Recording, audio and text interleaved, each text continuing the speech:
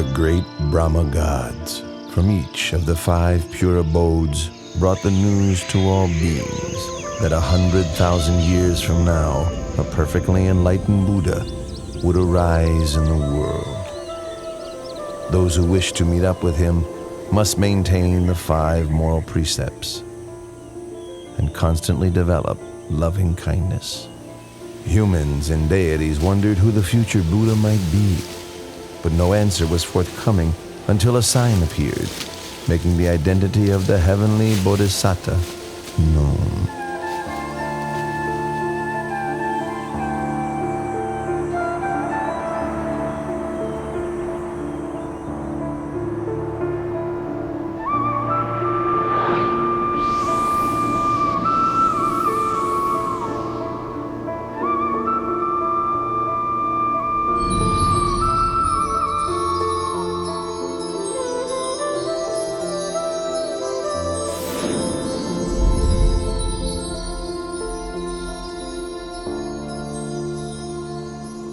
The deities and Brahmas met together for the sake of inquiring who the enlightened one would be.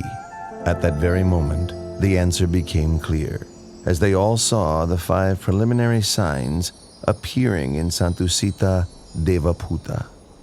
The 5 signs which appeared were withering of the decorative celestial flowers on his body, the divine raiment becoming discolored, sweat dripping from his armpits, his complexion becoming mottled, and a feeling of weariness with the heavenly world arising within him.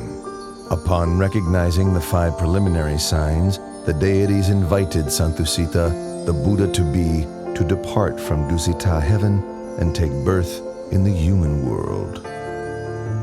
Santusita Devaputa then made the 5-fold survey of the earth to see if conditions were right for his birth. The first criterion was that the lifespan for human beings at the time must not be too short nor too long, suitable for attaining the Dhamma. The continent must be India and the country the middle country. He must be born either into the warrior caste or as a Brahmin, and his mother must be one pure in moral conduct with much accumulated spiritual virtue. Seeing that all of these conditions were fulfilled, the Buddha-to-be accepted the invitation to be born upon the earth.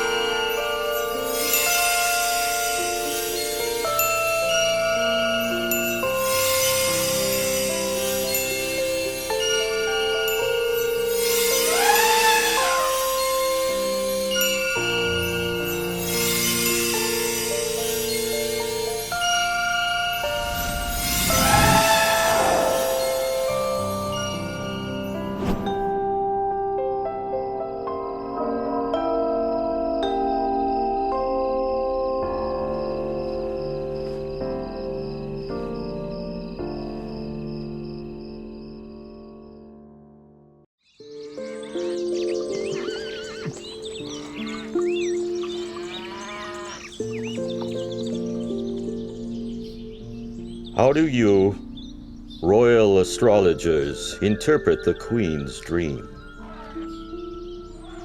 Your wife, the Queen's dream, indicates that you are to have a son. He will possess tremendous merit, great power and might. He will be peerless.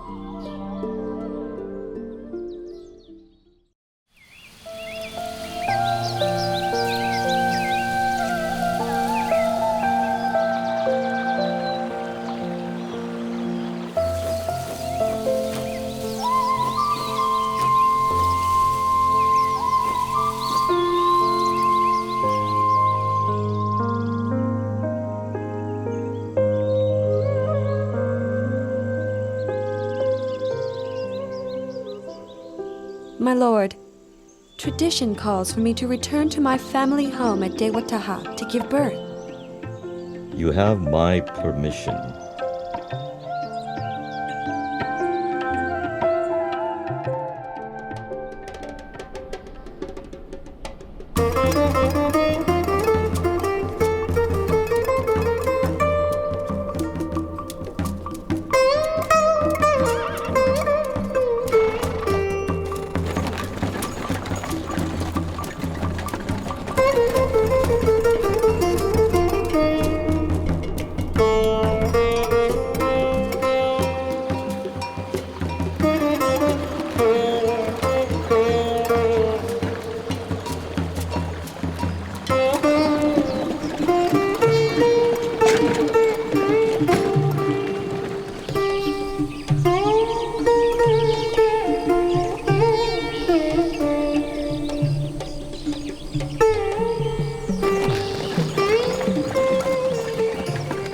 Counselors, let's stop and rest here.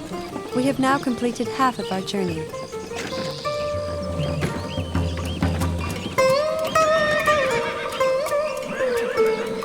The forest park of Lumpini is so beautiful and shady. We've been traveling half the day. You must all be tired. Let's rest for a while. Your Highness, if that is your wish, then please rest beneath that solid tree over there.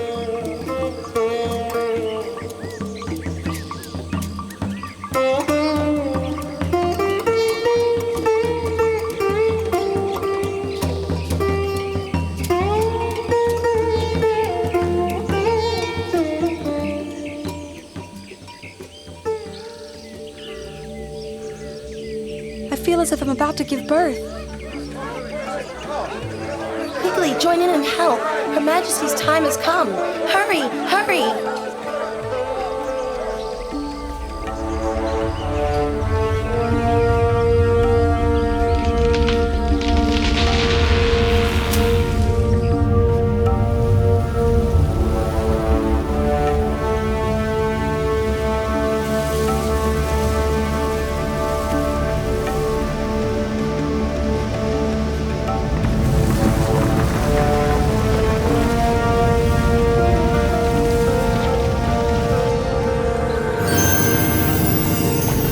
As soon as the Bodhisattva was delivered from his mother's womb, and before he could drop to the ground, 4 great Brahma gods from the 5 pure abodes spread a net of gold to receive his body.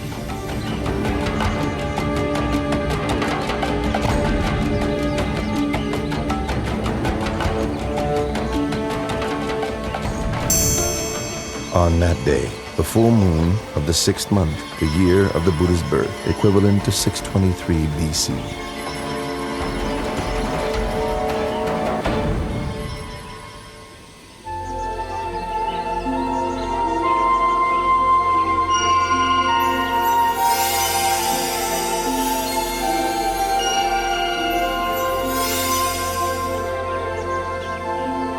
I am supreme in the world, foremost in the world, most excellent in the world. This is my last birth. There will be no more birth for me.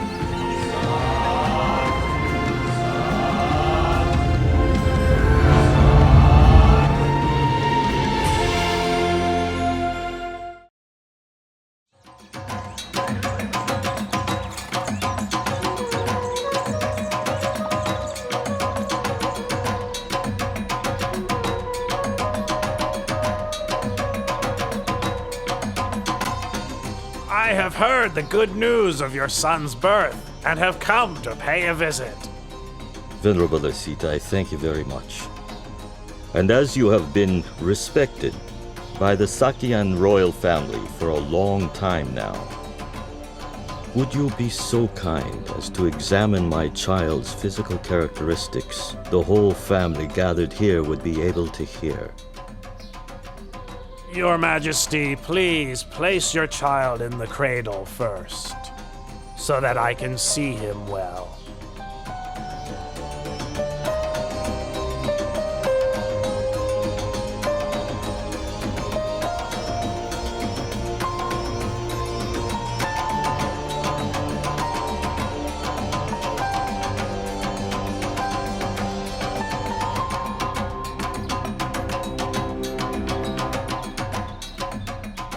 This royal child exhibits all the characteristics of a great being laid down in the ancient texts.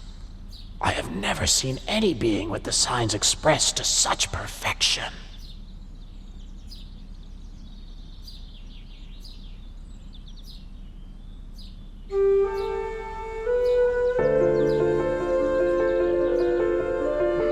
Huh? Venerable Asita!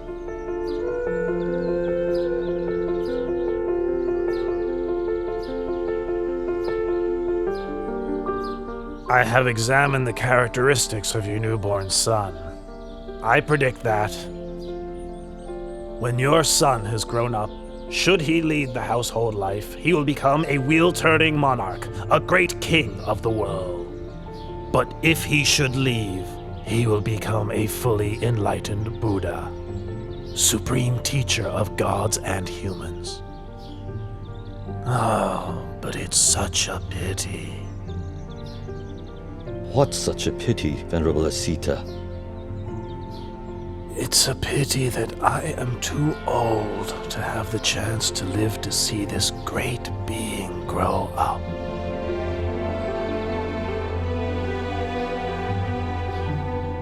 In the future, my son will be a great being with more power and might than any other in the world.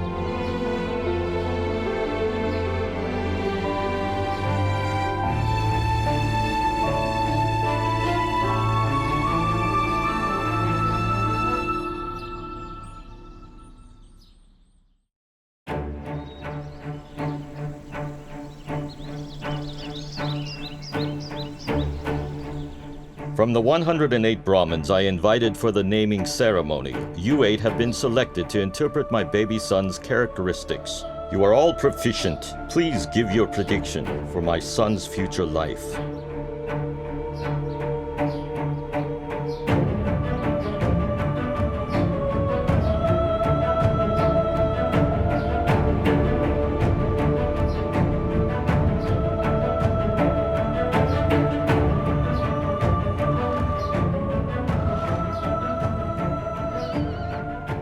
Your Majesty, having examined your son's characteristics, I predict that, should he inherit your throne, he will become a great wheel-turning monarch with an empire that spreads far in every direction.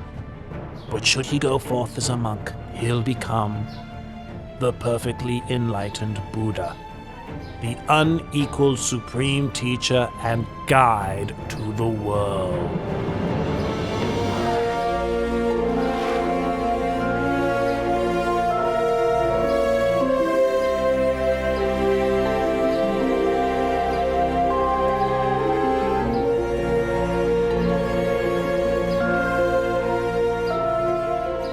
Venerable Kundanya, you are the last of the 8 Brahmins.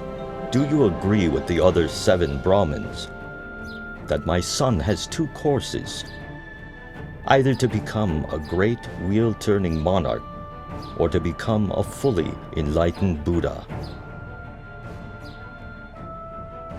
I have considered your son's characteristics in detail and can see only one path for him. He will certainly not live as a householder, but will go forth as a monk. Then he will become enlightened as the Lord Buddha. This is beyond doubt, Your Majesty. You predict my son will reject the household life. What would cause him to make such a decision? Your son will see 4 signs: an old man, a sick man, a dead man, and a monk. These signs will inspire him to give up the royal throne for the sake of the holy life, through which he will become enlightened as the Buddha.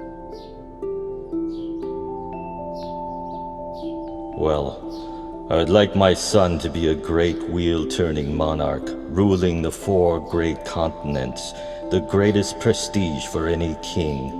From this point onwards, I will not allow my son to ever see an old, sick, or dead man, or a monk.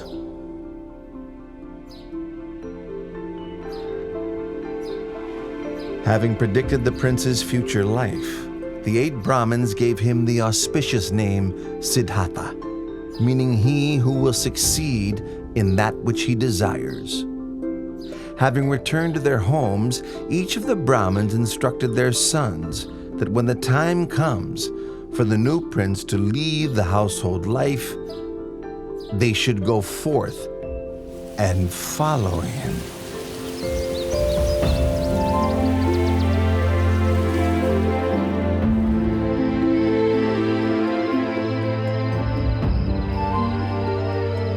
Seven days after Prince Siddhartha's birth, his mother, Queen Siri Mahamaya, passed away and became a god in the heaven of Tusida.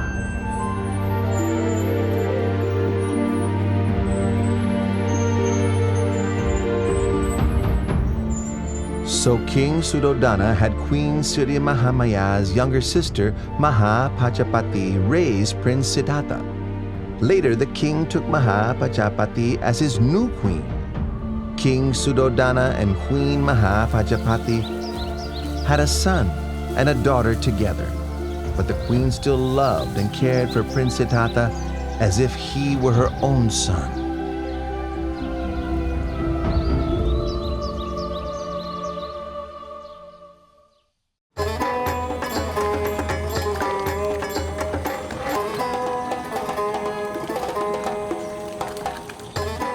Both of you would like to go and watch the plowing ceremony, wouldn't you?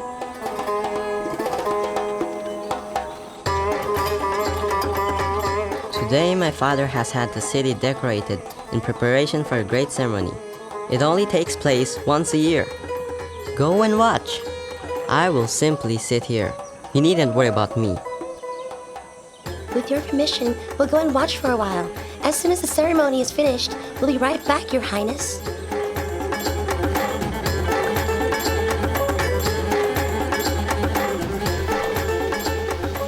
Left alone in a peaceful and shady glade, Prince Siddhartha began to sit in meditation, attaining the tranquility of the first jhana.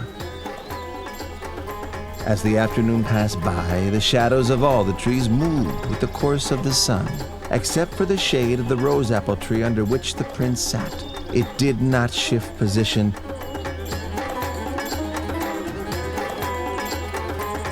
but remained steadily in place.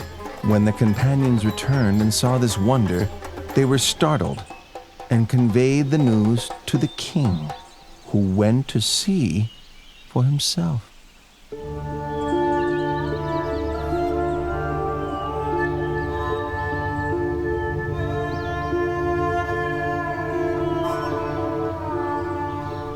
When my son was newly born, Asita the hermit came to look at him, and to my surprise he bowed at my son's feet. On that day, I also bowed to my son for the first time. Now, my son has performed this marvel. Having seen it, I feel I must bow to him for a second time.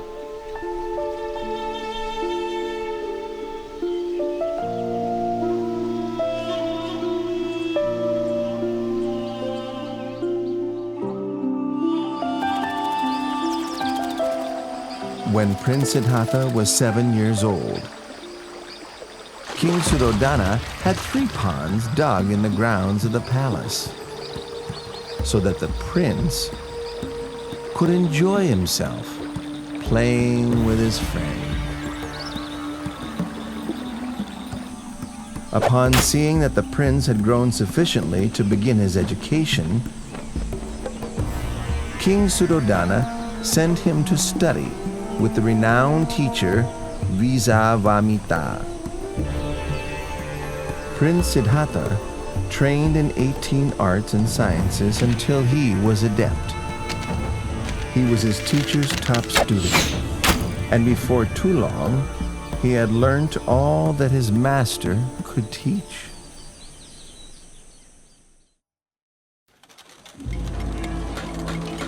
When Prince Siddhartha reached the age of 16, King Suddhodana had 3 palaces built for his son, one in which to reside during the hot season, one for the rainy season, and one for the cold season. The king, wishing to prevent his son from leaving the household life, consulted with his ministers and obtained the hand of Princess Yasodhara for him in marriage.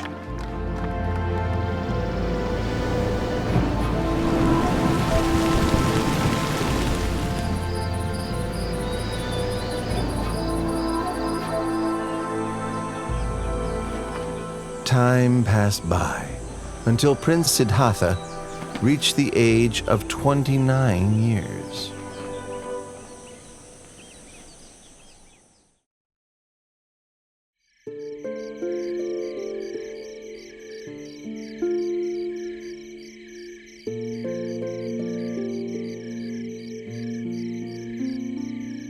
Siddhartha, there is nothing worth seeing outside of the royal palace.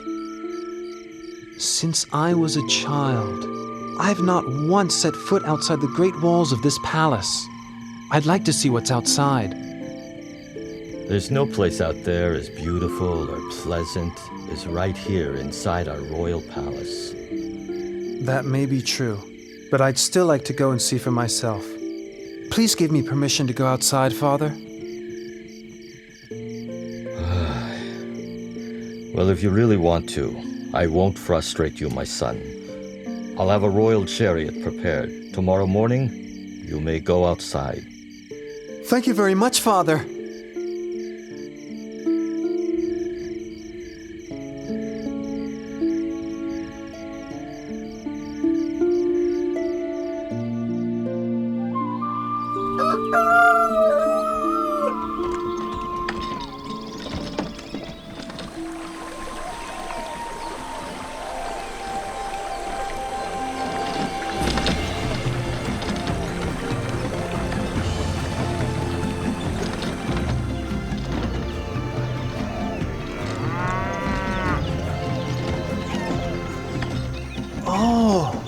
So this is what it's like outside the palace.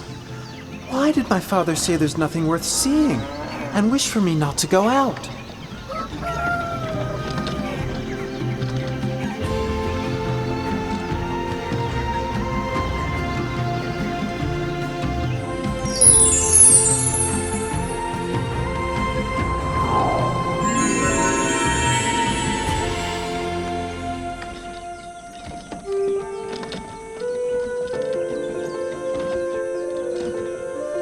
Chana, stop the chariot.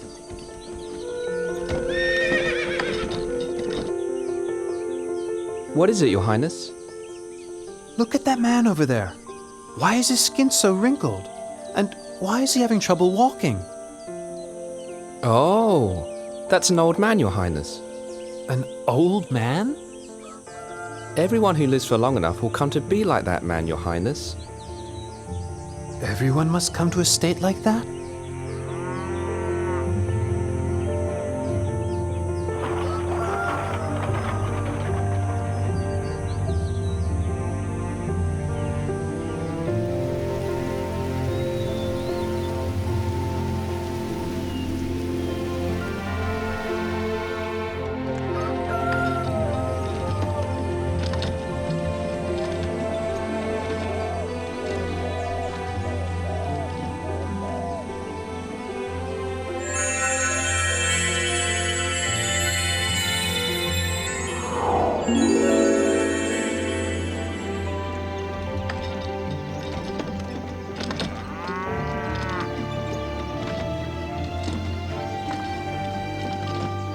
Chana, stop the chariot.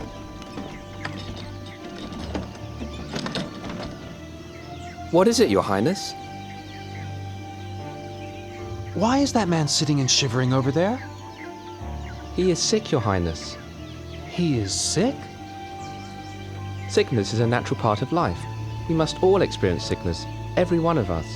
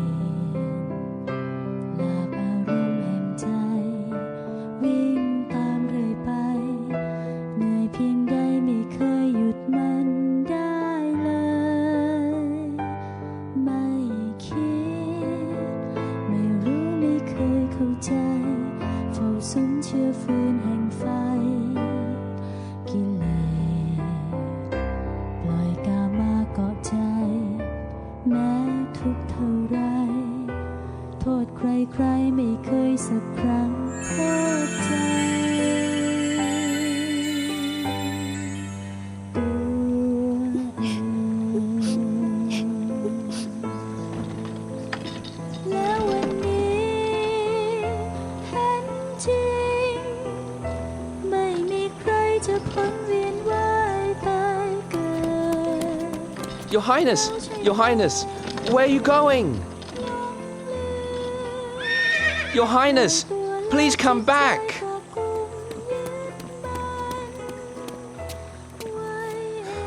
Please get back on the chariot, Your Highness.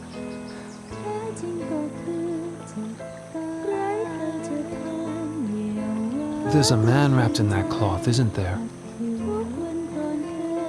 Your Highness, that's a dead man. And must we all die? Yes, Your Highness. There isn't anyone that can escape death. Even me? Yes, Your Highness. Even you are subject to death.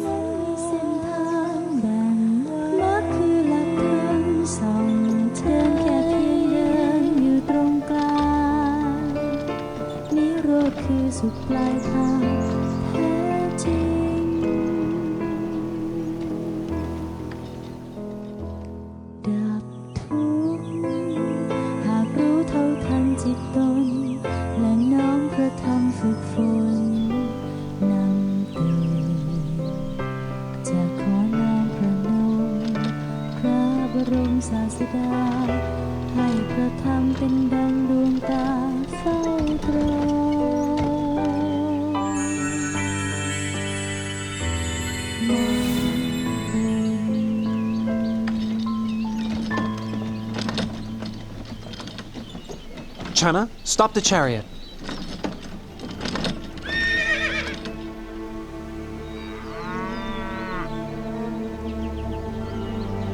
That is a monk, Your Highness.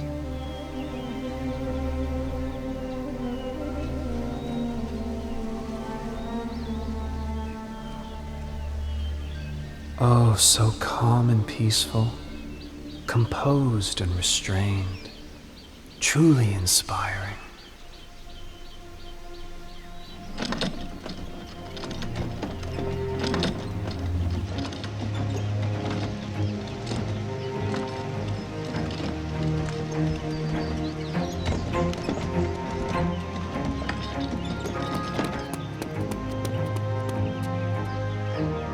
Your Highness, your wife has just given birth to a son.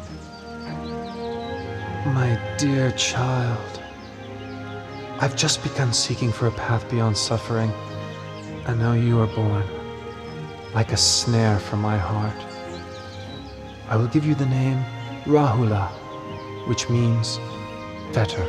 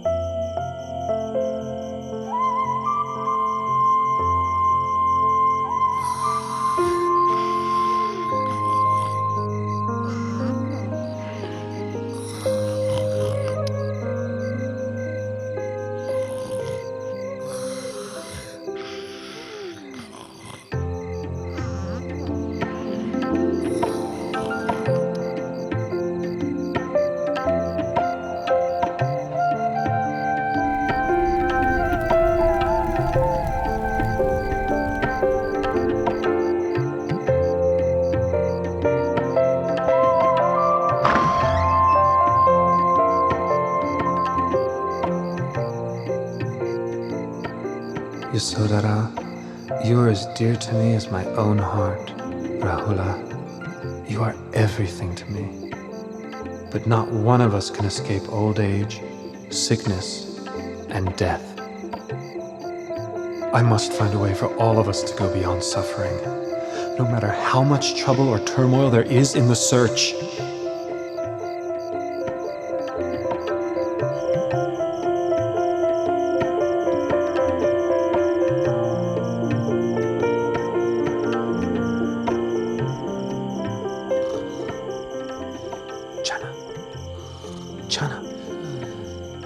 Chana, wake up!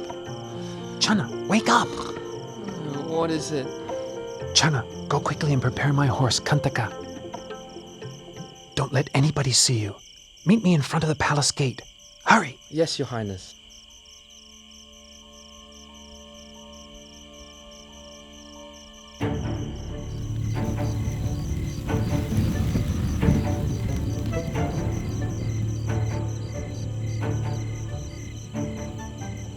At the moment that Prince Siddhartha was leaving the palace gate, Vasavati Mara, the great deceiver, manifested. He was now worried that he could not use the prince's enjoyment of sensual pleasures to keep him under his control.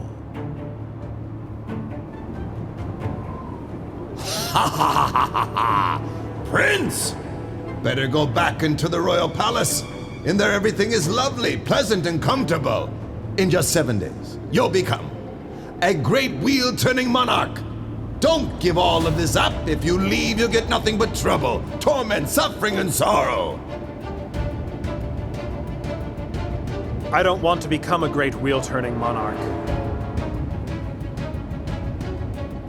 I don't wish for possessions or comfort and happiness, because such things are not likely to free me from suffering, nor are they likely to help me assist my loved ones and my subjects. Step aside and allow me to pass.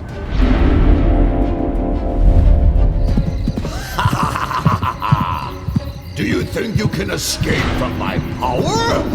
I'll be here waiting for you, you see, for a chance to overwhelm you with greed, hatred, and delusion. I'll follow you like your shadow. Let's see who will win this battle. Ha ha ha ha ha.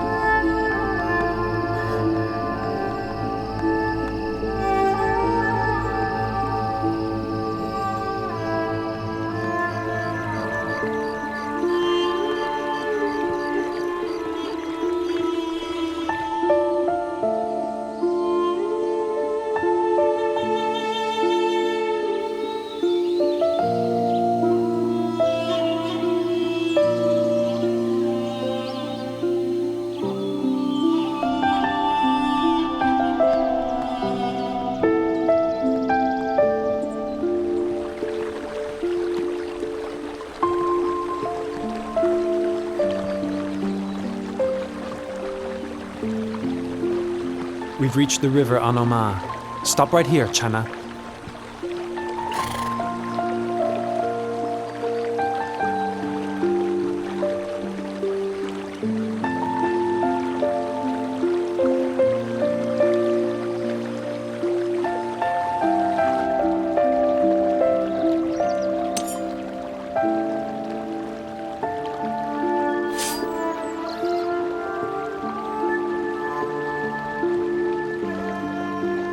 If I'm to attain to the supreme enlightened knowledge, may these strands of hair float away into the air.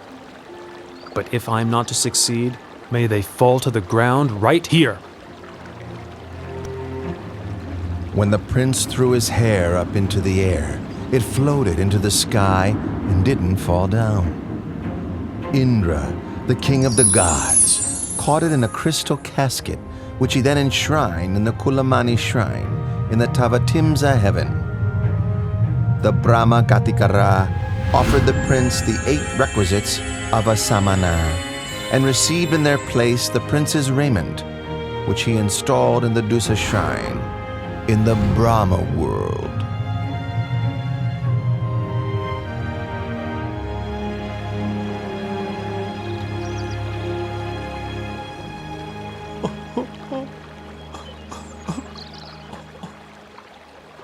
Don't be sad and upset, Chana. I'm doing this in order to seek the way out of suffering for all beings. You must go back and inform my father that I will not return to the royal palace until I have attained direct knowledge of the end of suffering.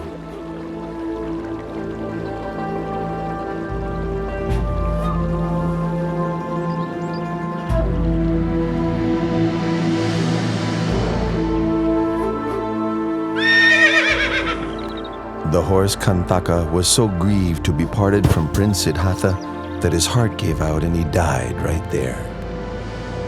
The power of his appreciation and gratitude to his master carried him to Tavatimsa heaven, where he was reborn as a god.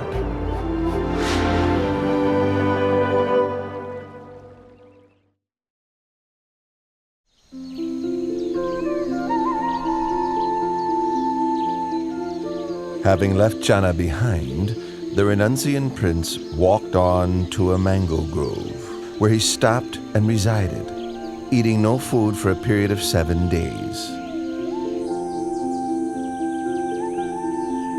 On the 8th day, the renunciant prince left the mango grove to go for alms in the city of Rajagaha.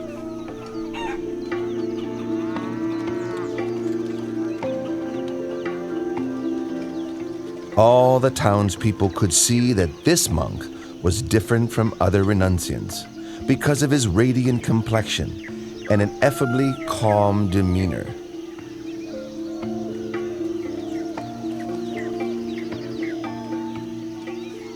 Oh, he's so handsome. What's he, a god? Wow, look at that one.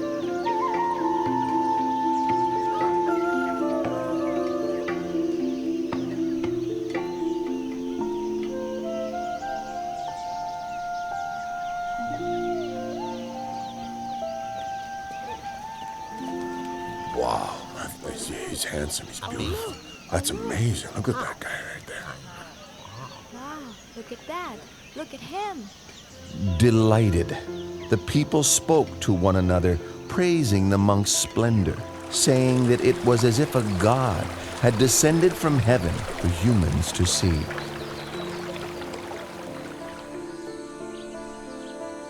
Once the renunciant had received a suitable amount of alms food, he returned to his place of rest. Sitting, the prince contemplated the motley food offerings within his alms bowl. All mixed together, it was an unappetizing sight. In the past, I would partake of only the most refined and delicious foods. Now leading the holy life for the sake of seeking truth, can there be any point in being fussy over what I eat? This nourishment is merely a necessity for sustaining life. King Bimbisara of Rajagaha sent his men on the trail of this Samana, whom the townspeople regarded as splendid, like a god. He then went to see the renunciant prince for himself.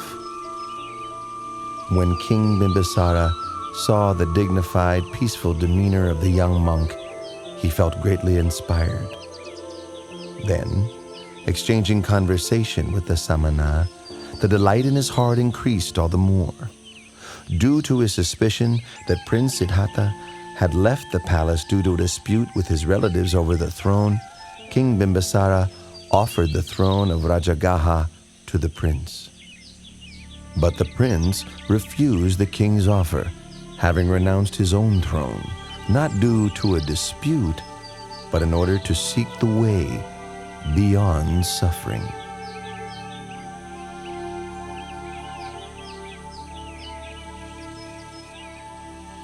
With such firm intention, I'm sure you'll attain the supreme enlightenment. Once you have done so, may I request that you come and teach the Dhamma to myself and to the citizens of Rajagaha.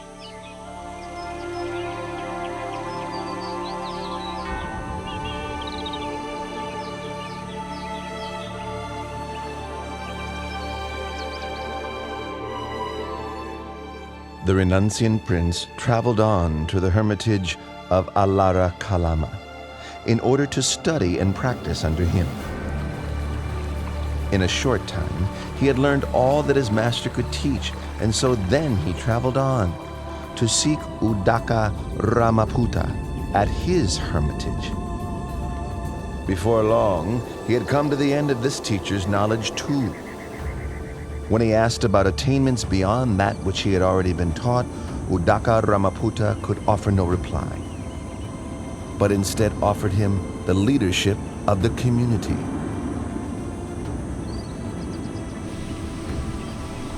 But when the Bodhisattva saw that what he had learned was not the way out of suffering he was seeking, he took his leave and moved on in order to continue his search for higher truth.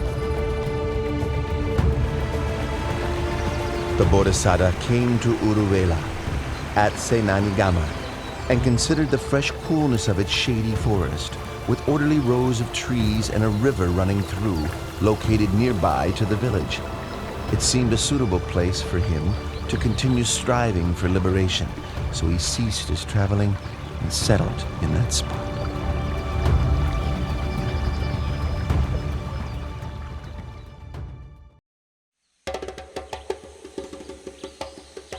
The Brahmin Gondanya was very pleased to hear the news that Prince Siddhartha had gone forth, and hurried to seek out the sons of each of the 7 other Brahmins with whom he had divined the identity of the Bodhisattva according to his physical characteristics when he was just born. He managed to gather and persuade only 4 of these sons, and then together the 5 Brahmins left the household life and set off in search of the great renunciant. The 5 Brahmins now gone forth were Gondanya, Vapa, Badia, Mahanama, and Asaji. This group of 5 together were known as the Pankavagiya. The Pankavagiya followed after the Bodhisattva through various places until they found him practicing ardently in the place where he had settled. They settled there with him, attending to his needs, with the hope that when he attained enlightenment, he would teach the Dhamma to them.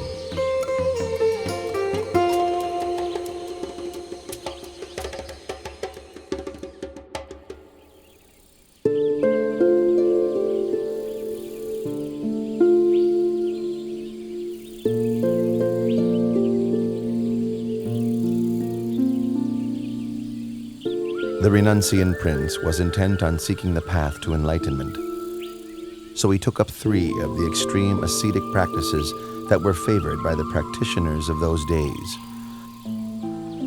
For the first period, he pressed his teeth against his teeth and his tongue against his palate, so firmly that sweat ran from his whole body. The pain was as severe as if someone were gripping his throat tightly, strangling him. When he saw that this was not the way to enlightenment, he gave up on the practice and changed to another method.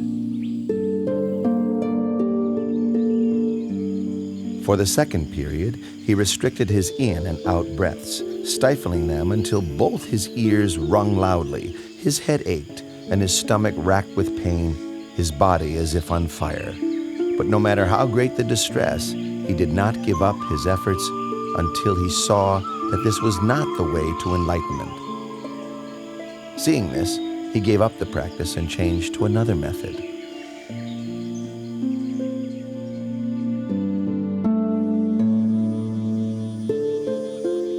For the third period, he fasted until he was emaciated, wrinkled, his complexion discolored, his bones and sinews extruding. Exhausted of energy and suffering greatly, rubbing his hand over his body, the hairs stuck to his palm.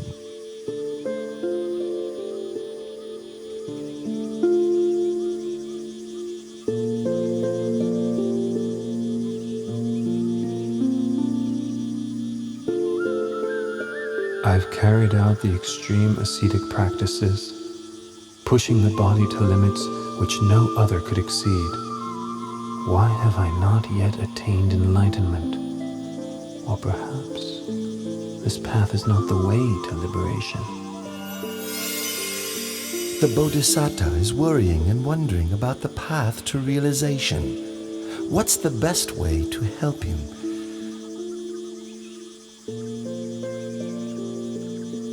Aha! This is the way.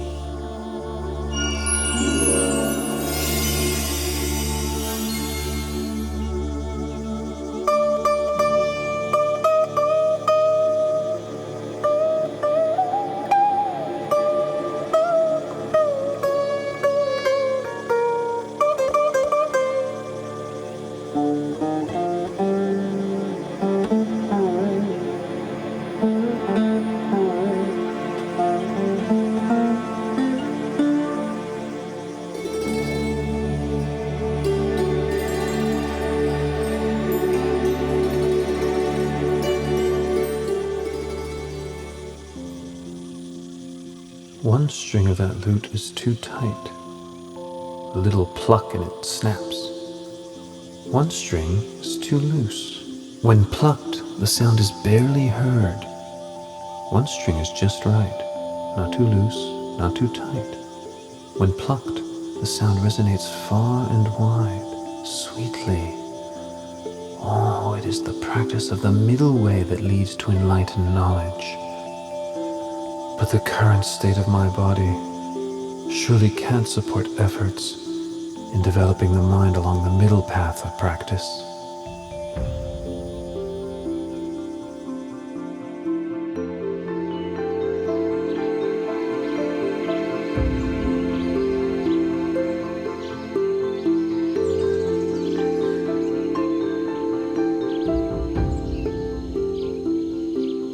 Prince Siddhartha, whom we had held in esteem as a bodhisattva, bound for success, even after practicing strictly for 6 years, using all his effort, is still unable to achieve enlightenment.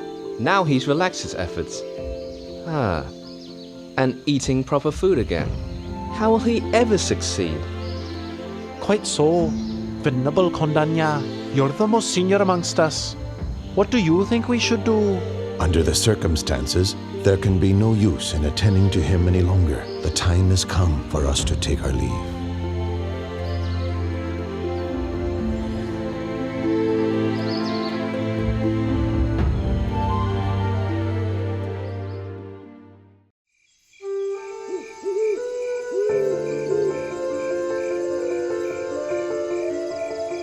On the night of the 14th waxing moon of the 6th lunar month, as dawn was approaching and the Bodhisattva close to waking, 5 auspicious signs appeared in his dreams.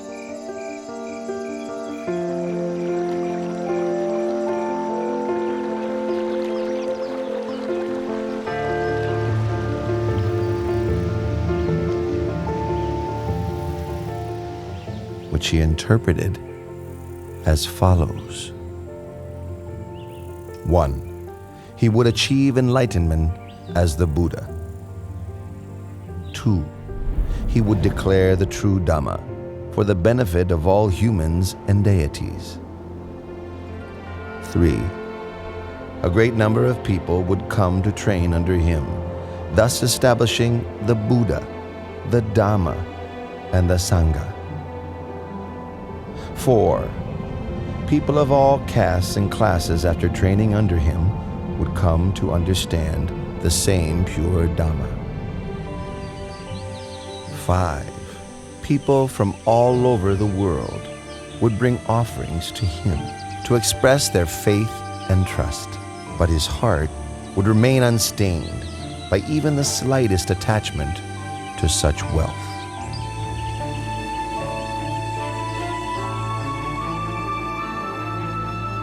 In the village of Uruvela Senanigama, there lived a wealthy man's daughter named Sujata. When she was young, she made a vow to the deity abiding in a banyan tree close by, so that she might have a husband of equal wealth and birth, and that her first child might be a son. Once her wishes had been fulfilled, she prepared a rice dish, prepared with cow's milk and honey, as an offering to honor the tree deity. Madam Suchada! Madam Suchada!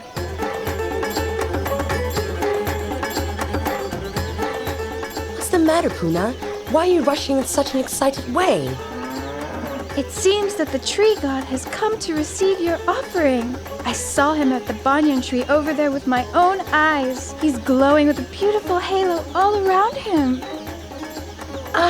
Everyone, quickly, help! Puna, go and fetch a golden tray for the honeyed milk rice. We'll take it out to offer to the tree god. Quickly, go, go!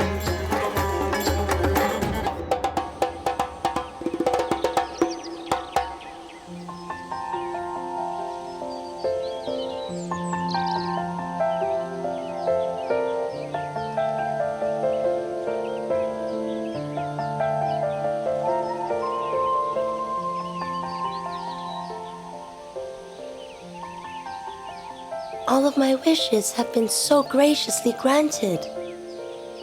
Please, may I offer this meal of honeyed milk rice and this golden tray to you?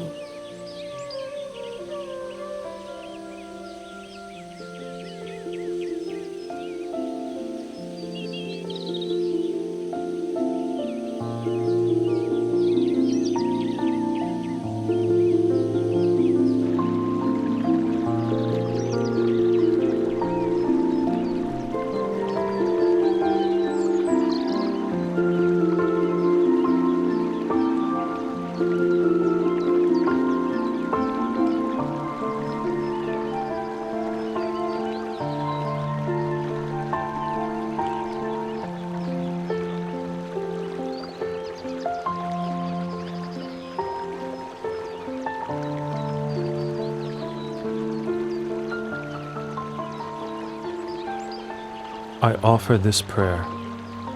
If I am to succeed in realizing perfectly enlightened knowledge, may this golden tray float up the river against the current.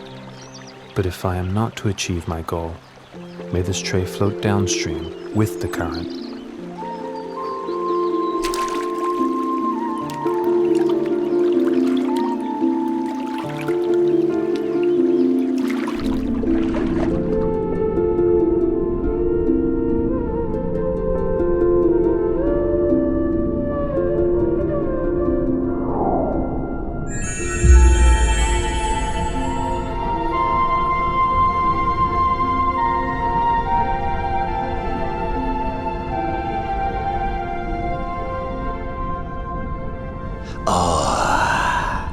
In no long time, 3 Buddhas have become enlightened here, and now one more is about to attain to the Dharma.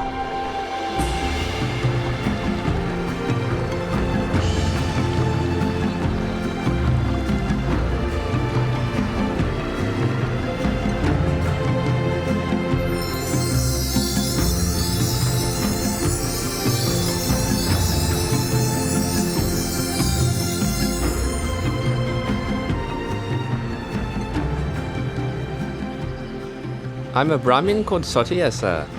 I'm inspired with great faith at the sight of you. Please let me show my respect. May I offer you 8 handfuls of blade grass?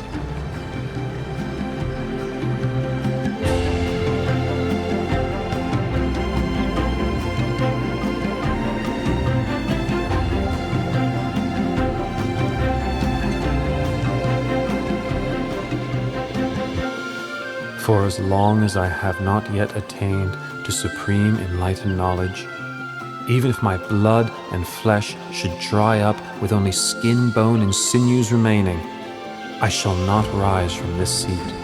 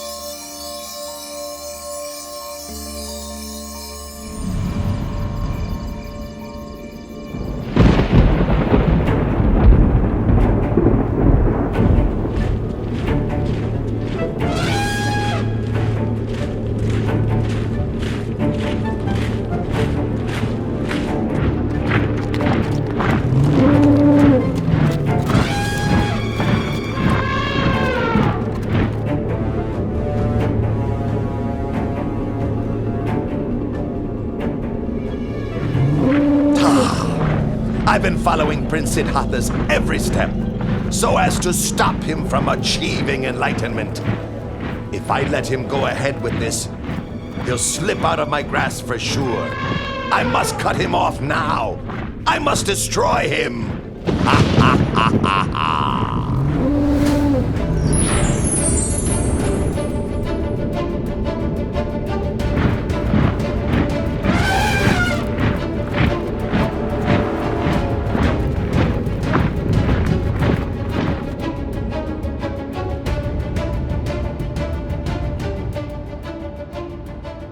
The power of the Bodhisattva's spiritual qualities and goodness, accumulated over countless lifetimes, protected him as though in invisible armor, his heart steady and peaceful, unshaken by fear.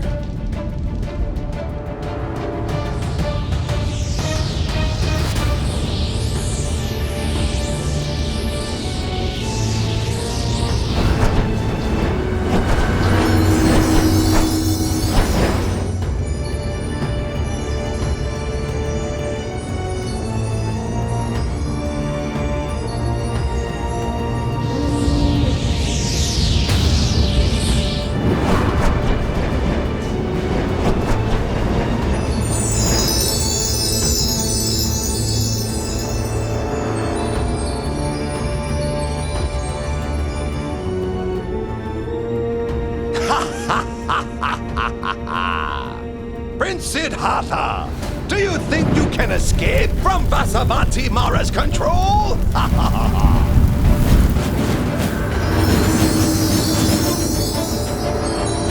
Huh?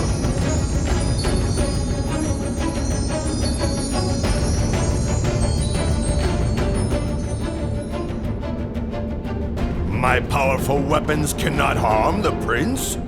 I must make use of a ruse to deceive him. Prince Siddhartha, the seat you sit on came to be because of my own spiritual powers. My troops are my witnesses. You must get up at once. Pay attention, King of Deceivers. This seat comes to me as the fruit of my good actions, accumulated through all of my efforts in the past. Then who will bear witness to your ownership of this seat? I will bear witness.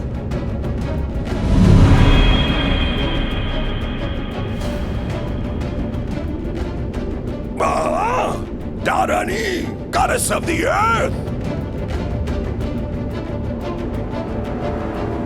All the merit made by his good actions in the past, even the water which he has poured on the ground in dedication of merit, soaked up by my hair and kept close to my head, is sufficient to bear witness to his virtues.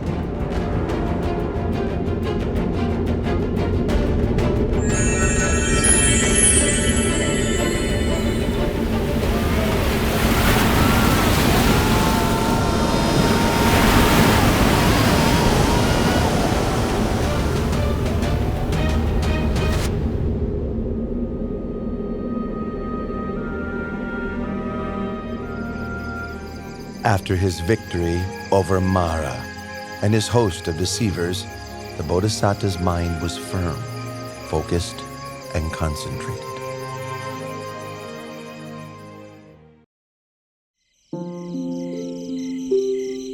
At dusk, the Bodhisattva began to develop meditative insight, attaining to the first knowledge, Pubenivasa Nusatinyana, the ability to recollect his past lives.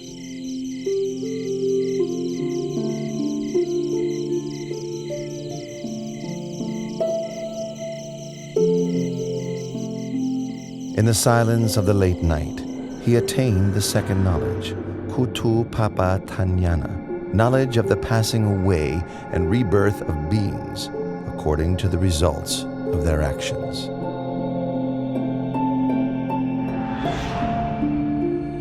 Close to dawn, the Bodhisattva attained to the third knowledge, Asavakayanana, knowledge of the destruction of mental defilements, complete liberation and freedom from suffering.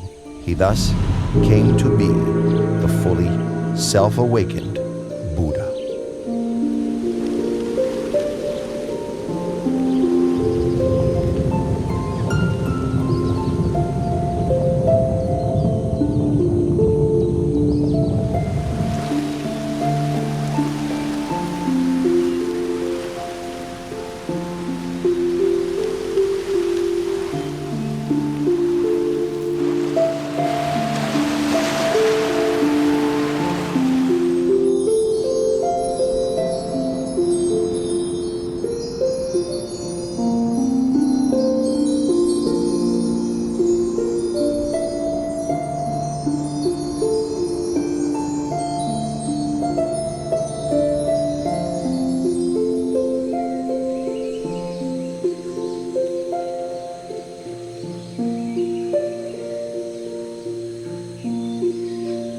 Craving, with you I've been born again and again, but now you are revealed, and your power redundant.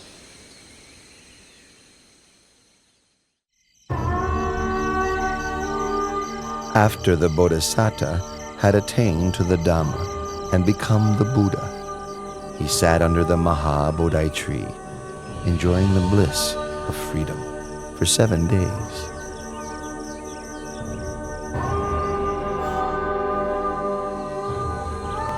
Then he went and stood in the open, gazing back at the Maha Bodhi tree and recollecting its virtues. He stood there and gazed without blinking for 7 days.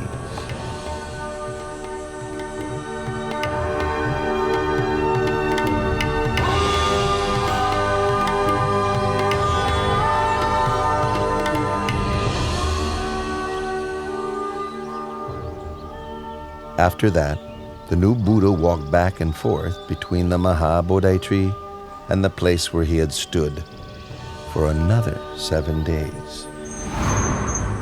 Having walked meditation for 7 days, for the 4th week he sat meditation in a crystal shelter prepared for him by heavenly beings. He sat and contemplated the most profound Dhamma for 7 days.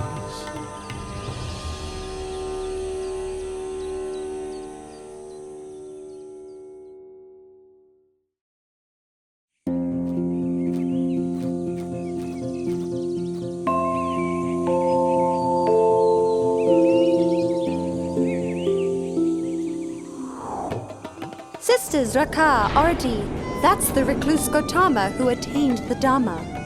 That's right, Sister Tanha. That's him for sure. Our father, Lord Mara, together with all his troops, could not defeat this one and was humiliated. It's up to us to find a way to take revenge. Tanha, Raka, in this world, I've never met a man whose heart could resist the 3 of us. We who embody infatuation and desire. Arti, you're right. We will use our femininity to ensnare the recluse Gautama in the bonds of sensuality and entangle him for countless time.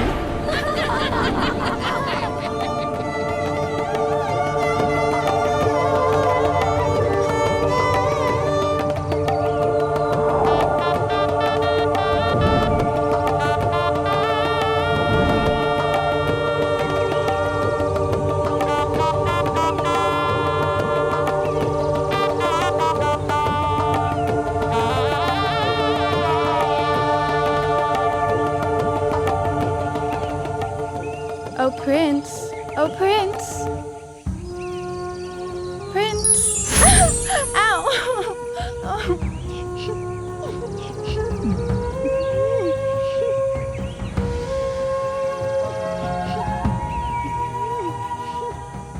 Daughters of Mara, go back.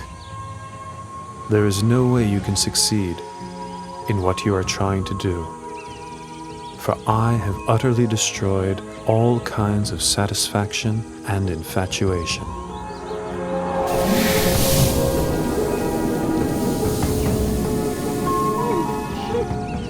My name is Tanha, and this is Raka and Arti. We're not here to tease or deceive you, but the truth is, we are quite taken with the sight of you. Really and truly, sir, no one has ever made us feel so enamored as you. No one, sir. That's right.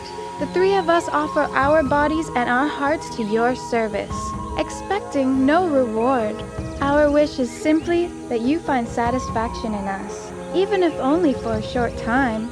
That would make us so very happy. I've told you already. I have utterly destroyed all kinds of satisfaction and infatuation. You will not find what you are looking for. There is nothing for you here. You should go away.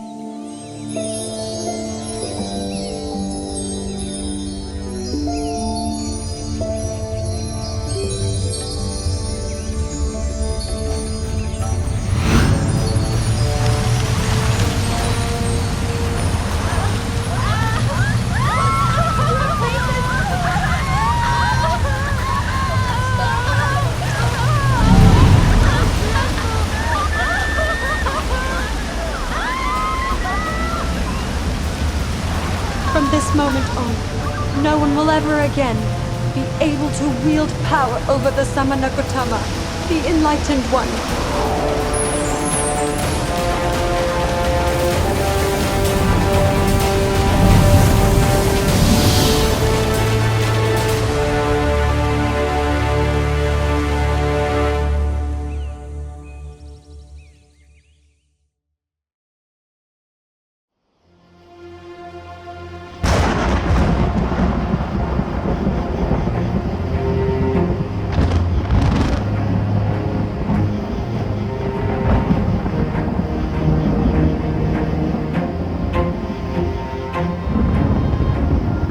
In the sixth week, the Buddha sat enjoying the bliss of freedom underneath the Mukalinda tree.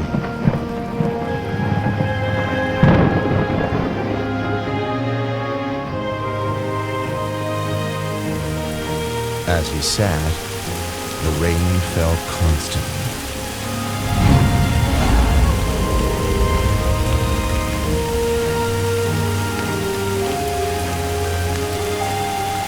King of Nagas, called Mukalinda, saw him and was inspired with faith. He coiled his body around the Buddha, then opened his hood over the Blessed One's head to protect him from the wind and rain.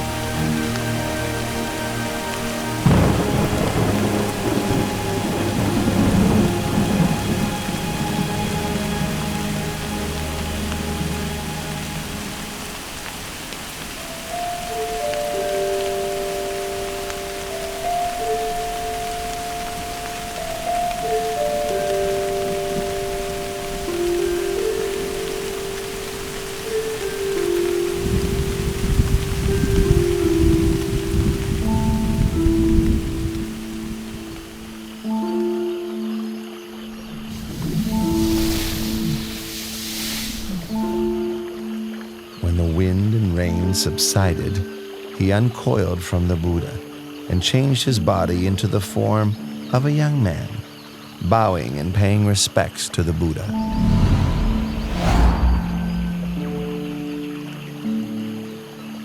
I, Naga King Muchalinda, am the Buddha's servant. I pay homage to the Blessed One.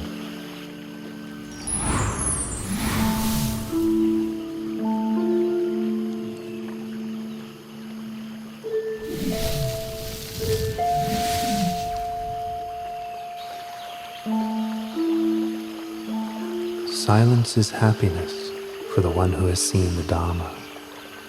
Delight in the peace of seclusion, harmlessness to all beings, freedom from lust, and overcoming sensuality. These are the highest joys in the world. Eradication of conceit is the greatest happiness of all.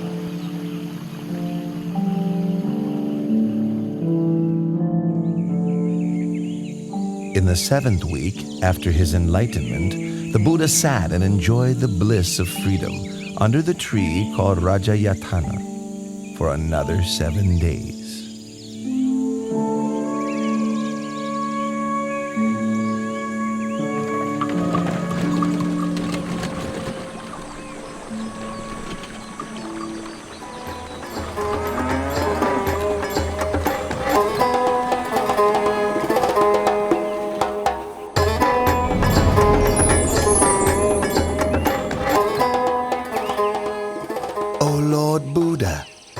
have enjoyed the bliss of freedom for 7 weeks without taking any food to eat.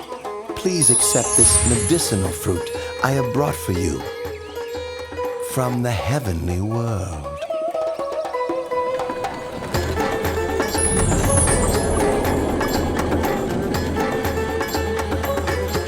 Those 2 merchant brothers made merit with me in the past. I should take this opportunity to help them meet the Buddha.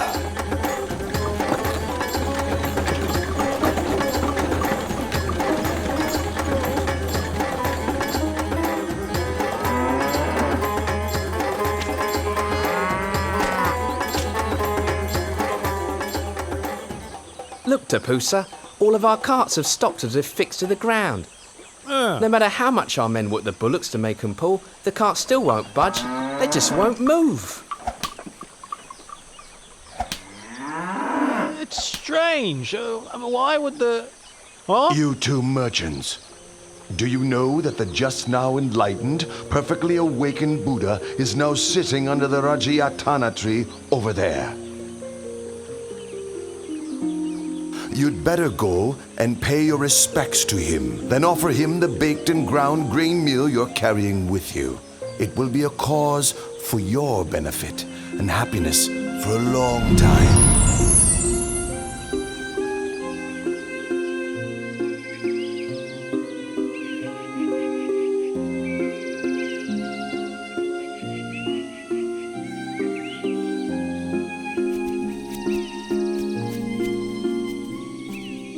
Your 2 humble servants bring baked and ground grain meal to offer. Please may the Lord Buddha accept our offering. I lost my alms bowl before my enlightenment. When I accepted the honeyed milk rice from Sujata, I floated the golden tray off in the stream. Now these 2 merchants are offering me a meal.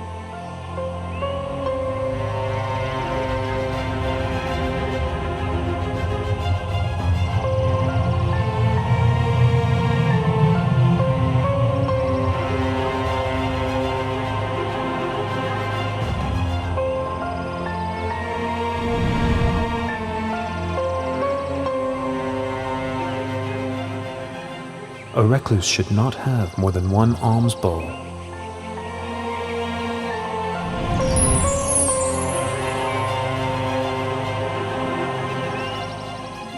We, Tapusa and Balika, declare ourselves to be lay Buddhists.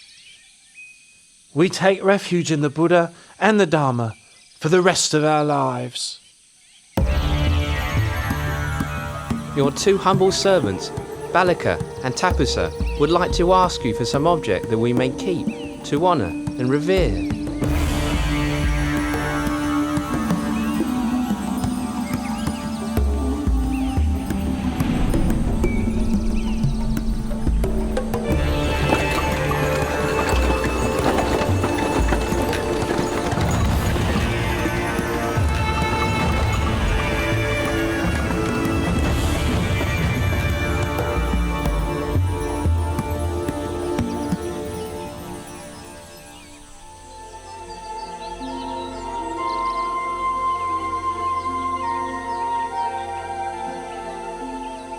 I have attained the Dharma, which is profound and subtle. It is difficult for ordinary people to understand and practice.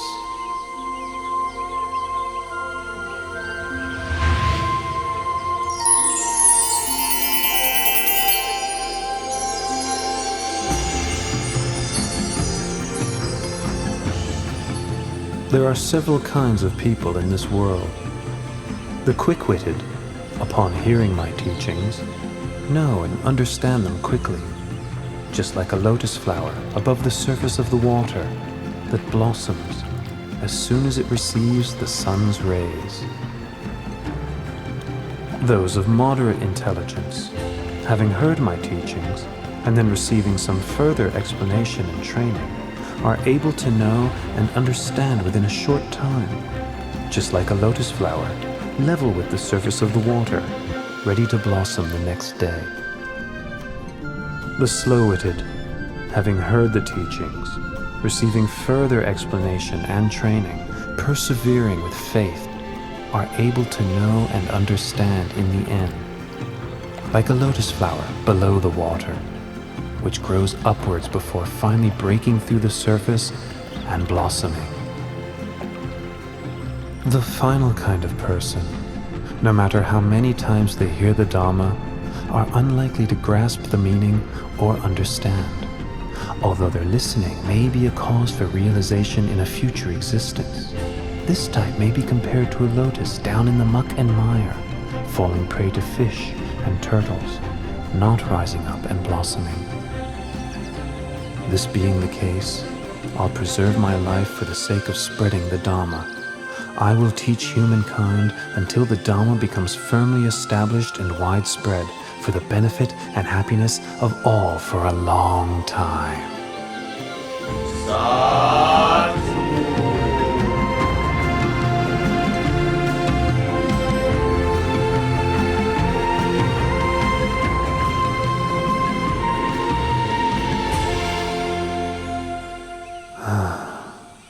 It's a pity that Alara the hermit passed away 7 days ago, and Udaka the hermit passed away just yesterday. If Alara Galama could have lived for another 7 days, and Udaka Ramaputta just one more day, they would both have surely attained enlightenment. The Buddha had known through superhuman knowledge of the passing away of Alara Kalama and Udaka Ramaputta. Then he remembered the Pankavaggiya, the 5 monks who had attended him while he was practicing extreme asceticism. Each of the 5 had well-developed faculties. If they could hear the teaching, they would surely soon attain to the Dhamma.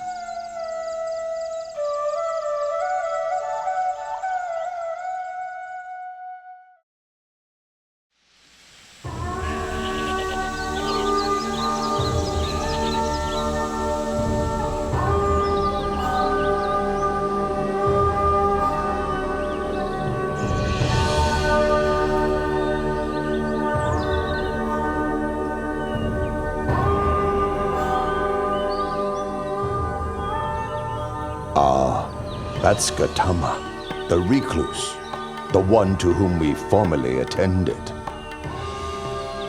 So it is. The one who gave up his austerities. All right. If he comes here, we won't bother to get up and welcome him. We'll just put out a seat. If he wants to sit down, then let him sit.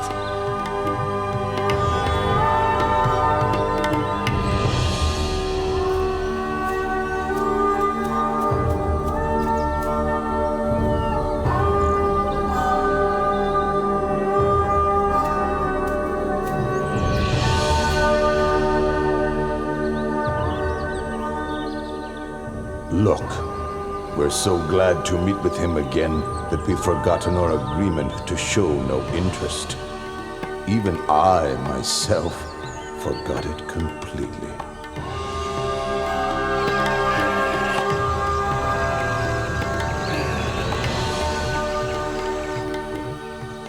Recluse Gautama, what leads you to visit us here in this forest? Do not address me in that way. I have now attained to the Dhamma. Pay attention to my words. If you follow my instructions, before very long, you will realize the Dhamma. While practicing austerities for a long time, you did not become enlightened. So how could you have attained liberation after giving up your efforts and causing us to abandon you? Throughout all of that time, did I ever say anything like this to you all? No, it's true. You have never said anything like this to us before.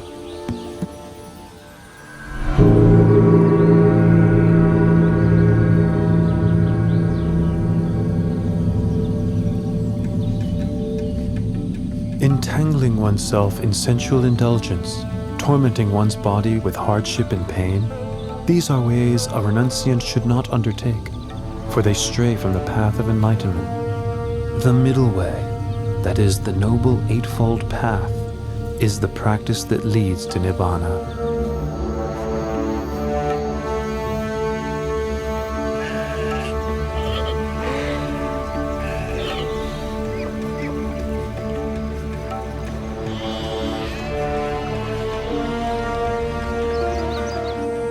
There are four noble truths as follows.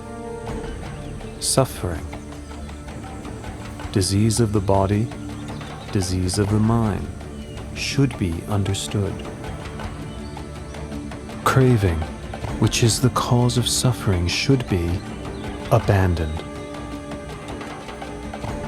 Cessation of suffering should be realized. The path of practice leading to the cessation of suffering should be developed. Once the Buddha had given his first Dhamma teaching, the Venerable Gondanya gained the vision of Dhamma and thus became the first stream enterer. Anya Kondanya knows the truth. Lord Buddha, please grant me ordination as a Buddhist monk. You are now a bhikkhu. Well taught is the Dhamma. Practice the holy life and put an end to suffering.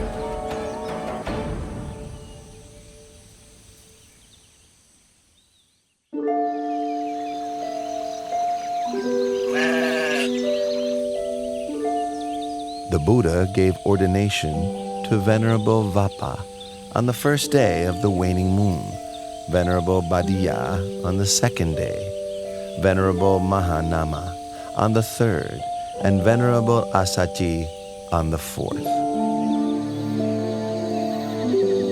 On the fifth day of the waning moon of the 8th lunar month, the Buddha gave the teaching known as the Anattalakkhana Sutta.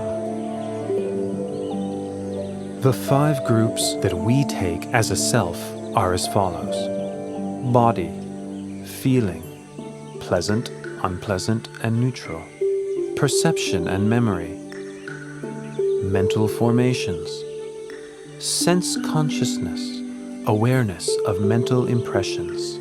These 5 aggregates are not me, not him or her, not mine, not his or hers, not myself, not his or herself. All these things are impermanent and insubstantial. It is their nature to arise, persist for a while, and then pass away. After listening to the teaching, each of the Pankavaggiya attained to arahantship.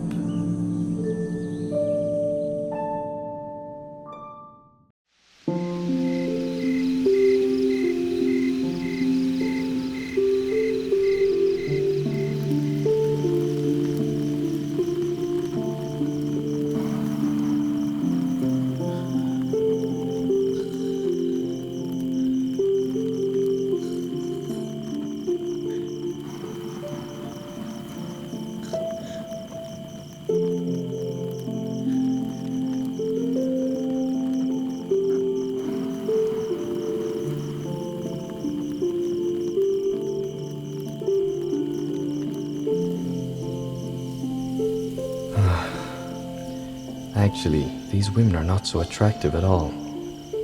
My father built me 3 mansions, one for each season of the year. He hired beautiful maidens to play music and entertain me. I thought I was living a happy life, but now I feel tired of this way of life. Is this all I came into this world for? Are these the only things that can give one happiness in life? Then why do I feel so bored and fed up?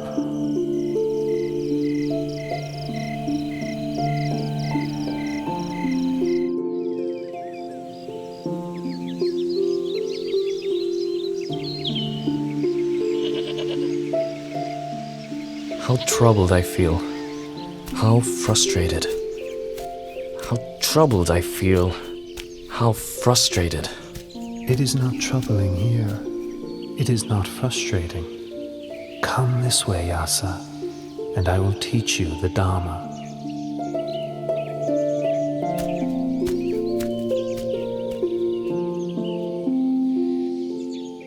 Dana, or giving, means training one's heart to know generosity, to know sacrifice. Sila, or morality, means establishing one's heart within the full doctrine of goodness. Heaven is the reward for a wholesome heart.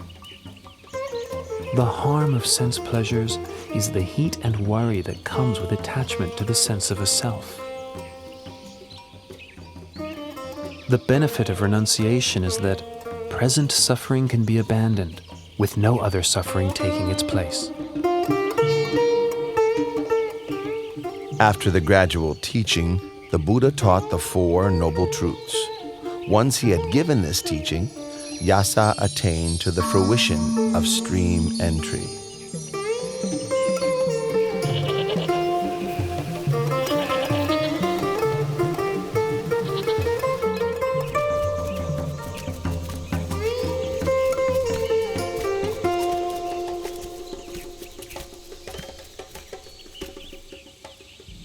Hey, these are my son Yasa's shoes.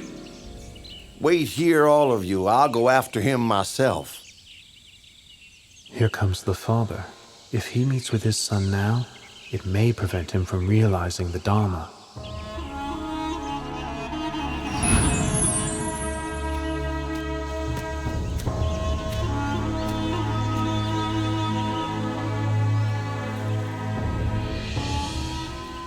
You sitting there, have you seen a young man named Yasa? He's my son. Please take a seat first, and I will teach you the Dharma. And after that, you will meet with your son. Then the Buddha gave the same Dhamma teachings that he had given to Yasa.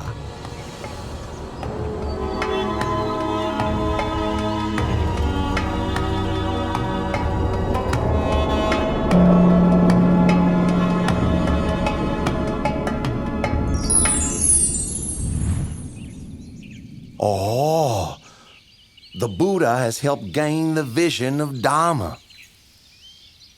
I declare myself a Buddhist and take the triple gem as my refuge for the rest of my life.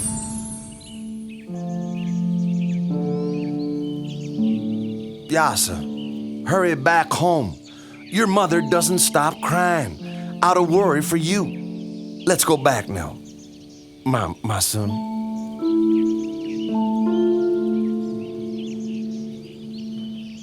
Yasa has now heard my Dhamma teaching twice and has fully penetrated it.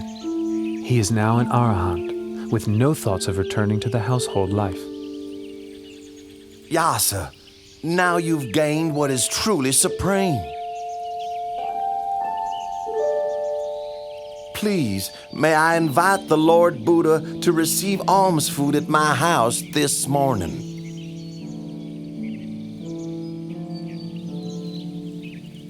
Once the wealthy man had left, Yasa requested ordination as a bhikkhu.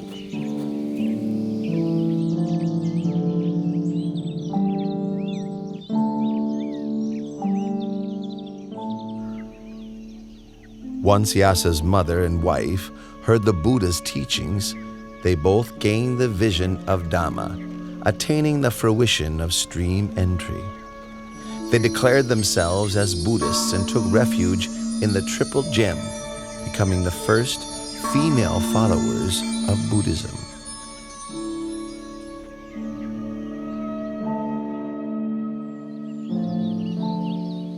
Vimala, Subahu, Punaji, and Gavampati. You were my close friends during the time when I was a layman. Now I've gone forth and do not concern myself with worldly pursuits. For what reasons are you all here? We heard you'd gone forth, and were sure you must have had good reasons to do so. and so we came to see you. Well, if that's the case, I will take you to meet the Lord Buddha, the one who has shown me the light. I will request the Lord Buddha to give you instructions as well. Follow me.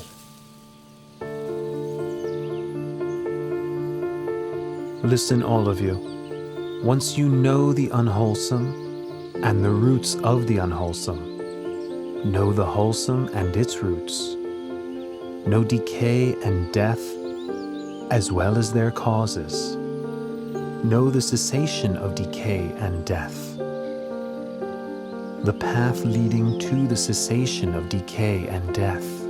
Once you know suffering and its causes, the cessation of suffering, know the path leading to the cessation of suffering, then you can be said to have the right view. The 50 of you are all friends from my home region. If you need help with something, I will do whatever I can to help you.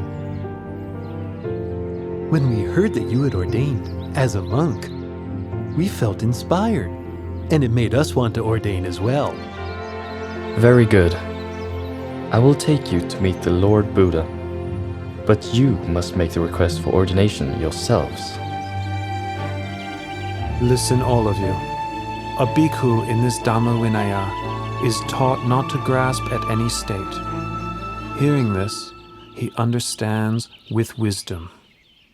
Understanding with wisdom, he attends to knowing all states as they arise, knowing feelings as they arise, pleasant feelings, unpleasant feelings, neither pleasant nor unpleasant feelings. He considers the impermanent nature of feelings. He observes the arising, persistence, and passing away of feelings. Seeing impermanence, he grows weary of feelings, weary and disinterested. He is able to let go. Meditating on letting go, not grasping or clinging to feelings, leads him to contemplation and realization of cessation.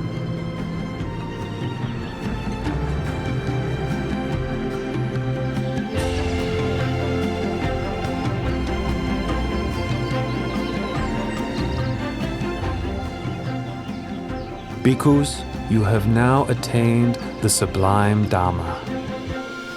So go forth and travel from place to place, spreading the Dhamma. Proclaim Buddhism for the benefit of the many, but let no two travel on the same route. As for myself, I will go to Uruwela Senanigama to spread the teachings there.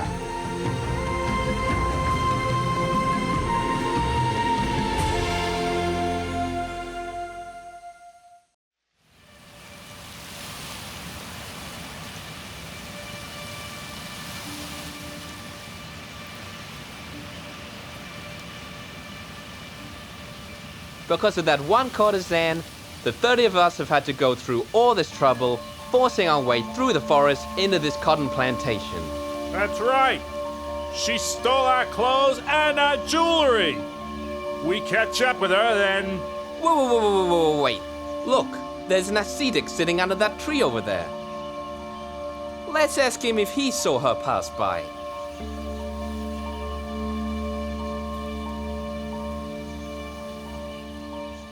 Ascetic, sir? Did you see a courtesan dressed in green pass by here?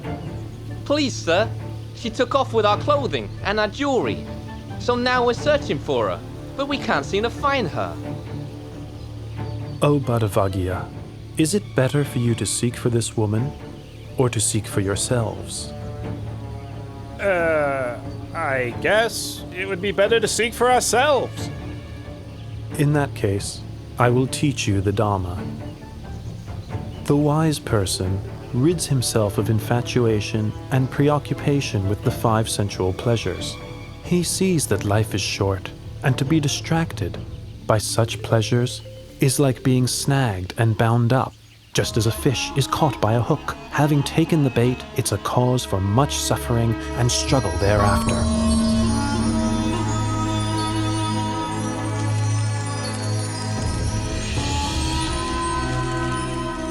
Badavagya, you have now all been ordained as Buddhist monks. So go forth and proclaim Buddhism by spreading the Dhamma for the benefit and happiness of all.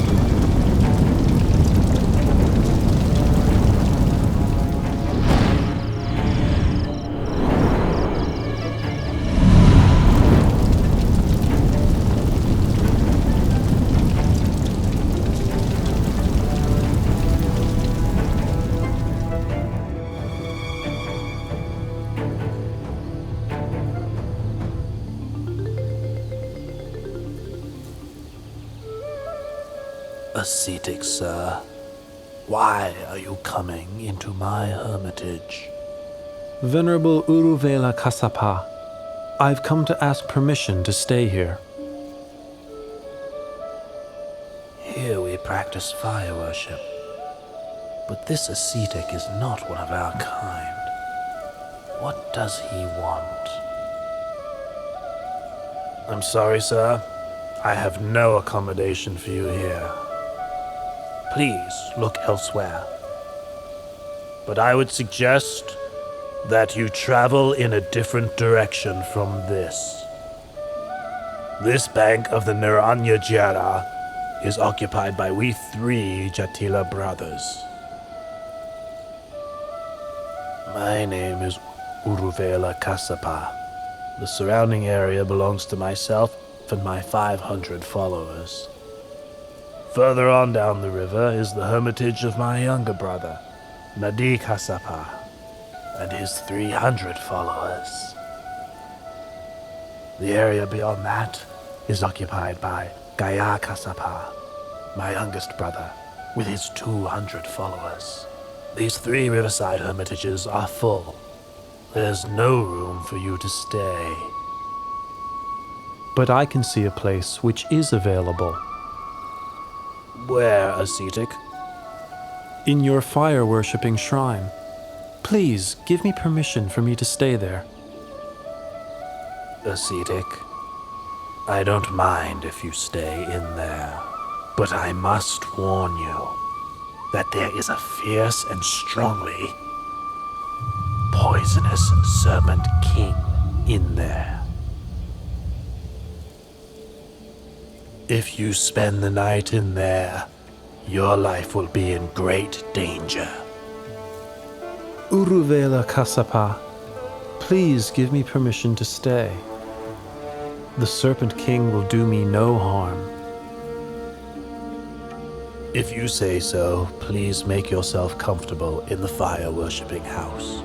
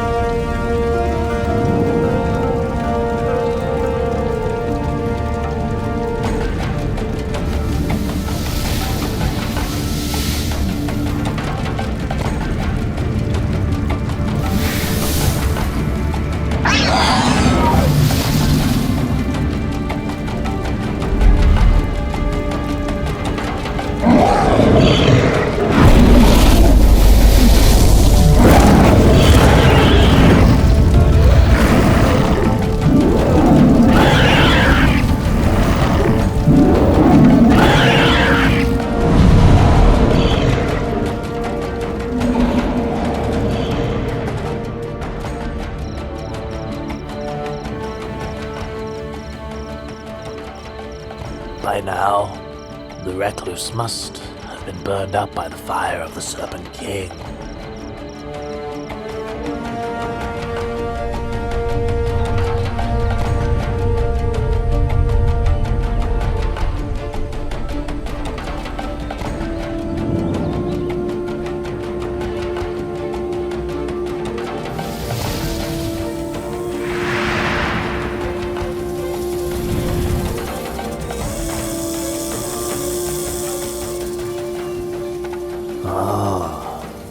This recluse is of great might. But despite his power, he's still not yet an Arahant like me.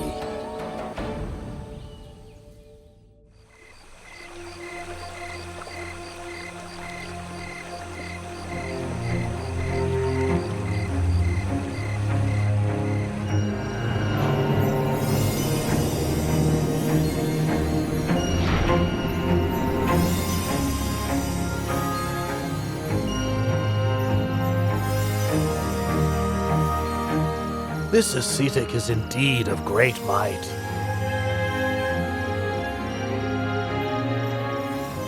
The gods of every heaven realm take turns to come each night to hear his teachings. But despite his power, he's still not yet an Arahant as I am.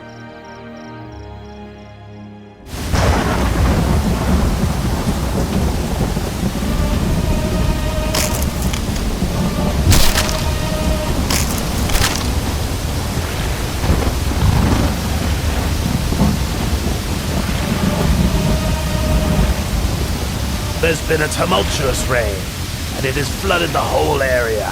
Surely the ascetic has been washed away or drowned. Master, sir! Master! Look over there!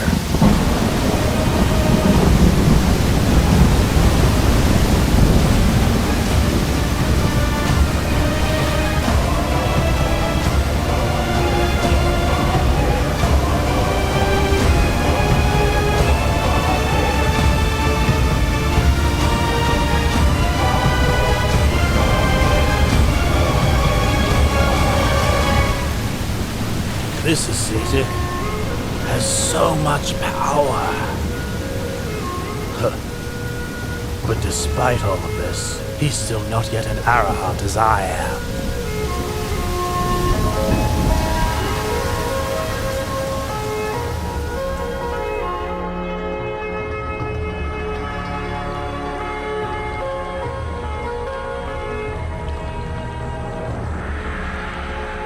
This fire worshipper is so proud and conceited.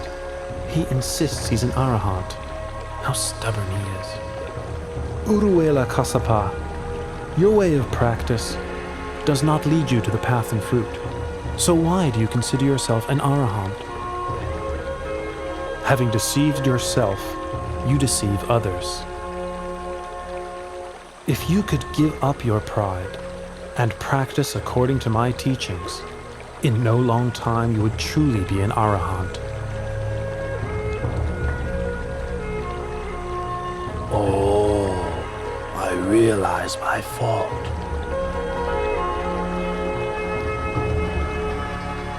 Please may the Buddha allow me to take ordination and teach me the Dharma. You are the master of a great hermitage with many followers. You should make this known to all of them.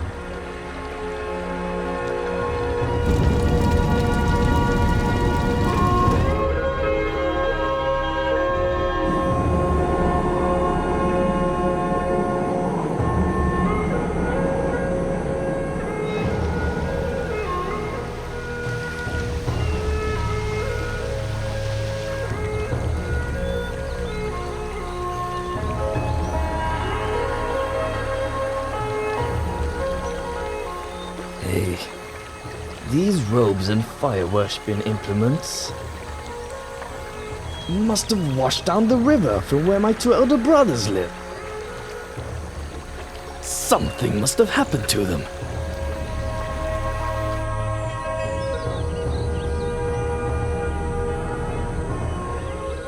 Brother Urvela, Brother Nati!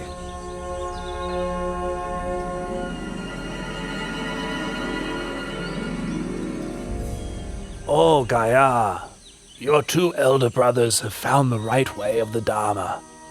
Quickly bring your 200 followers to approach the Buddha, the one who illuminates the path.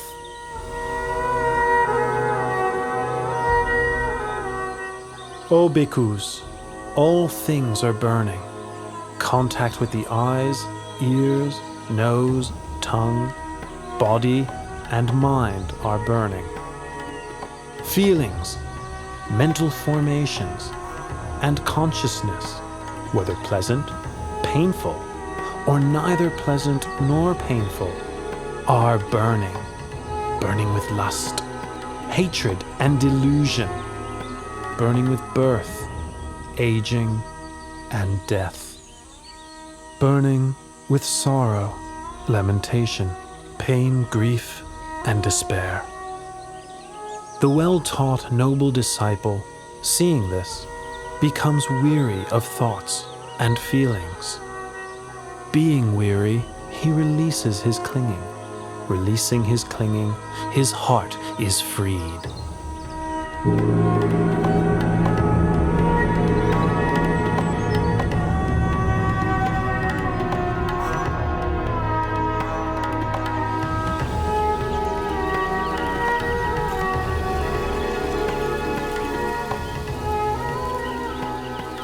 Oh, the Buddha has come to stay right here.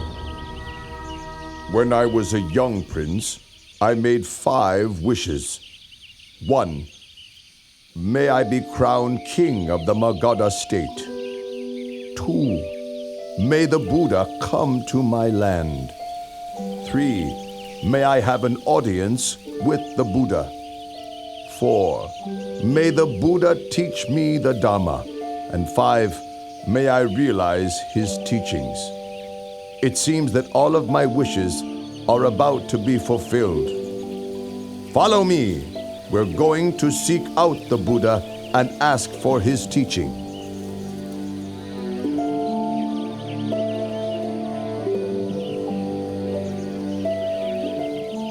Dana, or giving, has forgiveness as its highest form. If one develops giving along with forgiveness, one becomes gentle and restrained, and one's heart becomes cool. This is because one has to let go of one's attachment to material things and to one's sense of self.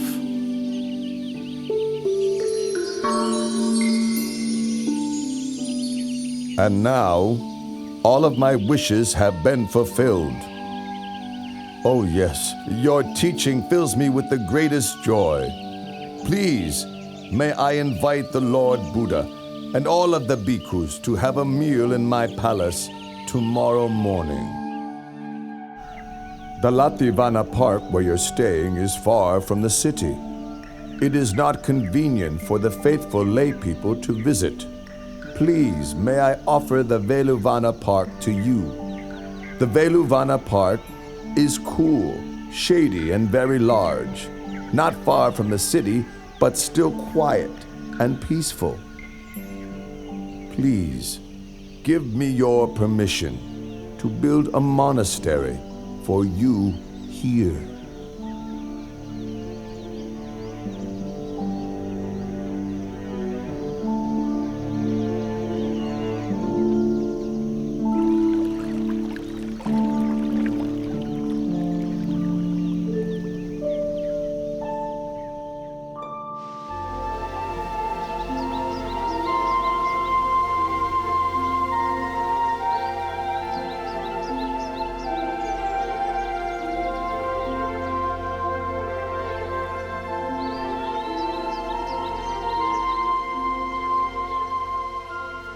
Oh, this is the great Velvana Monastery.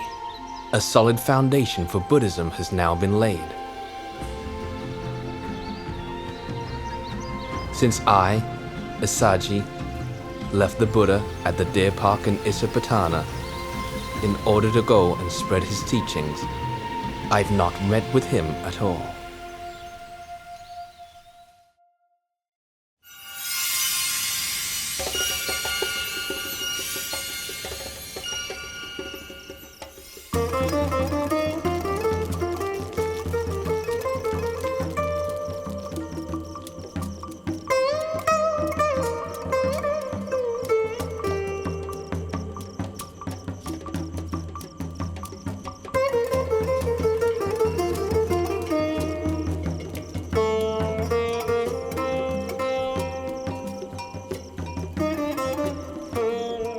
Upatissa, you're not enjoying the play, are you? You seem completely indifferent and uninterested. Ask yourself the same question, Kalita. You seem quite unimpressed yourself. Neither the actors nor the viewers will live for more than 100 years. In no long time we'll all be dead. We're absorbed in watching entertainments, seeking fun, but for what benefit? Surely it would be better to seek the path beyond all suffering. I've been thinking the same way as you. All right then. Let's seek out a teacher under whom we can live and practice. To which hermitage should we go? Which teacher should we seek out? These days, there's so many sects. But we should choose the school of Master Sanjaya. It's large and respected, with many followers, located right in the city of Rajagaha. Besides ourselves, we'll have to persuade our followers to go with us. All right, we'll leave tomorrow.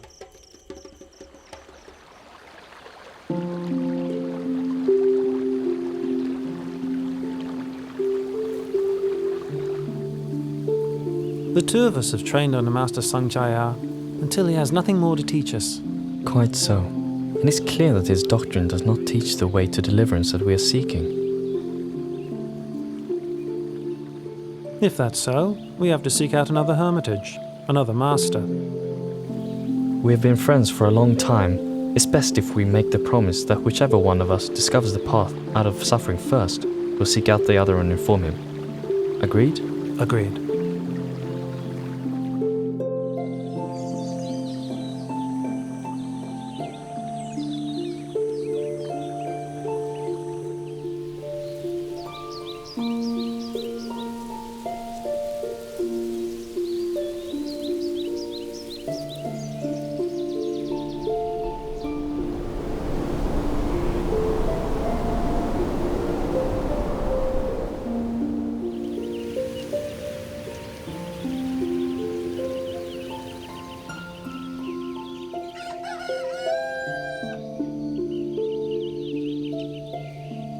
This renunciant walks with such inspiring mindfulness and composure. I've never seen any recluse like him before. I must take this opportunity to prepare him a seat and attend to his needs. Then, when he has eaten, I will politely ask him where he comes from. Venerable Sir, my name is Upatissa, but some people call me Sariputta after my mother's name, Sari. Please, may I be permitted to ask you, where did you ordain? Who's your teacher? Whose teachings or words do you follow? My name is Venerable Asaji. My master is the Lord Buddha from the Sakyan clan. I'm his disciple and follow his teachings. And what exactly did your master teach you? I've just been ordained and thus cannot give you all of the profound teachings, but I can give you a brief version. Whatever dharmas arise due to causes, the great teacher explains those causes and the ending of those dharmas.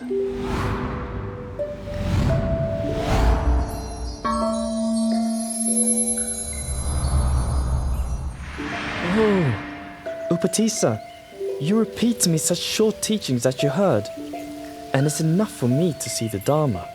Quickly, let's go and persuade Master Sanjaya to seek out Venerable Asaji's teacher.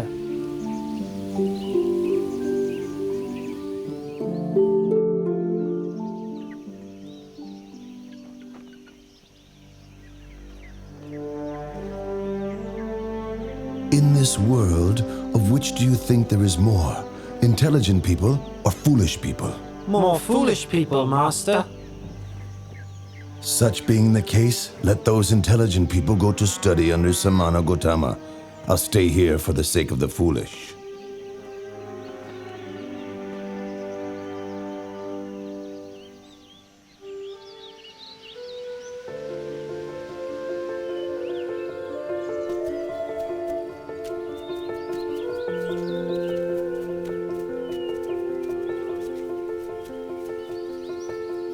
Bhikkhus, those two friends walking in here together, are to be my pair of foremost disciples.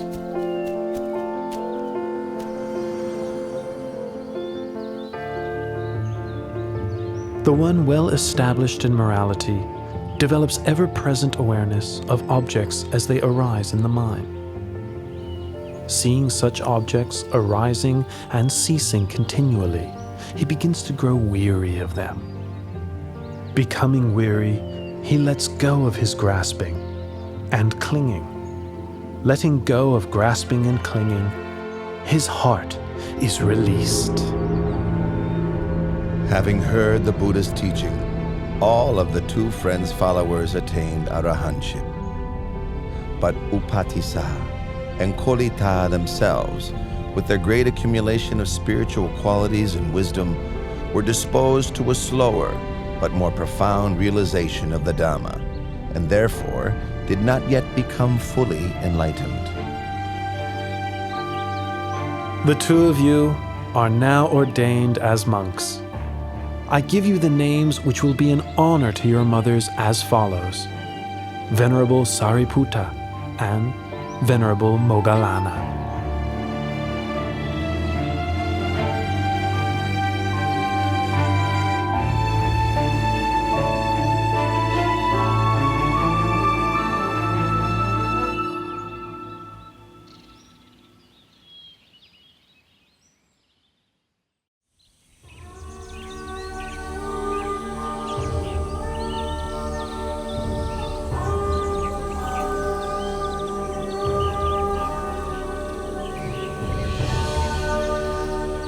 Moggallana.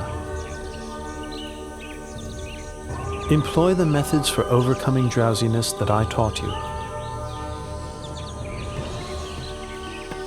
Moggallana.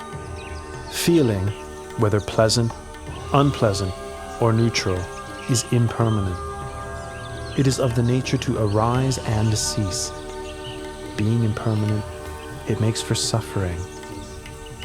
Being impermanent, it is transitory and insubstantial, unreal, aniccham, dukkam, anatta.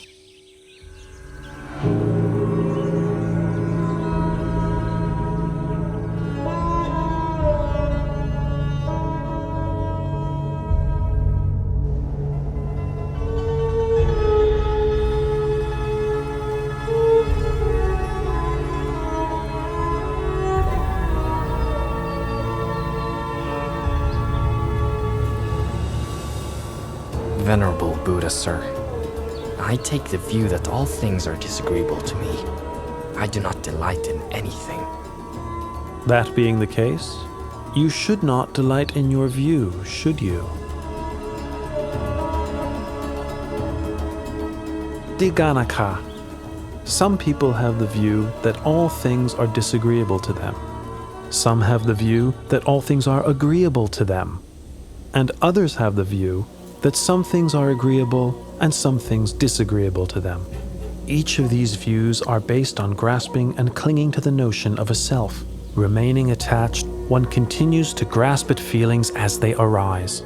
Whoever should reflect on such feelings as impermanent phenomena, conditionally arising, existing, and passing away, will come to grow weary of conditioned phenomena. This weariness leads to the fading of lust. With the fading of lust comes freedom from attachment. When the heart is freed from attachment, one knows the heart has been freed.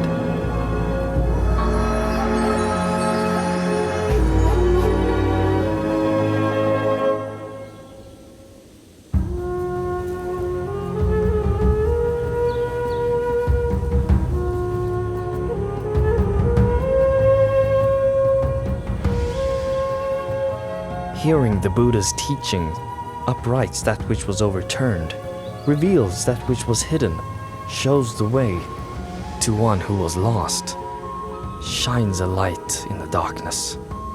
I take the Buddha, Dhamma, and Sangha as refuge for the rest of my life.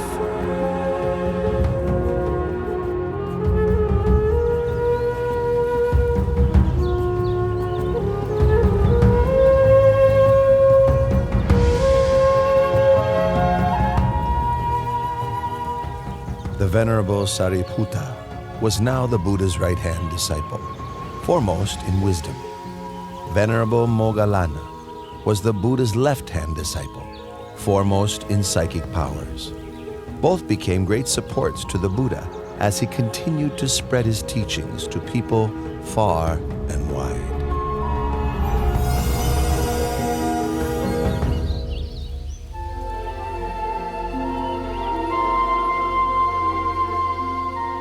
Oh, Venerable Asaji, today has brought such a wonder.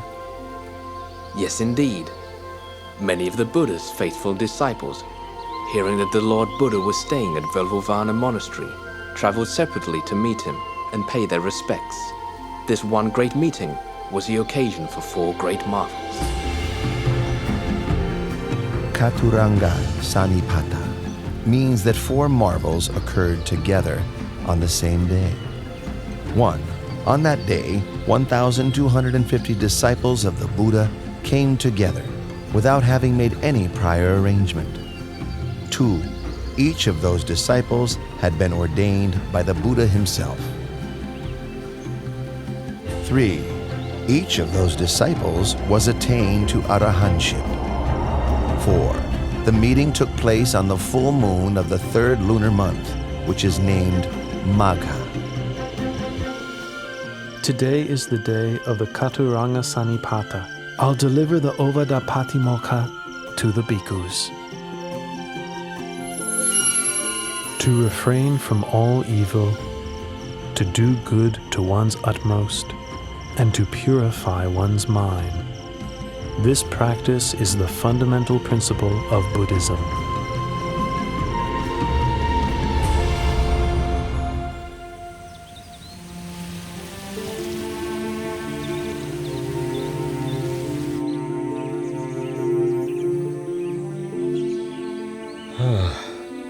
Kalodaihi, my senior counselor, ever since I first heard that my son had attained enlightenment and become the Buddha, I've been wishing to meet him. 9 times I've sent a counselor, each time accompanied with a retinue of 999 subjects to invite the Buddha to come to Kapilavatthu.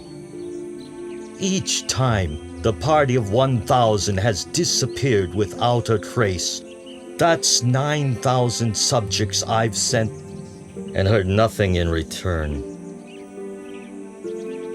Well, Kalodai, since you are my senior counselor and have been close friends with my son since childhood, I must send you with your retinue to seek out the Buddha at Vulavano Monastery and invite him one more time. Surely you will succeed in this.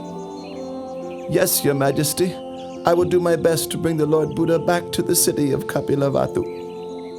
And with your permission, I would also like to request ordination from the Lord Buddha on this occasion. I give you my permission, Counselor Kalodai. Please make your journey as quickly as possible. I'll be waiting to hear news from you.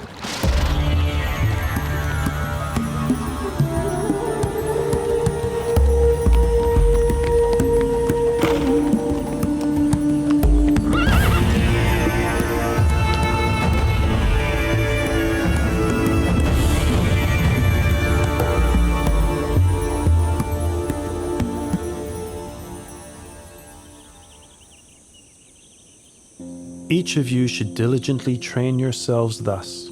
I will not grasp at the internal sense fields of the eyes, ears, nose, tongue, body, and mind. I will not grasp at the external sense fields of form, sound, smell, taste, bodily contact, and mental objects. I will not grasp at contact between the internal and external sense fields. I will not grasp at feelings. I will not cling to the 5 aggregates of the body: feeling, perception, thoughts, and consciousness. I will not cling to this world or the next. when I cease clinging to all that I've seen, heard, known, felt, sought, and imagined, all feelings of attachment to these will also cease. Listen, all of you. A person's heart may be purified through consistently applied efforts in practice, through wisdom, through Dharma, and through morality, not by means of one's class, family, or property. Lord Buddha, summer begins tomorrow. All the farmers have harvested their crops. The path to the city of Kapilavatthu is open and suitable for travel. Your father has a strong wish to meet with you and your disciples. Please, out of compassion, travel to the city of Kapilavatthu and teach Dharma to your father. Please teach Dharma to your relatives there. I accept your invitation, Kalu Dai. Please inform the bhikkhus so that they can prepare themselves for travel. The road from Rajagaha to Kapilavatthu is 60 leagues. The Lord Buddha, along with 20,000 disciples, will travel 1 league per day. In 60 days, they will arrive at Kapilavatthu city.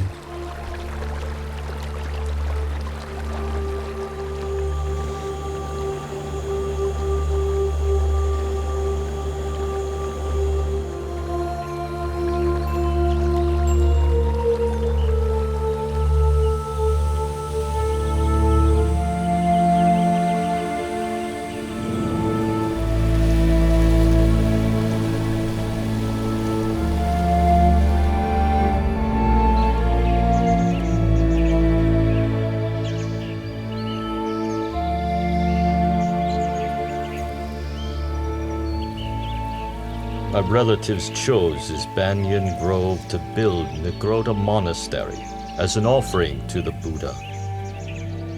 It's been 60 days since Venerable Kaludai sent news of the Buddha's departure from Rajagaha city.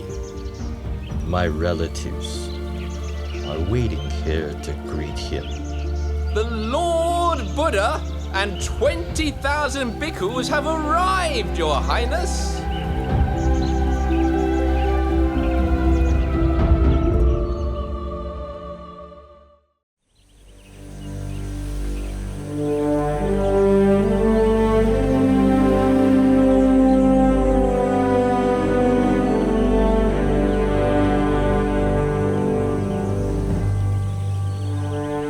The Lord Buddha's relatives are clinging to the view that the Buddha is junior to them because he is younger in age. They've positioned their young princes in front of themselves so that they won't have to pay their respects.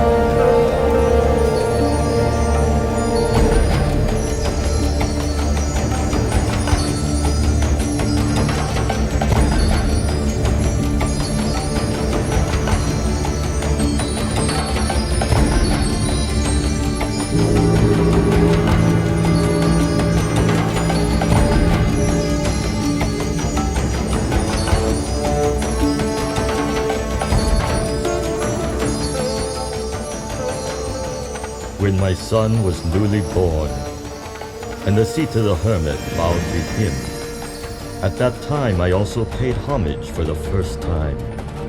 7 years later, during the royal plowing ceremony, my son sat in meditation, and the rose apple tree shaded him throughout the afternoon, its shadow not shifting with the course of the sun. Witnessing this, I paid respects to my son for the second time. Now on this occasion, a truly wonderful marvel has appeared. May I take this opportunity to express my veneration for the third time.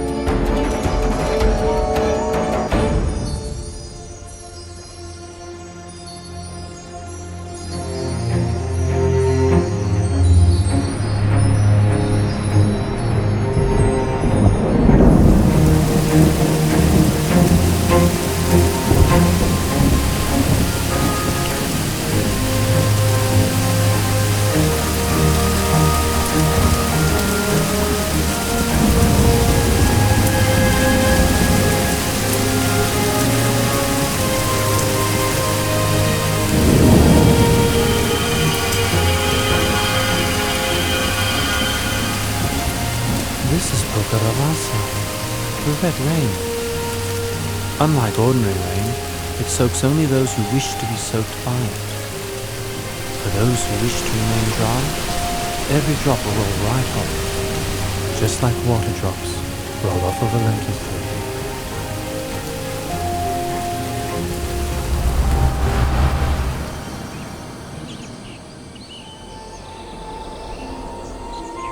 My father and relatives, this is not the first time this red rain has fallen upon such an assembly of relations.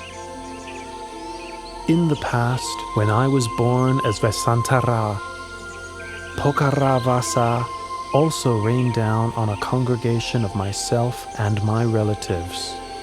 Listen, all of you. Whoever upholds morality will have happiness in this world and the next.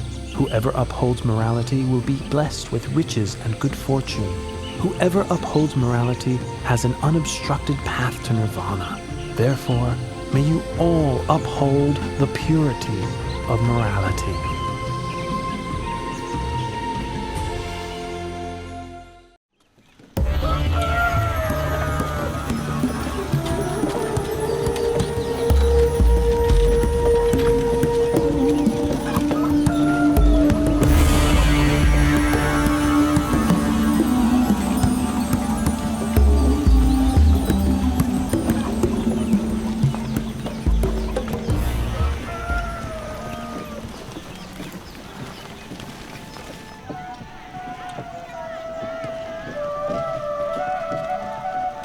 My son, why do you bring shame to me by going around collecting alms of rice and food in this manner?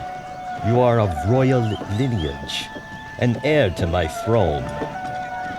Or are you of the opinion that I cannot afford to provide you or your disciples with enough food myself? Father, at the moment of my enlightenment, I departed from the Sakyan royal family lineage and was established in the lineage of awakened Buddhas. My going for alms round is in accordance with the tradition of all Buddhas. The Venerable Sangha also practiced this Buddhist convention. Father, please pay attention to this teaching.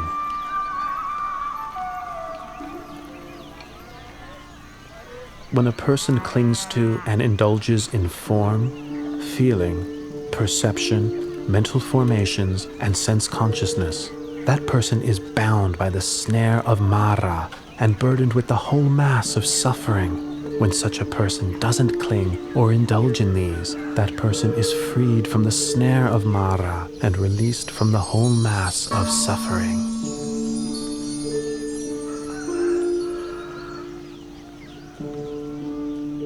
Please, may I invite you and all your disciples to receive alms food in the royal palace tomorrow morning.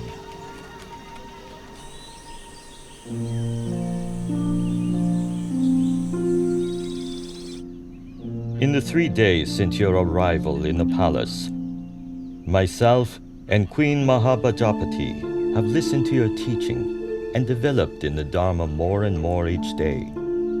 However, Bimba who was your wife, has not yet emerged from her room to approach you. She has stayed right there the whole time, immersed in misery. I would like to invite you to please go and speak to her, so that she also may benefit from your teaching. Father, I will go to teach Bimba, taking Venerable Moggallana and Venerable Sariputta, my left and right hand disciples, with me.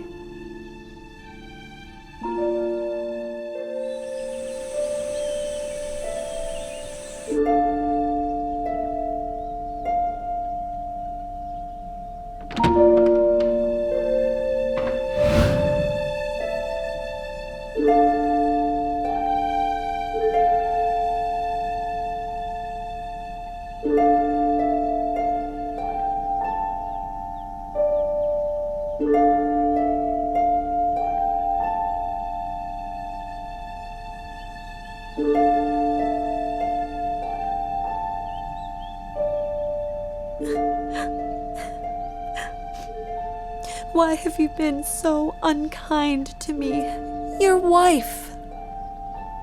When you left for the holy life, you left in silence. Did I do something wrong to make you leave that way? If I did something wrong, then what was the fault of Rahula, born that very day, that you had to leave him bereft of a father? Bimba, don't be so melancholy. What I did was to help you and all beings, that you might have a chance to know the way out of suffering. Bimba, we were born in this world for making merit together, as we have for many lifetimes. Now is the time to reflect on those births and lifetimes according to the truth as follows. I am of the nature to age. I have not gone beyond aging. I am of the nature to sicken. I have not gone beyond sickness. I am of the nature to die. I have not gone beyond dying. All that is mine, beloved and pleasing, will become otherwise, will become separated from me. I am the owner of my karma, heir to my karma, born of my karma, abide supported by my karma. Whatever karma I shall do, for good or for ill, of that I will be the heir.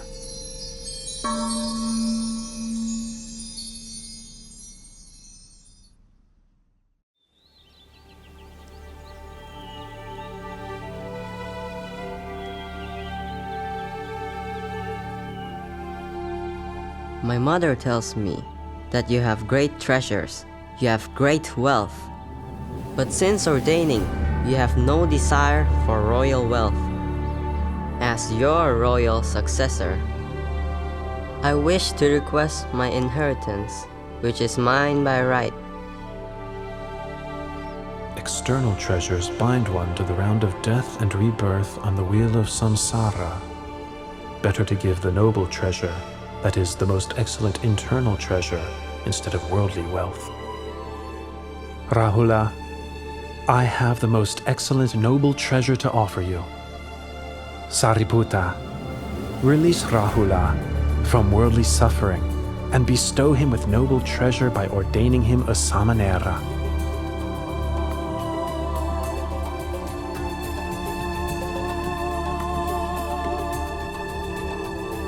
Rahula, from this point on, you are a Samanera Rahula.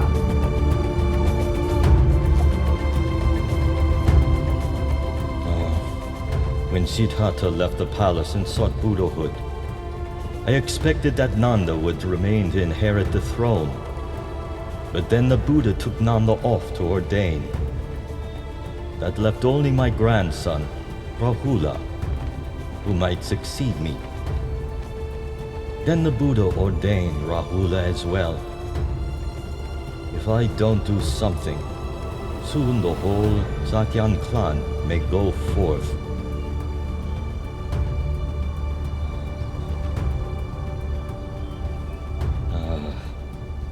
I must quickly go to the Nigrota monastery and plead with the Buddha.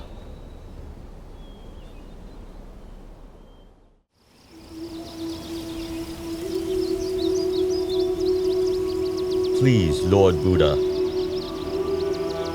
from this point on, should any householder's son wish to ordain, in the Buddha's dispensation, if his parents don't give their consent, please don't give the ordination. Father, I agree to your request. Tomorrow I will leave together with the Venerable Nanda, Samanera Rahula, and the Bhikkhu Sangha for the Veluvana monastery in the city of Rajagaha.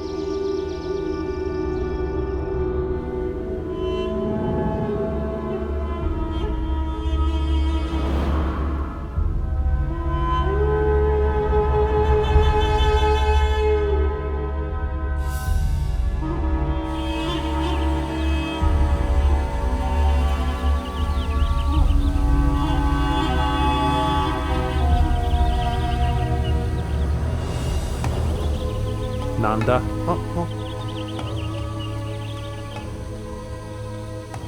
Since you were first ordained, you have not been intent on the practice of Dhamma or the living of the holy life. All your thoughts are of returning to the household life. My heart is constantly yearning for my wife, Janapada Kalyani. There's not a moment spent when I don't think of her. Nanda, come with me, and I'll show you things that you've never seen before.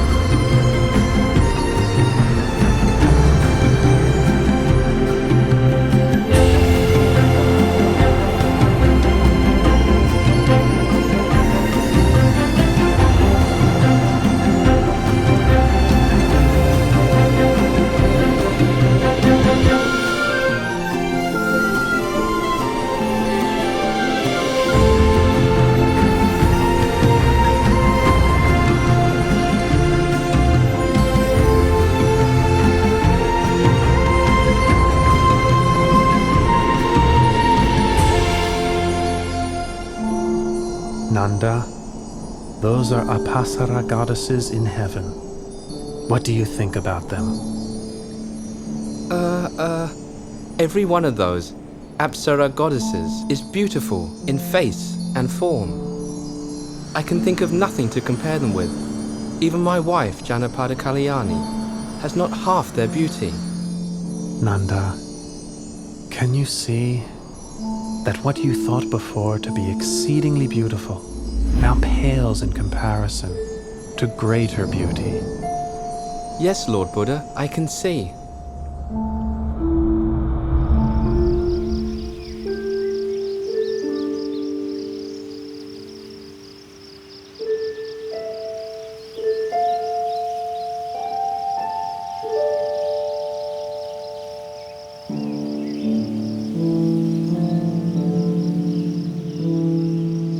From this point on, I'll make up my mind to practice the Dharma.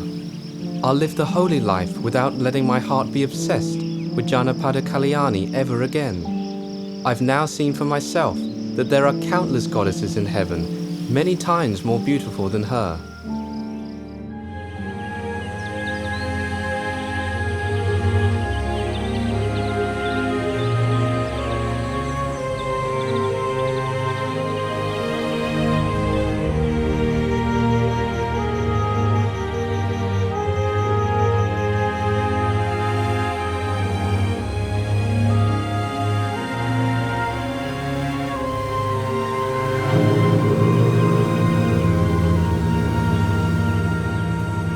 Nothing can ensnare a man's heart more tightly than a woman. Nothing can ensnare a woman's heart more tightly than a man. In truth, love is like a noose which binds one to obsession and infatuation. It brings one to birth and death in the world again and again, dragging one down into a mass of suffering. That's right, Nanda. There is no pleasure equal to the peace that can be found within one's own heart. For as long as humans rush around seeking external distractions, they will never meet with genuine happiness. Nanda, when you release your clinging and view the whole world as empty, your heart will be free, open, expansive, radiant, and joyful.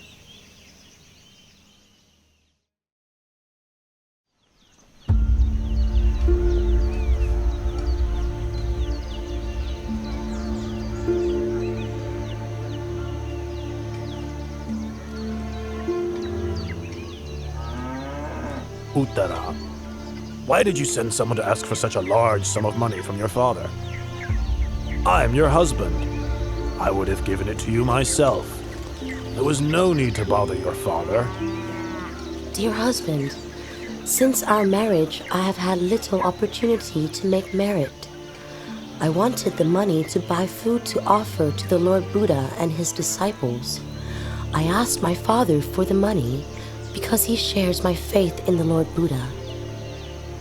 It's not, you see, that I have no wish to accept your money, good husband. In that case, let it be as you wish. My intention is to prepare the food myself and invite the Lord Buddha and his disciples to receive food in our house for 15 days.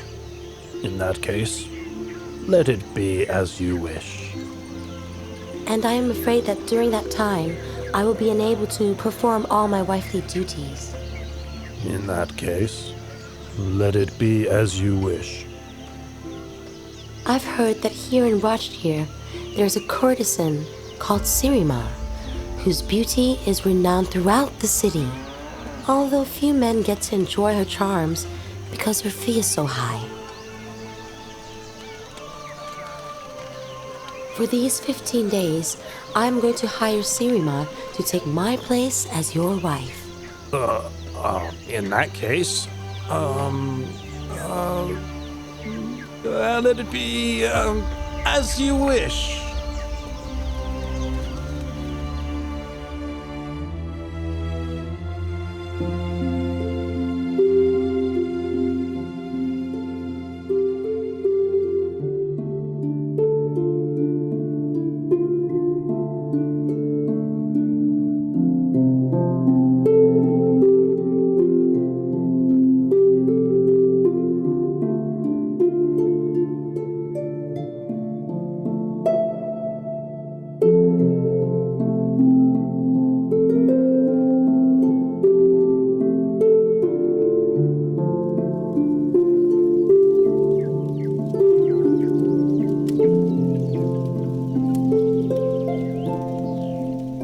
Uttara, are you exhausted? Oh, dear husband, Miss Sirima. Look at her. Instead of letting others do the work, she's doing it all herself.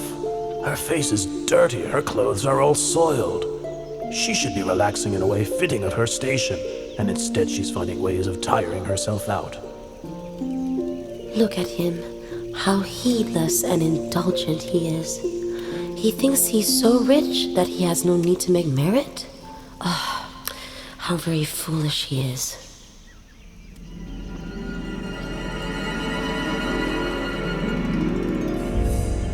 Look at Uttara. She's looking at me with a smile of contempt.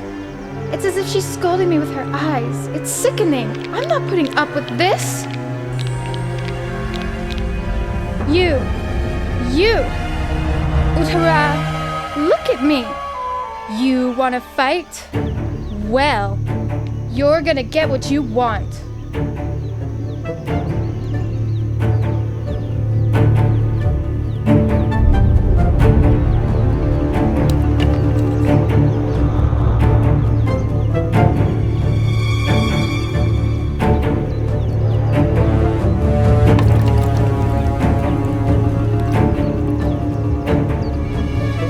Sirima, I owe you a debt of gratitude because you agreed to take over my place as wife temporarily, allowing me to fulfill my wish to make merit. No matter how you treat me, I will not become angry or vindictive.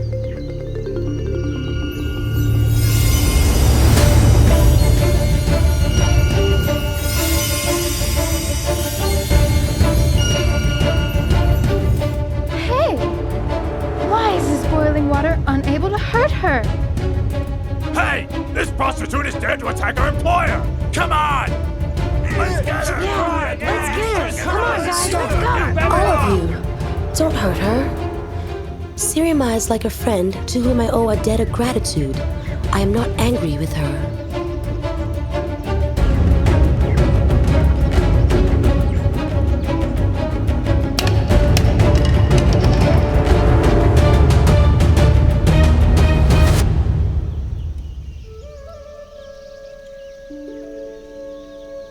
Uttara, I am a courtesan who you employed. I forgot myself and started imagining myself as your husband's wife, and so attacked you. But your heart is so noble. It is filled with loving kindness, and you have not shown me even the slightest amount of anger. I have wronged you. Please, forgive me. Oh, get up, Sirima. If you want to ask for forgiveness, then you should ask it from the Lord Buddha, whom I revere above all others. Tomorrow, I will have completed 15 days of offerings. Please, come and offer food and listen to the Dhamma with me.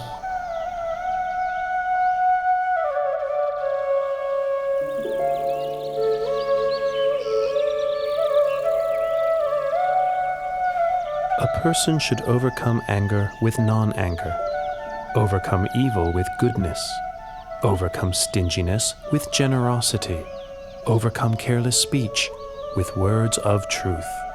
Those engrossed in worldly enjoyments, indulging in sense pleasures, intoxicated by wealth, social standing, extravagance, praise, rank, prestige, and power, cannot see the noble beauty of truth.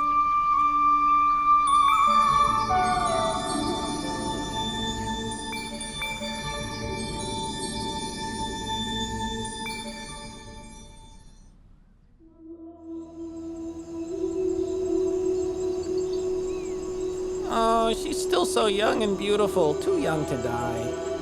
The day this woman listened to a talk from the Buddha, she gave up her life as a courtesan and turned to making merit every day. But life is uncertain, and now, not much later on, she's dead. Let's get down to work. It's already time to cremate the body. Hey, wait a minute. We can't cremate her yet. Well, why not? The Buddha has requested King Bimbisara to order us to keep the body for 3 days. For 3 days! Oh, whatever for?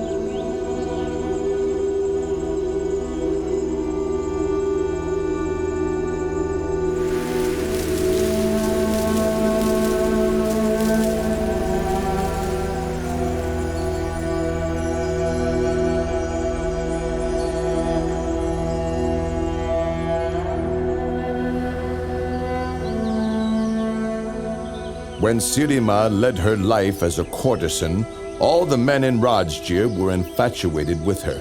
Everyone wanted to sleep with her. Now she is dead. I would like to sell her to the highest price. I will start at the price she charged for her body during her lifetime. 1,000 kahapanas. Who wants to start the bidding?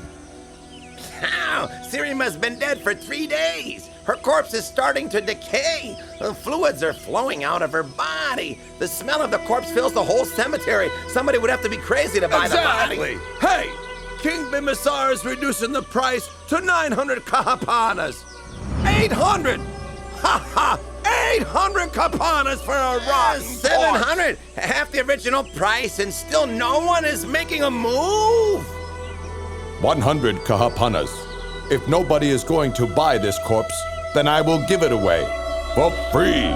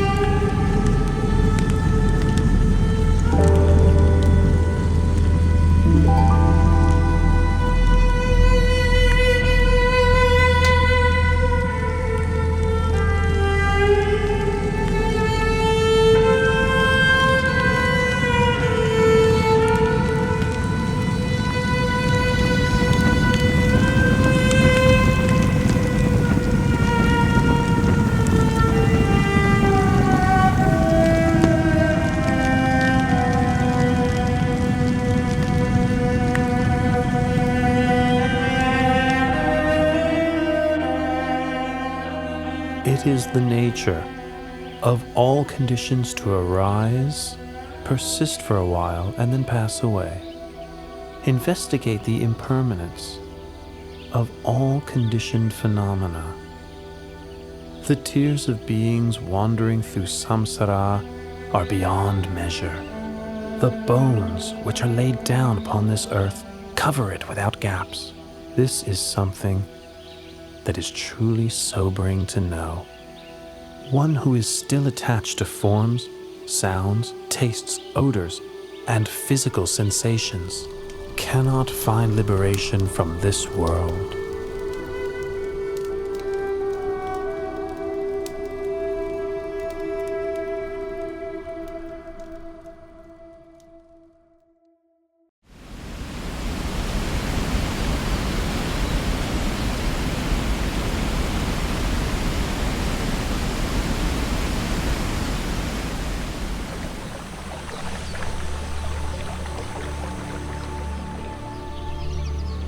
Sometime later, the Buddha went to stay in the Anupiya mango grove, the place where he had stayed overnight when he first went forth.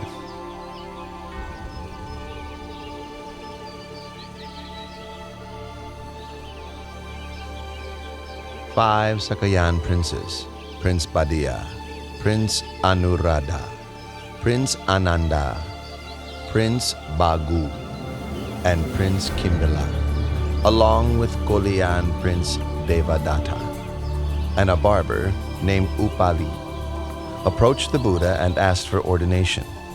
The Buddha ordained Upali the barber first, followed by each of the 6 princes respectively.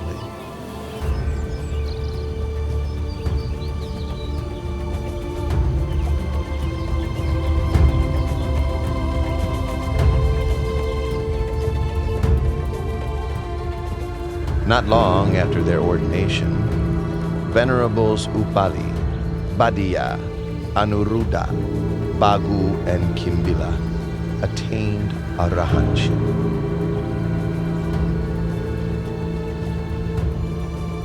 Venerable Ananda, receiving instruction from Venerable Punamantaniputta, attained the fruition of stream entry.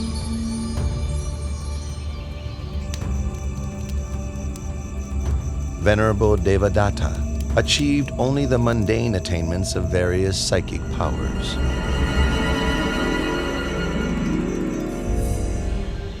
Later, the Sangha requested of Venerable Ananda that he act as the Buddha's personal attendant. Venerable Ananda, the Sangha is in agreement that you would be suitable for the position of the Buddha's attendant. What are your feelings toward this?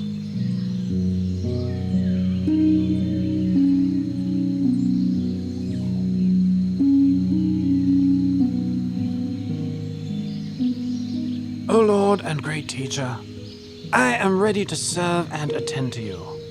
But please, may I make 8 requests of you? Very good, Ananda. Make your requests.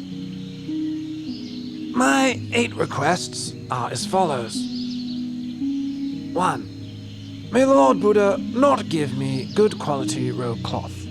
2. May the Lord Buddha not give me good quality alms food. 3.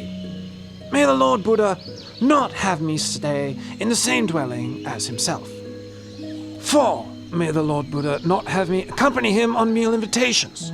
5. May the Lord Buddha attend all invitations that I accept on his behalf. 6. When visitors come a long way to seek an invitation, may I have permission to take them to see the Buddha straight away. 7. May I be granted permission to ask questions of the Lord Buddha whenever I am in doubt. 8. On whatever occasion the Buddha gives a teaching of the Dharma, with myself not present, may he repeat it to me afterwards. Very good, Ananda. I consent to your requests.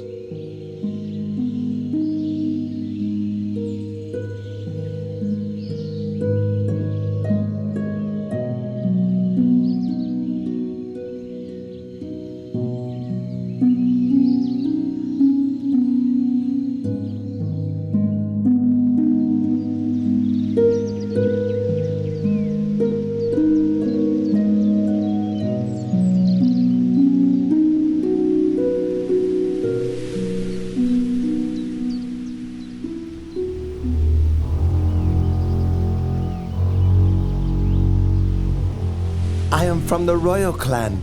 Why are the laity respectful and devoted to other monks, and not to me? Prince Ajatasattu, son of King Bimbisara of Rajagaha. He is still young, doesn't yet know right from wrong. I'll display my supernatural powers and gain the devotion of the young prince. Then whatever I may wish for, he'll find a way to get it for me. Ha ha ha ha ha!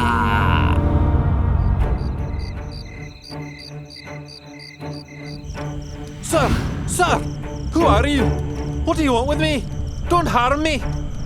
Soldiers! Wait! Prince Ajatasattu, don't be frightened. Venerable sir, how do you know me? Oh, Prince, look at me!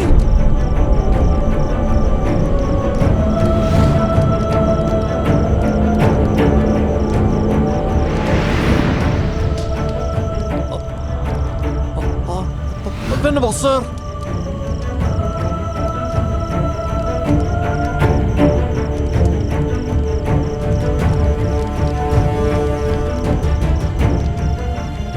My name is Venerable Devadatta.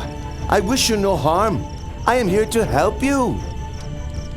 To help me? To help me with what? You will know when that time comes. Farewell for now. Just a moment.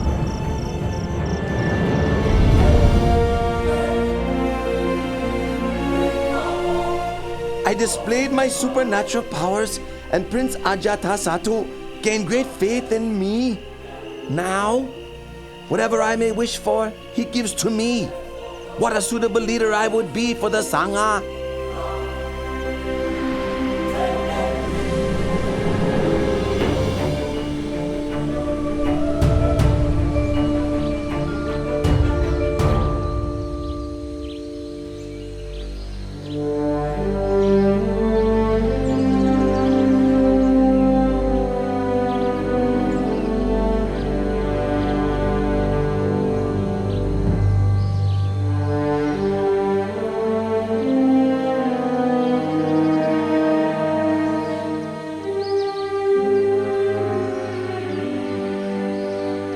Lord, you are now getting very old.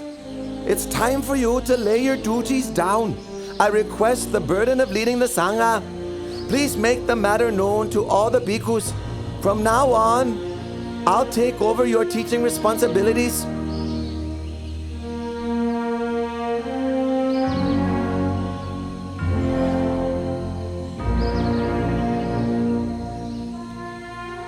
Absolutely not, Devata. But Lord! Lord!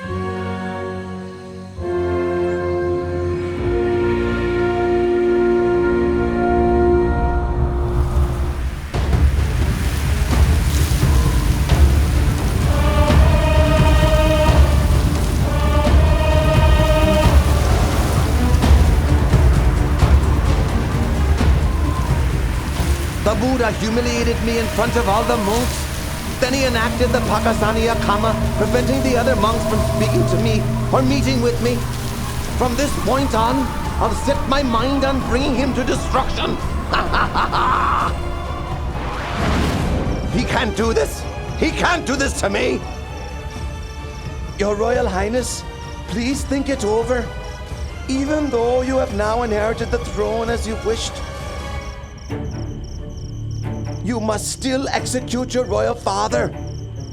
Should he change his mind and wish to take his throne back, he would be sure to kill you. Therefore, you must act first without warning.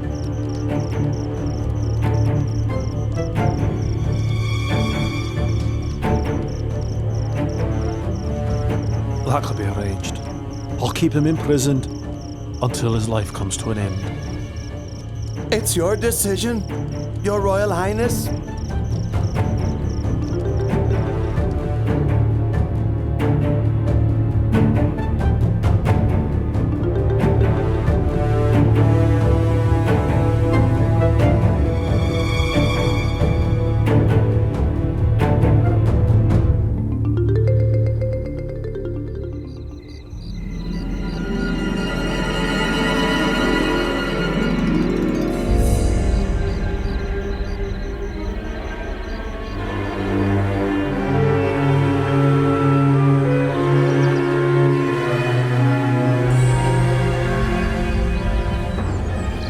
I've tried to take his life 3 times, but in vain. It's time to try my last resort. I have to pretend to be strict in Dhamma Vinaya, so that all the bhikkhus will become my disciples.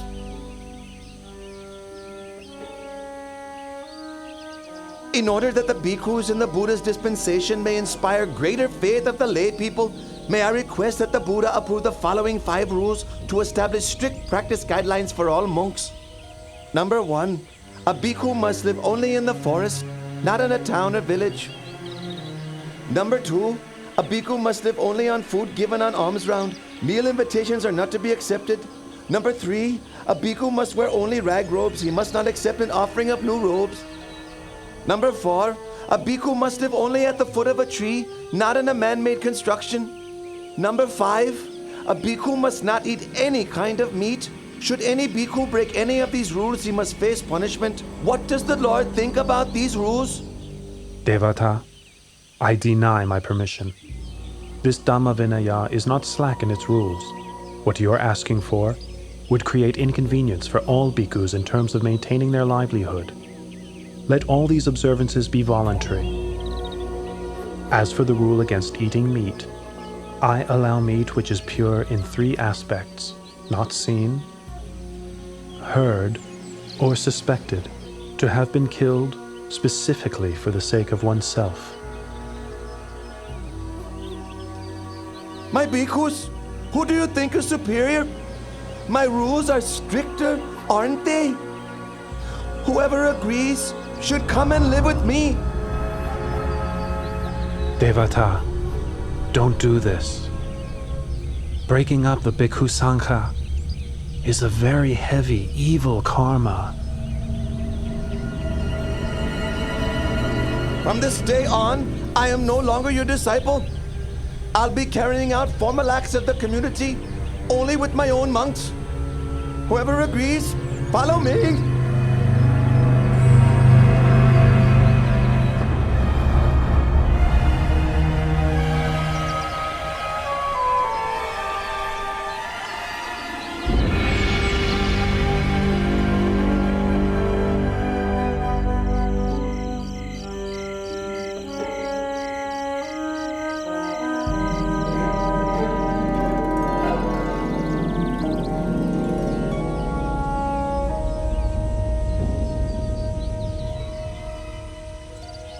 Devadatta, can't you see that you're not a suitable leader for the Bhikkhu Sangha? Gokalika, what are you saying? What am I saying? What am I saying? Just now, Buddha's left and right-hand disciples, Venerables Moggallana and Sariputta, came to give teachings and instruction to your disciples. Having listened, almost all of your disciples followed the two Venerables back to Jetavana Monastery. Only a few of your most foolish and ignorant followers remain.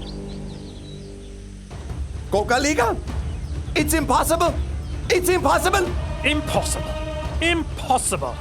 Is that all the strict forest monk can say? Gokalika, you! You are a fake. You're wearing the yellow robe only for the sake of gain and honor. You are boastful and conceited even to the point of competing with the Lord Buddha. I have no wish to stay with you any longer. Gokalika! Come back here now! Gokalika!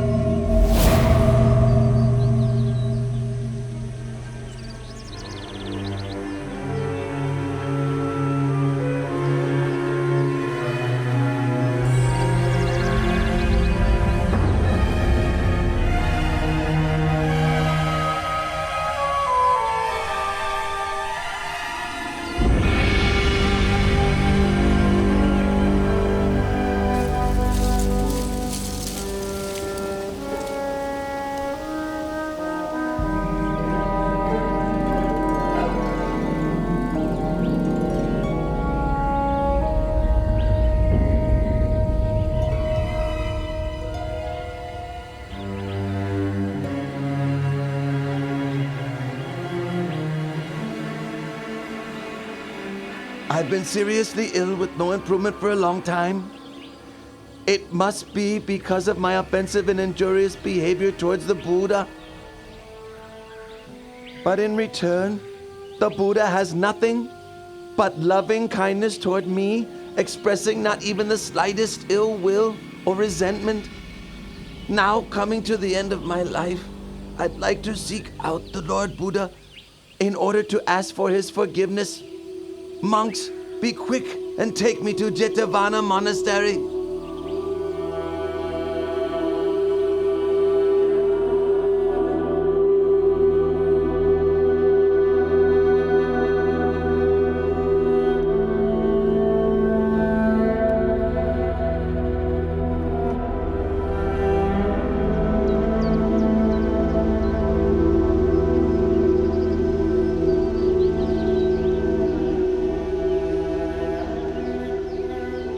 We're getting close to Jetavana Monastery. Stop for a while so that I can bathe myself before entering into the presence of the Lord Buddha.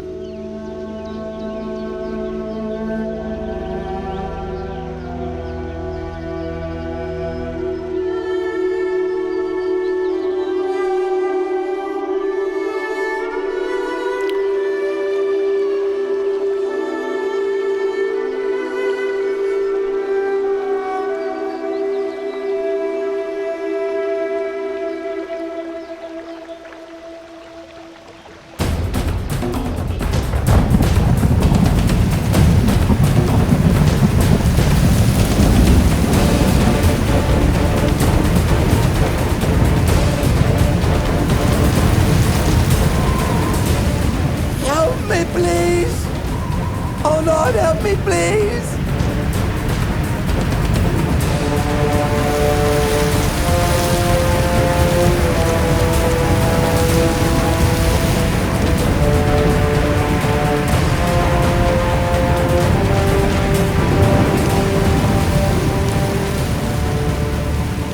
Oh, Blessed One, knower of worlds purified in knowledge and conduct, Great One, Teacher of gods and humans, I leave my chin bone as an offering to the Buddha, and I take the Lord Buddha as my refuge forever.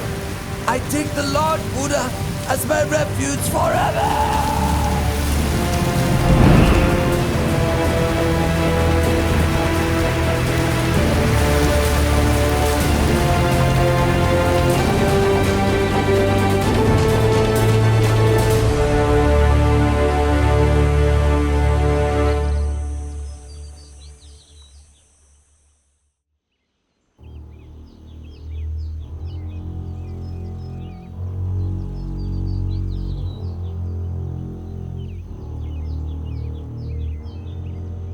Venerable Devadatta has performed gravely serious evil karma.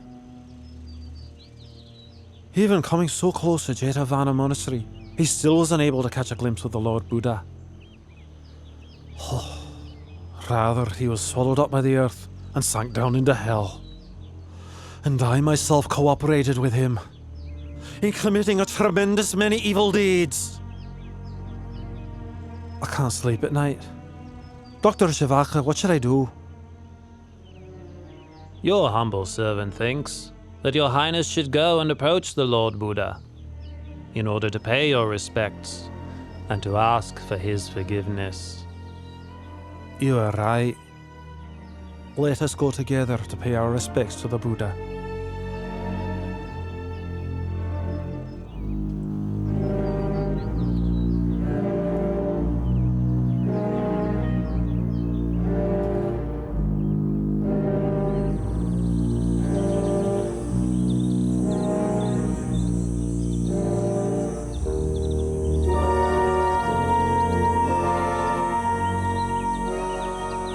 O Lord, I was duped into believing what Venerable Devadatta said.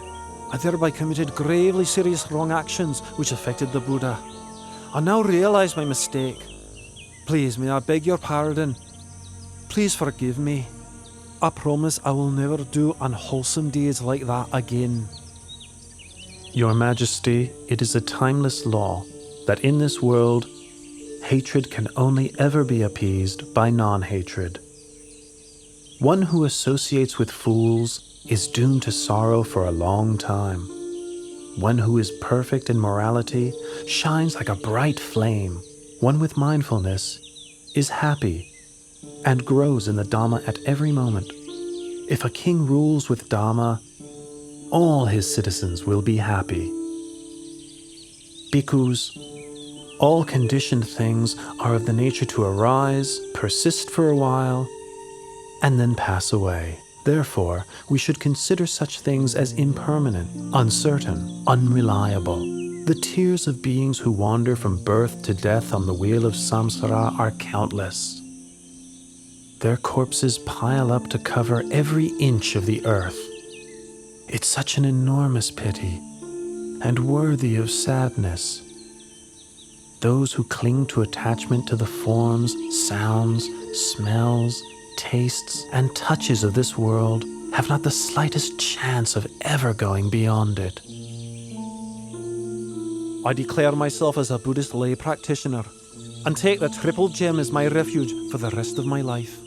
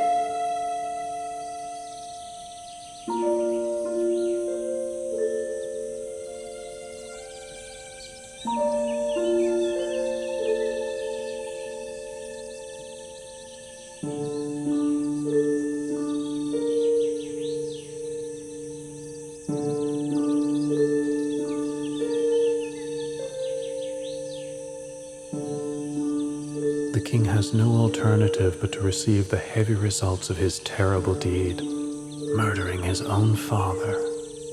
The perfect vision of the Dhamma, therefore, does not arise in him here.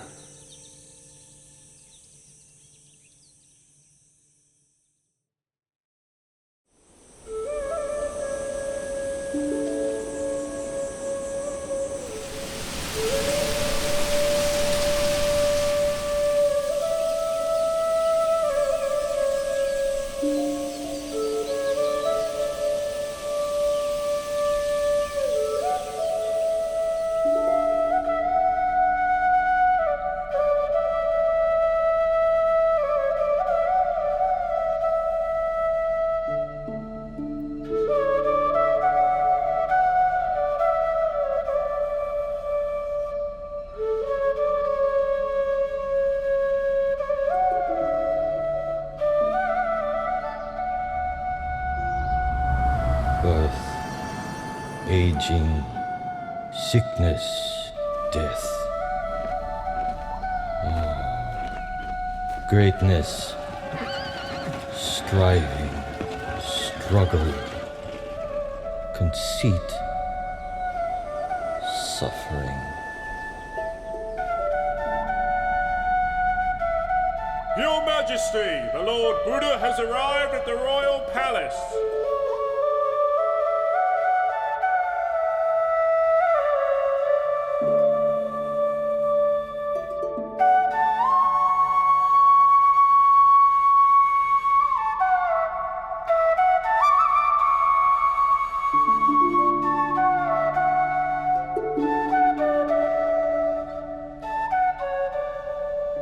Oh Lord, I think my life is ending. I can't bear this suffering very much longer. Oh, Father, please do not worry. All conditioned things arise according to their nature. Having come into being, they persist for a while. Having persisted, it is their nature to pass away. It is only suffering arising, existing, and ceasing, nothing other than suffering. There's no woman, no man, no us, no them.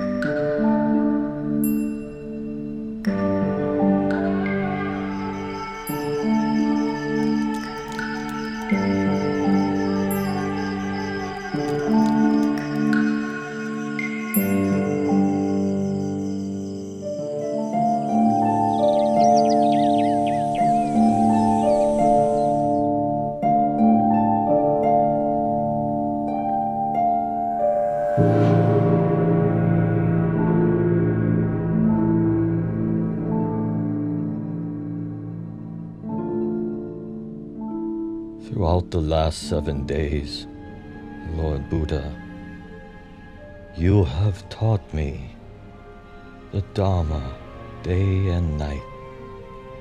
I have been liberated from the round of rebirth and attained to Nibbana. I have very little time remaining. I wish to express my veneration and then enter Nibbana for whatever faults I have committed through body, speech, or mind. Please, through your great compassion, forgive me.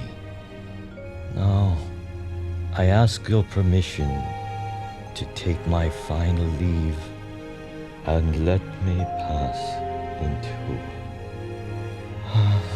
Nibbana.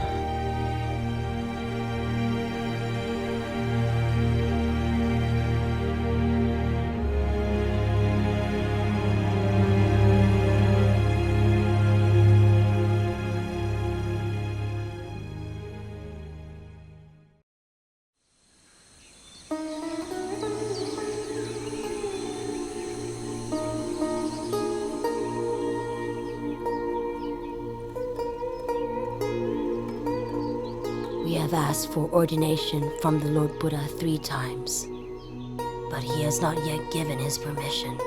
However, we won't give up our efforts. Let us shave our heads, put on the yellow robe, and follow the Lord Buddha wherever he goes.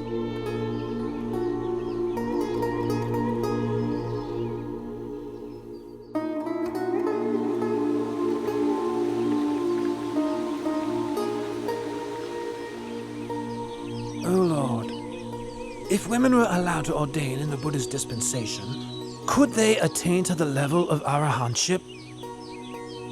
Ananda, if women were ordained in the Buddha's dispensation, they could attain to arahantship exactly the same as men can. If that is the case, in your kindness, please give ordination to Queen Mahapajapati, who raised and looked after you when you were a child, and thus fulfill her wishes, Lord. Ananda, if Pachapati will practice according to the 8 strict conditions, I'll give her my permission. The 8 strict conditions are: 1. A bhikkhuni who has been ordained for even 100 years must bow to a bhikkhu ordained that very day. 2. A bhikkhuni may not spend the rains retreat in a monastery where there are no bhikkhus in residence.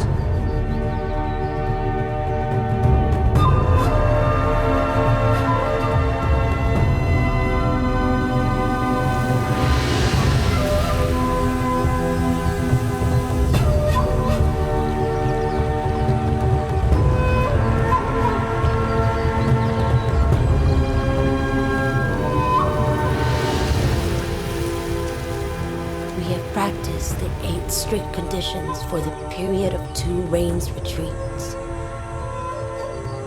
Please, may the Buddha consider our ordination. I permit your ordination.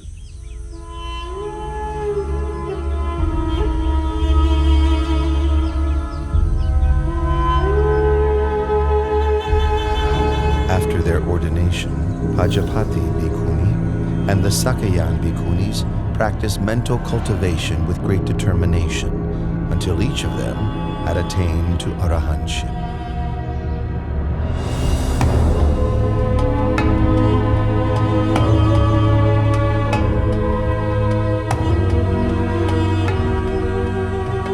Now King Mahanama of the Sakyan clan has inherited the throne of Kapilavatthu.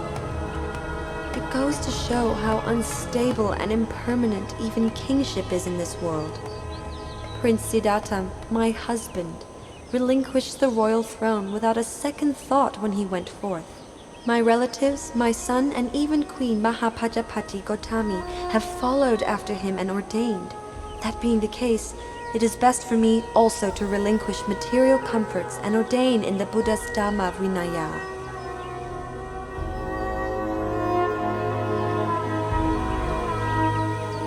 Princess Yasodhara and a great number of her ladies of the court traveled to Jetavana Monastery in Savatthi. After practicing the 8 strict conditions for 2 rains retreats, Princess Yasodhara was ordained as a bhikkhuni. She practiced mental cultivation with great dedication and attained arahantship. Her ordained name was Venerable Badakacha Nateri.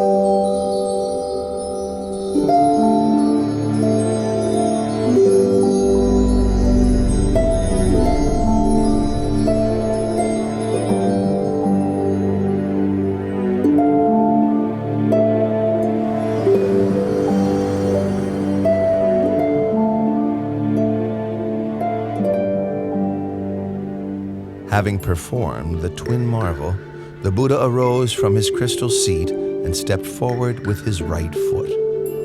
He placed it on the summit of Mount Yugandhara. Then he stepped forward with his left foot, placing it on the summit of Mount Sumeru, upon which Tavatimsa heaven is located.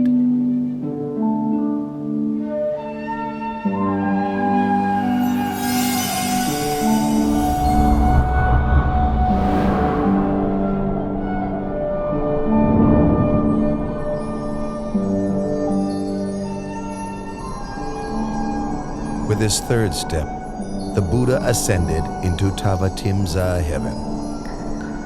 He seated himself upon the Pandu Kambala stone, the seat of Lord Indra, the god of Tavatimsa heaven. His purpose was to teach the Dhamma to his mother in accordance with the tradition of past Buddhas.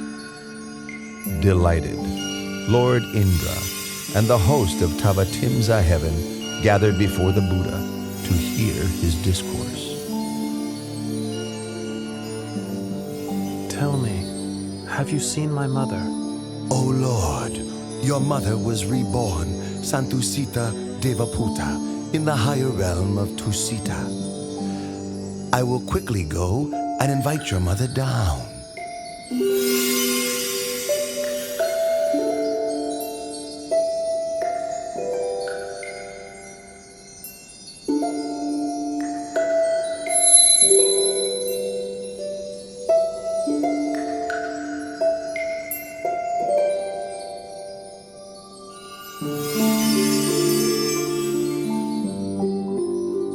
Mother, please come and sit close by.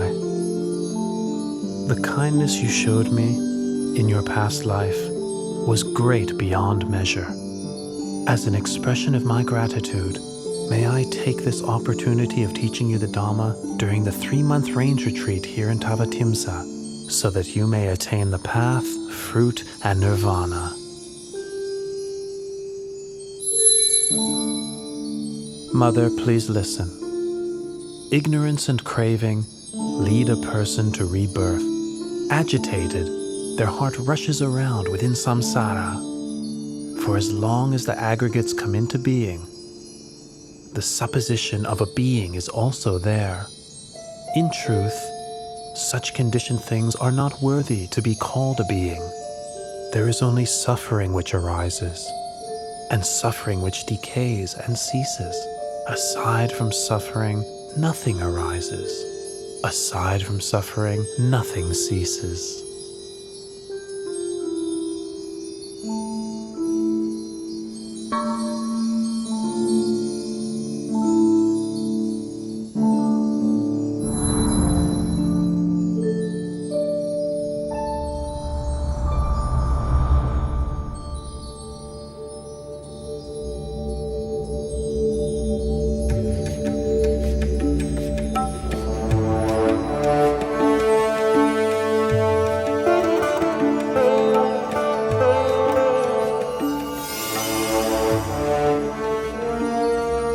Lord Buddha, you have ascended to Tavatimsa heaven and taught the Abhidhamma to your mother for the full 3 months duration of the range retreat. The people of the world are now wondering, when will you depart from heaven and descend to the human world? Moggallana, please let the people know that I will descend from heaven in 7 days' time, arriving at the gates of the city of Sankasa.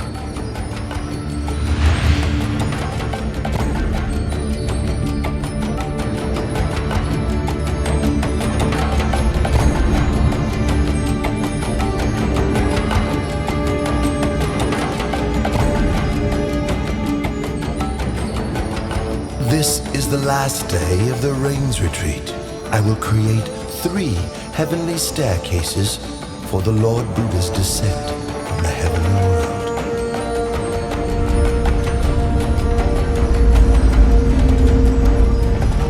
The crystal staircase for the Lord Buddha is in the middle.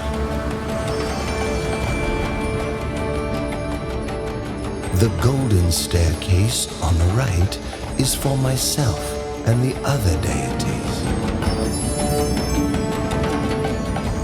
The silver staircase on the left is for Sahampati Brahma and his host of Brahmas.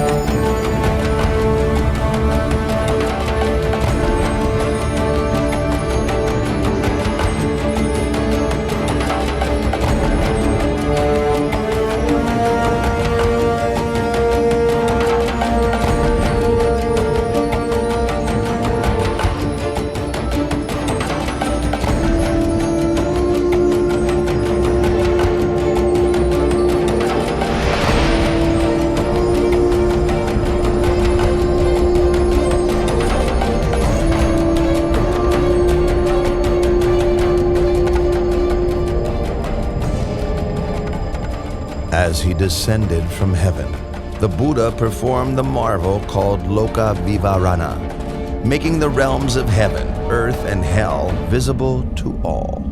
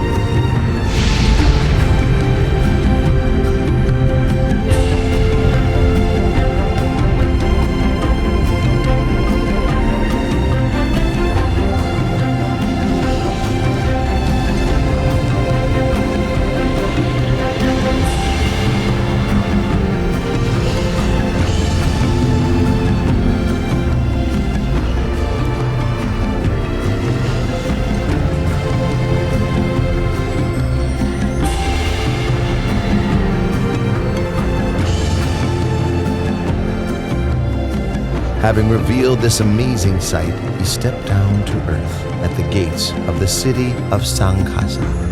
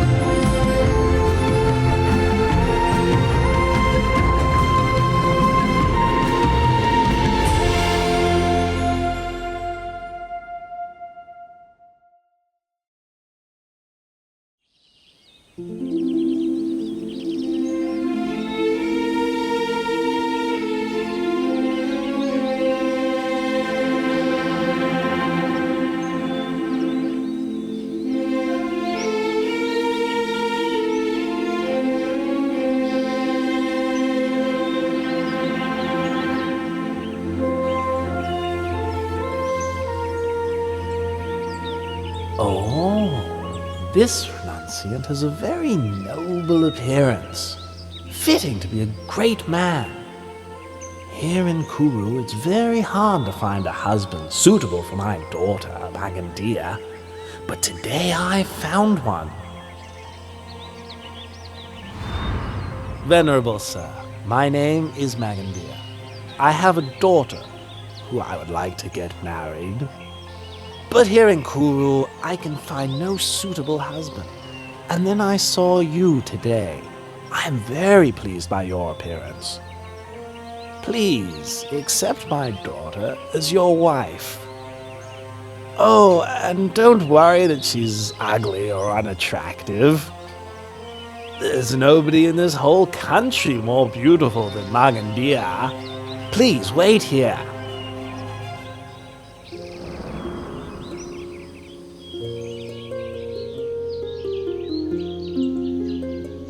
Oh, my dear child, Magandia.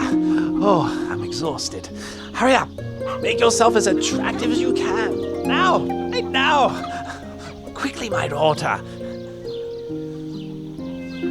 If you're tired, then sit down and take a rest, husband. And why do you want our daughter Makandia to dress up prettily? Come on, please. Sit down and rest. Oh, Magandia, are you ready yet? Hurry up.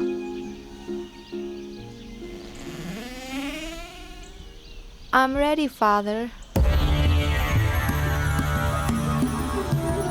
Right.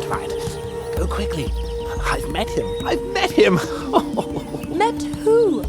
I've met him. Hey, where's he gone? What's this all about? You brought me all this way and I still don't know what you're talking about. I've met our daughter's future husband. That's what I'm talking about. I told him to wait for me here, but he's disappeared. Ah, there, you see? His footprints are still there. You're knowledgeable in the texts dealing with the interpretation of footprints. Have a look at them.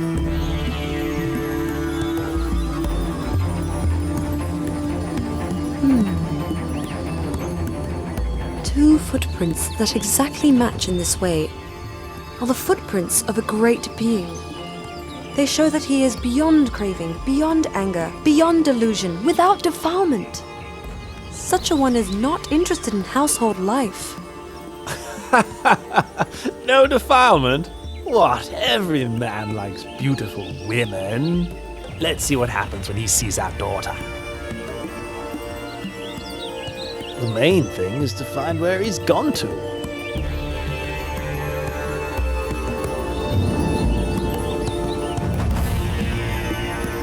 Oh, over there! I found him! Quickly, wife! Magandia, hurry! Follow your father! Venerable sir! Venerable sir!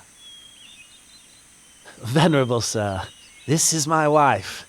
And this is my daughter, Magandia, who I'm going to offer to you.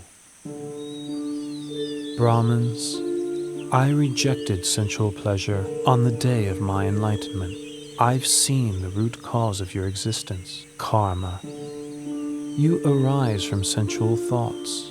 Those thoughts arise in me no longer. Your karma will appear no more. Brahmins, listen to this teaching. The wise person must put effort into raising his mind out of attachment to sensuality, freeing himself from Mara's snare, steadying himself with the hook of mindfulness. He is able to master himself. He is able to have victory over himself.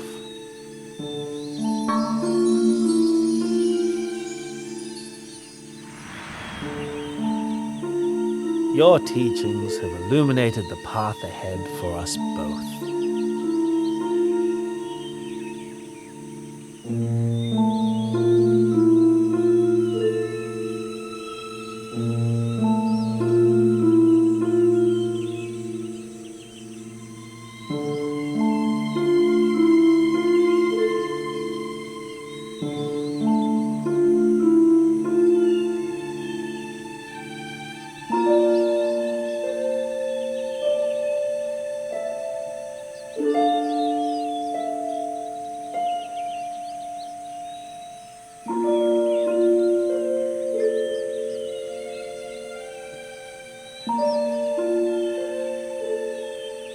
Lord, do not hold it against our daughter. Magandia is still very young. We ask permission to go to my younger brother to give him all my wealth and ask him to take over as guardian of our daughter. As for my wife and me, we will ask permission to join the monastic order so that we may, in time, realize enlightenment.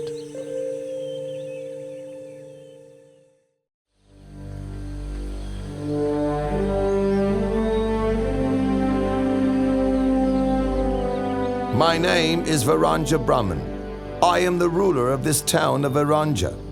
Hearing of your reputation as a perfectly enlightened Buddha, I wish to have a Dhamma discussion with you.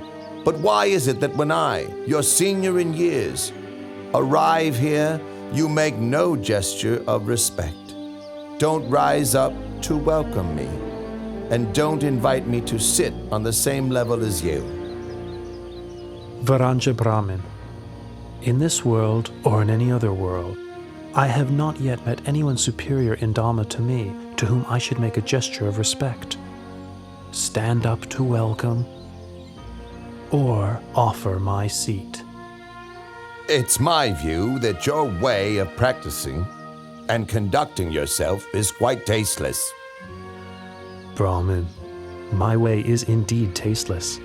I have abandoned the taste of the sensual pleasures of form, taste, smell, sound, and bodily touch. But I am not tasteless in the way that you understand it. You have no assets. You teach non-action and praise annihilation. And furthermore, I would say that you are loathsome. Brahmin, I have no assets or wealth because such things consist of forms, tastes, smells, sounds, and touches.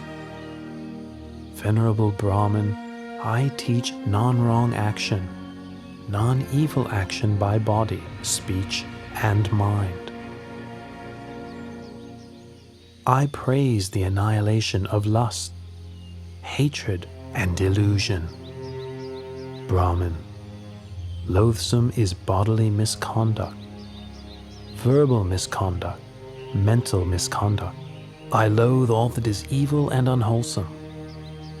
But I am not at all loathsome in the way that you believe. You teach eradication, destruction. You teach non-arising and non-birth. Brahman, I teach the Dhamma for the eradication of lust, hatred, and delusion, and for the eradication of all unwholesome states. I teach the destruction of bodily misconduct, verbal misconduct, and mental misconduct. Because these are things which are worthy of destruction, I have attained the state of non-arising and non-birth by abandoning the causes of birth and becoming. I speak only the truth in response to your comments. The truth is not as you understand it to be. Pay attention, Venerable Varanja Brahmin, and I will teach you the Dhamma. Sending your mind outside and seeking faults in others is a cause for suffering. Reflecting internally, developing awareness of one's own mind, is the path. Nirodha, the end of suffering, is its fruit.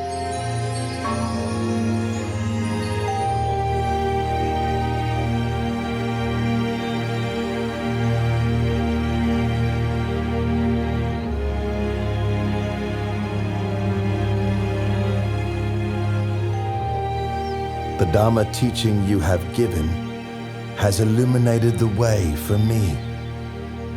For the rest of my life, I take the Triple Gem as my refuge, and please may I invite you to spend the Rains Retreat here in order to teach the Dhamma to the citizens of Varanja.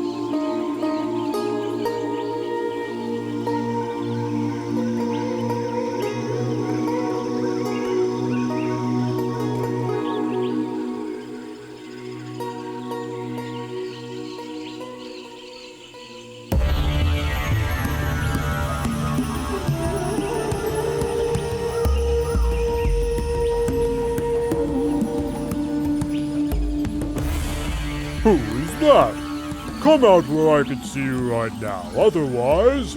Otherwise, you'll do what? Who are you? What are you doing here? I should be the one asking you the same question. I am the Lord of Monkeys, and I have been living in Rocky Tavanna Forest for a long time.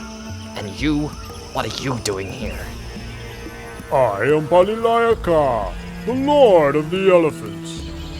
I got fed up with all the busyness and problems of my entourage and left to spend some time alone. Yes, your entourage sounds just every bit as irritating as mine.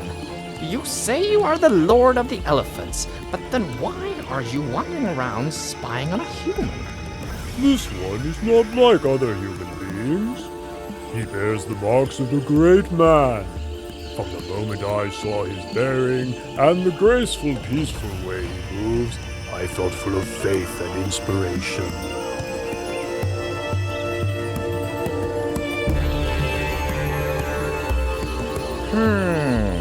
Well, if that's the case, let's go and ask him some questions.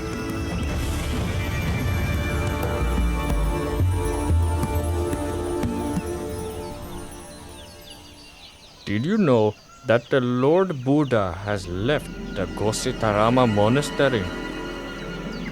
Well, he has probably gone to give teachings in another city. Not at all. I have heard that one of the senior monk expert in the monastic discipline has had a falling out with a senior monk expert in Dhamma teaching over some small matter of the discipline.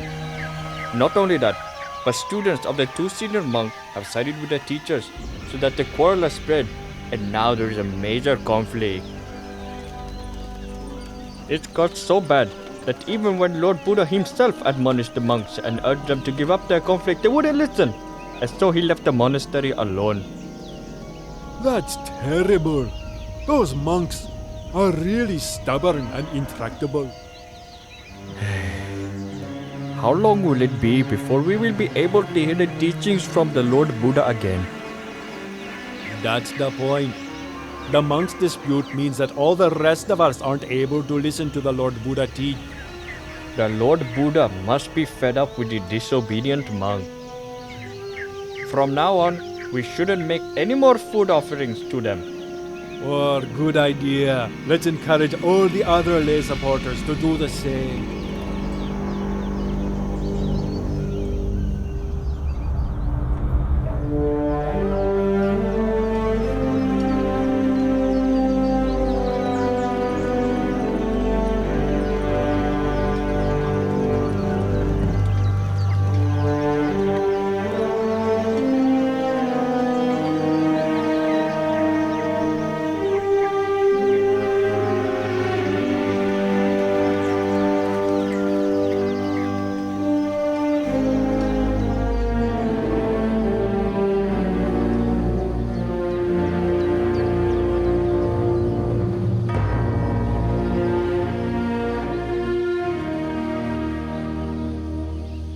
We've been coming back from alms round with empty bowls for many days now. Nobody in Kosambi is filling our bowls with any food offerings anymore. If this continues, how will we survive? What will we eat? The lay people are unhappy that we are continually arguing and in conflict, and that by ignoring the Lord Buddha's admonition, we made him leave. And where has the Lord Buddha gone to reside now? Even though we've come to our senses, we have entered the rain's retreat period, and it's not possible to go off in search of him.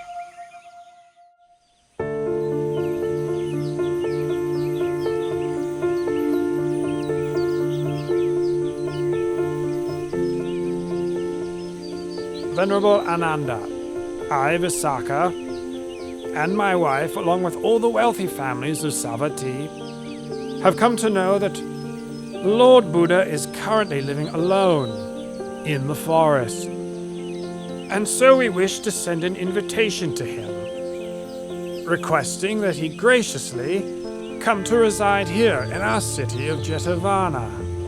The people of this city will offer food to the Lord every day, in order that we may be able to listen to his teaching. Please, would you assist us in this?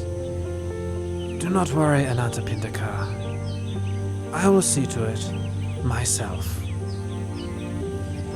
The rains retreat has ended now, so I will take 500 monks with me to Rakitivana Forest to invite the Lord Buddha to come and reside here. You may put your minds at ease. Oh, it is our great good fortune to be able to pay respects to the Lord Buddha again and to listen to his teachings.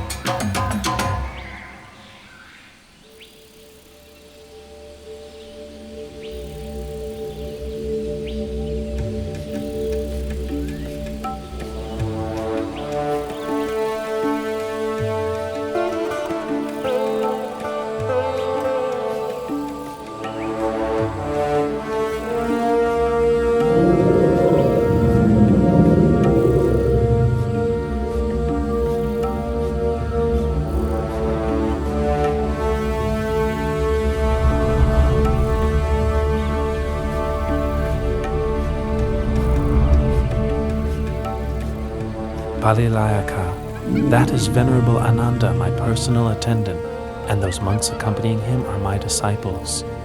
Allow them to approach.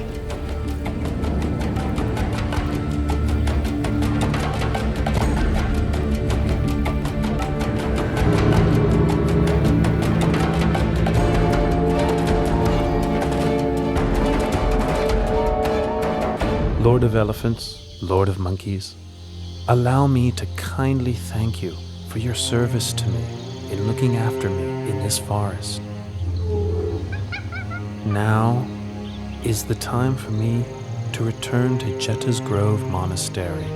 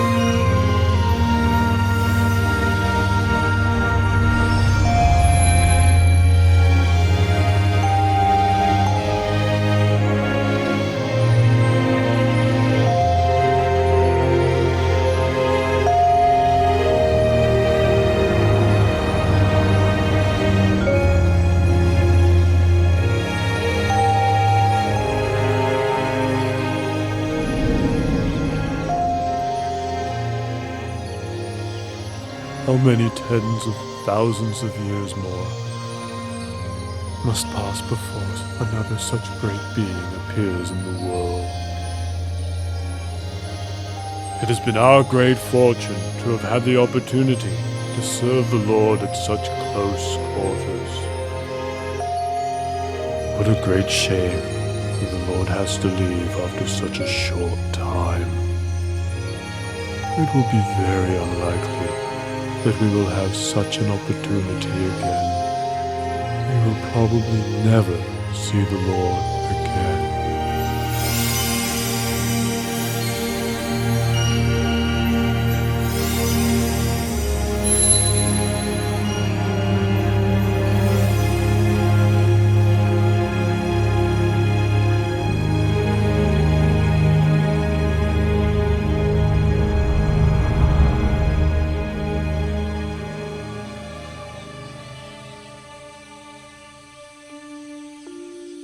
The Lord Buddha has forgiven us for our dispute. It was good that we saw our fault and swiftly made our way from Kosambi to pay our respects to the Lord Buddha in Jeddah's grove. You're right. The Lord is going to give us a Dharma talk. Pay attention. Know this, monks. This flourishing or decline of this teaching is not dependent on the actions of outsiders, but depends upon the fourfold assembly of monks and nuns, laymen and laywomen. Consider the fool whose acts of body, speech, and mind cause harm to self and others. You have all entered the Sangha and have been training in the well-expounded teachings that I have given to you. Be diligent in your efforts so that you may realize the fruits of the training that you have not yet realized, that you have not as yet fully penetrated, so that you may become truly noble.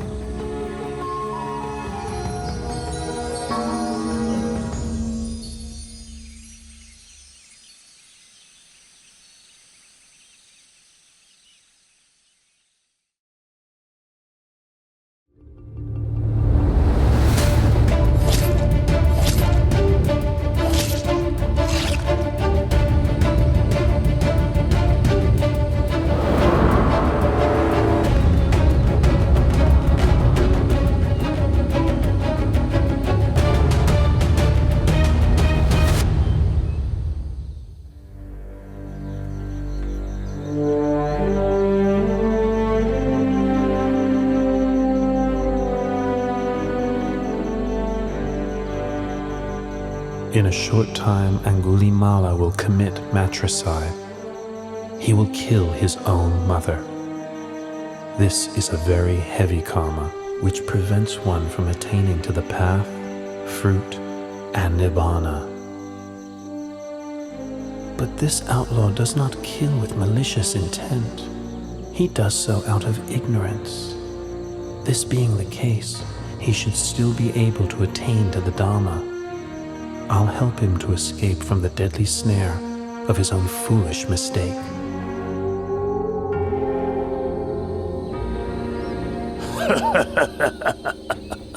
I've already collected 999 human fingers. If I kill just one more person, I'll have the full 1,000 fingers, as instructed by my master.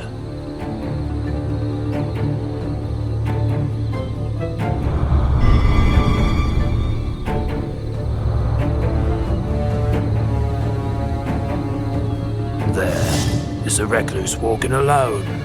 He's about to meet his doom.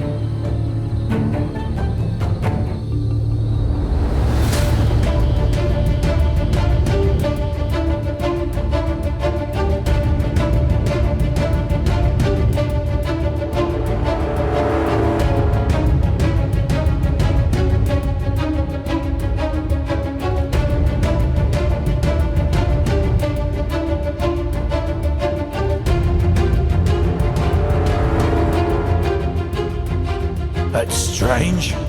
The summoner head just keeps on walking. But I'm running to exhaustion and still can't catch him.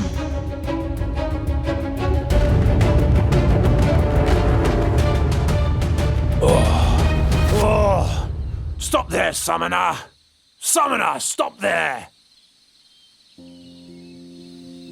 I have stopped already. It is you who have not yet stopped. A holy man should speak only the truth. But there you are, striding onwards, telling me you've stopped. Here I am standing still, and you tell me I haven't stopped?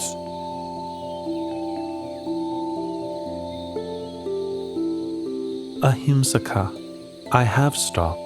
Stopped killing, stopped harming, stopped pursuing wrong livelihood, stopped all kinds of misconduct.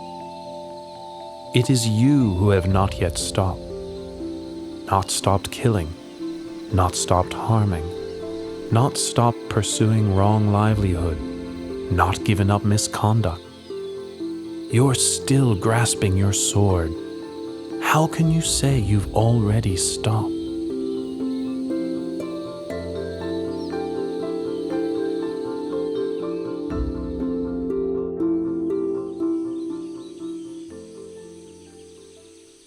The words you have spoken are immortal and true, but never before heard, even in my master's hermitage. Ahimsaka, all things which arise are of the nature to eventually cease. The sword which you were carrying has now been laid down. So let go of the mental defilement associated with your wrong actions. Should your heart dwell on those actions, it will soon become spoiled. Focus on recollecting your good action. Your heart will become increasingly cheerful and radiant. Be industrious in making merit, maintaining morality, and brightening your mind in every single moment.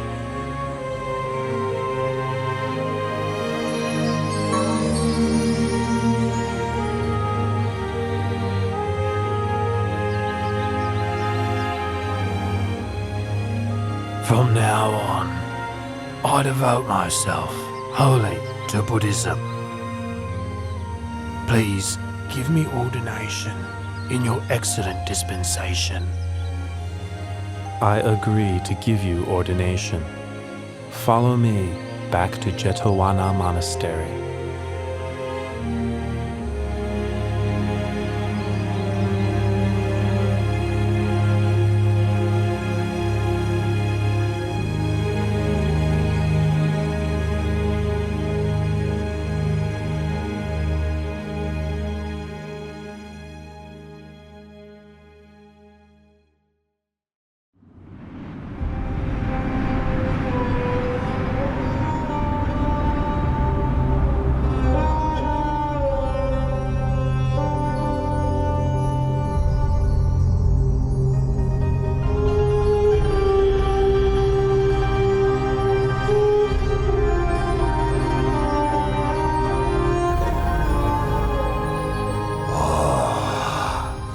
These poor human beings, thinking their good and evil deeds make any difference, when in fact all things are already fixed, dependent on my will.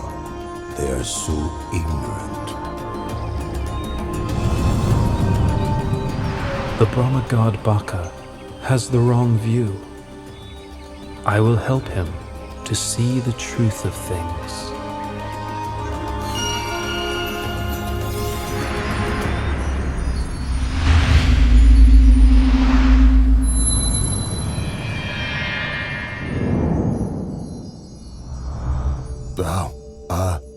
Lord Buddha, please sit down. Has the Lord Buddha some important reason for coming to see me? Or would this be more of a social call? Baka, I am aware of your thoughts and beliefs. Knows my thoughts and my beliefs. Well, never mind. I've never concealed them. They are the truth on heaven and in the human realm. Everything that exists in this universe is all fixed and eternal, all created by me. There is nothing on earth or in the sky, in the sun, in the moon, and the stars of which I do not have omniscient knowledge. Nothing is hidden from me. Baka, are you sure that you are the creator and master of all things? Are you sure that you alone know all things and that nothing is hidden from you? Absolutely. In that case, why don't you use your powers to create a magic body and hide in a place you believe nobody else can find? Then I will look for you. Ha ha ha ha! Yes, sure. I can do that. Try to find me if you can.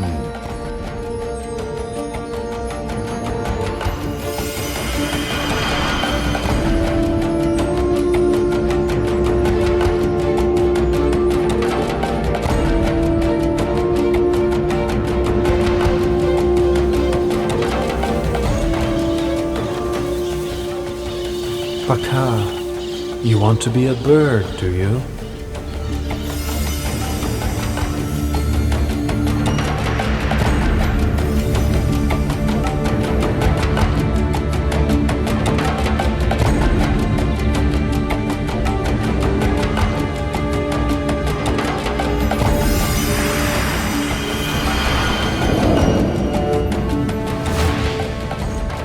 Baka, so you want to be a bee.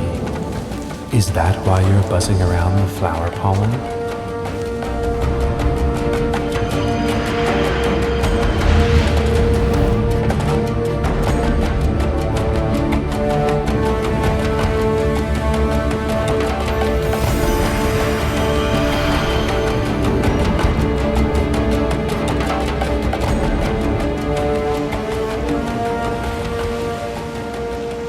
Baka, do you not want to enjoy the happiness of the Brahma realm any longer? Is that why you have made yourself so fine and mixed yourself with the sand grains on the seafloor?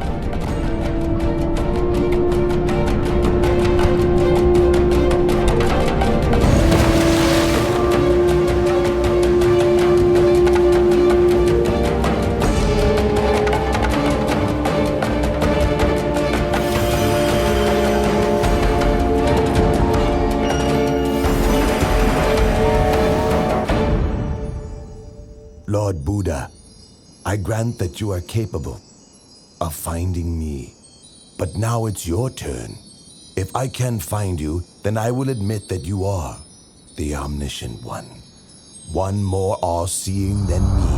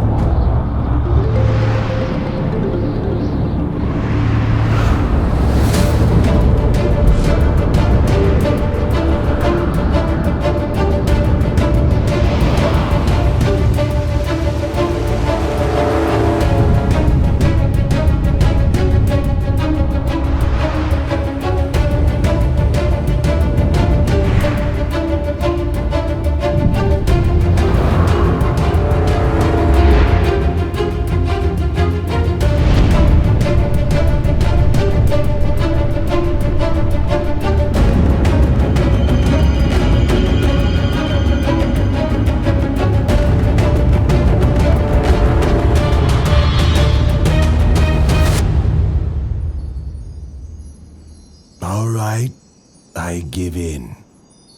Whatever world system, whatever universe you've concealed yourself in, please show yourself. Baka, I did not conceal myself in any world system or universe. All the time that you were searching for me, I was walking up and down above your head.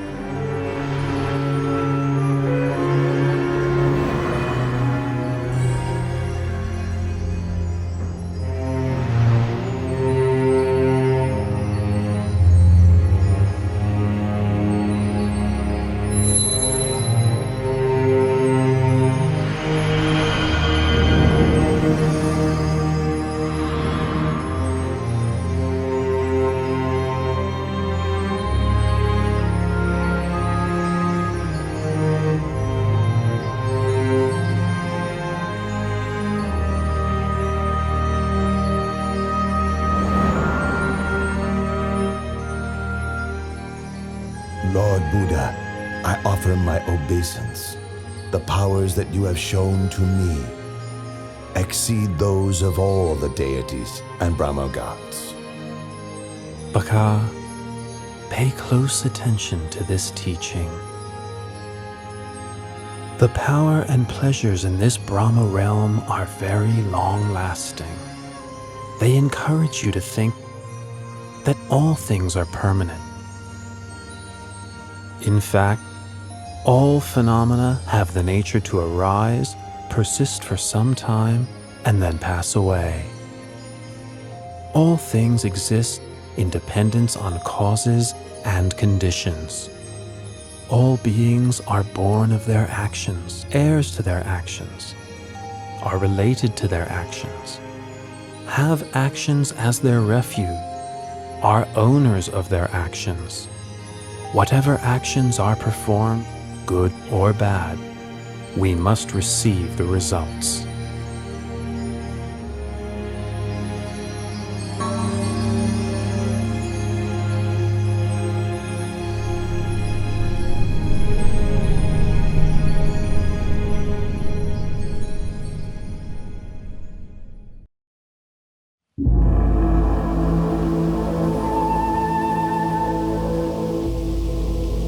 Lord, I can see you are seriously ill. But although your pain is intense, your mindfulness remains firm, and your patience immense. You subdue your symptoms by practicing the 4 methods for success. I am so happy that you will live on for a long time as a refuge to your ordained and lay disciples. Ananda, I am now 80 years old and my body is decayed and deteriorating. It's like an old cart held together with bamboo. It can be used to carry a load for only a short while longer, but it's not a lasting solution. Only through concentration of mind can I hold this body upright and keep on walking. As for you, you must take refuge unto yourself. In the end, there can be no other refuge.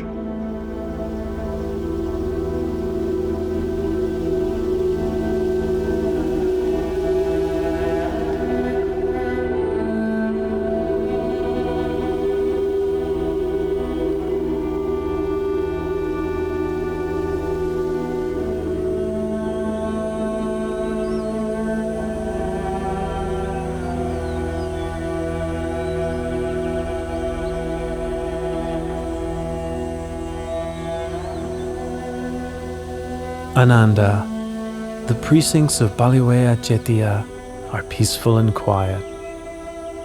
Should anyone develop the 4 methods for success and have the wish to extend his life for a very long period, he will surely succeed in what he wishes.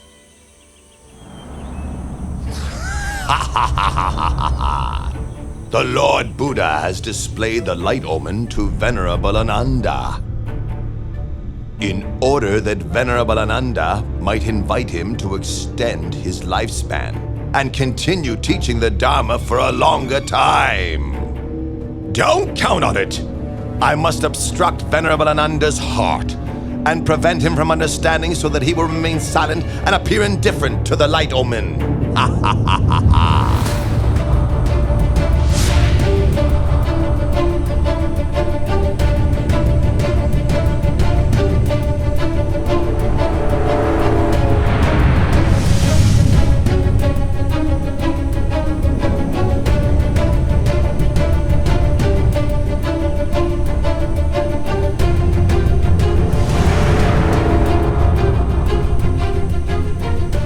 The Buddha has spoken to Venerable Ananda 3 times, and each time I've obstructed the message, leaving Venerable Ananda silent. Ha ha ha ha! Ananda, go and find a peaceful place and develop your meditation.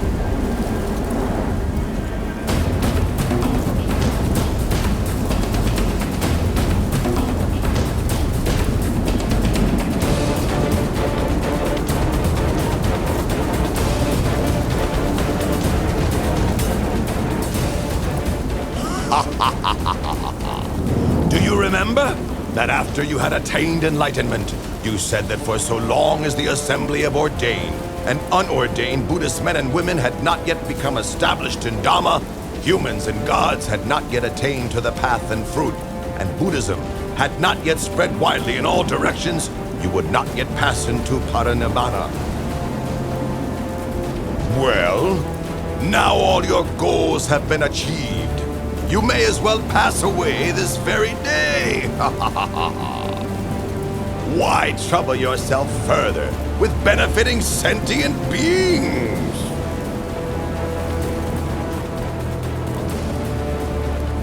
Mara, no need to get heated up with worries and speculations. In 3 months' time, I will enter Parinibbana. Be sure, then, to keep your promise.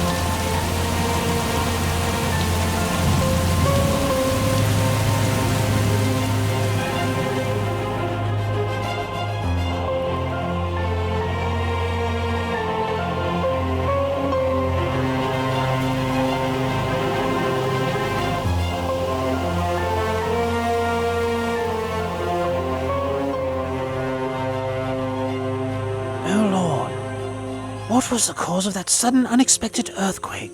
Please tell me.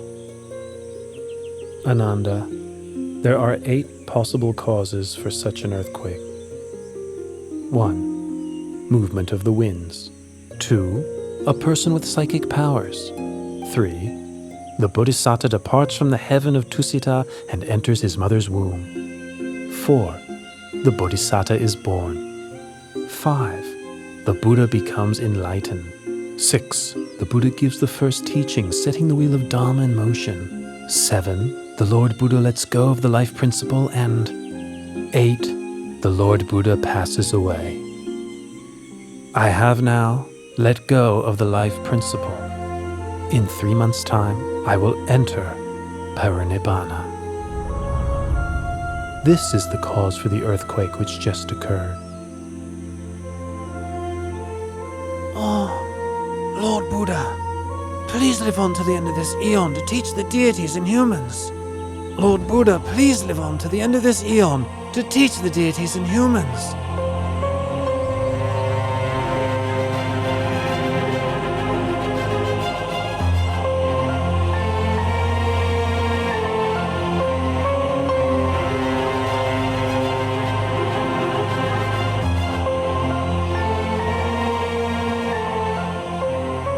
Ananda, why do you make this request of me 3 times?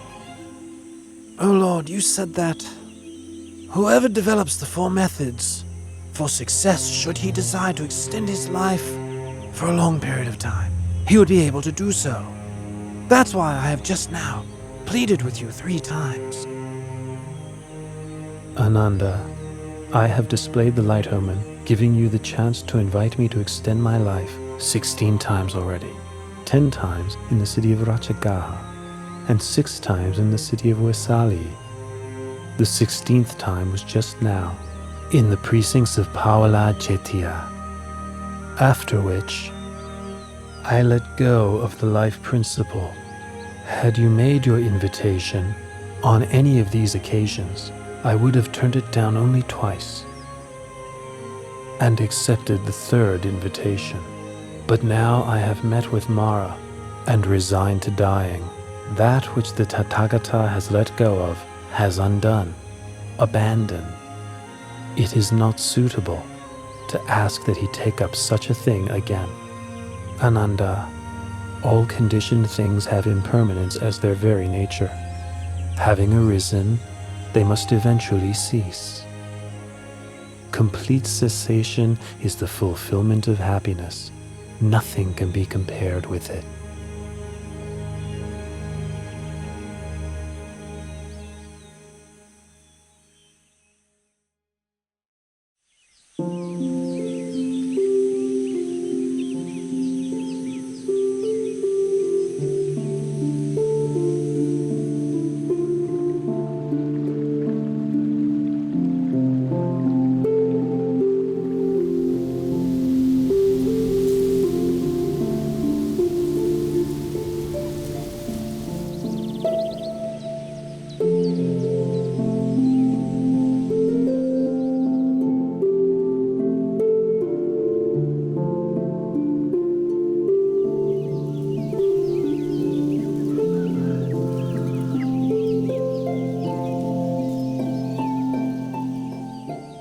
A wise person should lift his mind out of longing for sensual pleasures. Give up this snare of Mara, using mindfulness for restraint. A wise person is able to control himself, able to attain victory over himself. Lord Buddha, in addition to coming to stay in my mango grove, you have also given me a Dhamma discourse. You have shown such kindness to me, Junda, the goldsmith's son. Tomorrow morning, please accept my invitation to receive alms food at my house.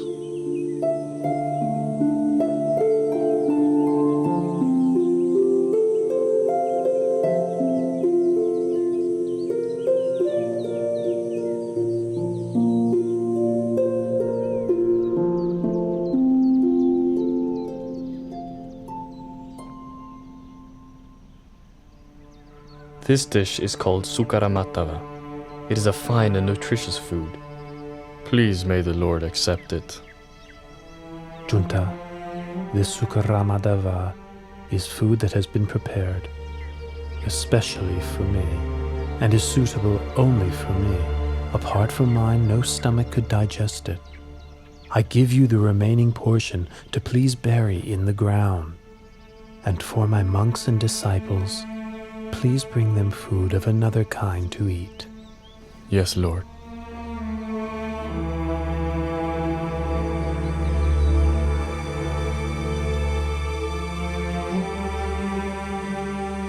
Ananda, my disease is now getting worse again. We must quickly travel to the town of Kusinara. It is there that I will pass into Parinibbana.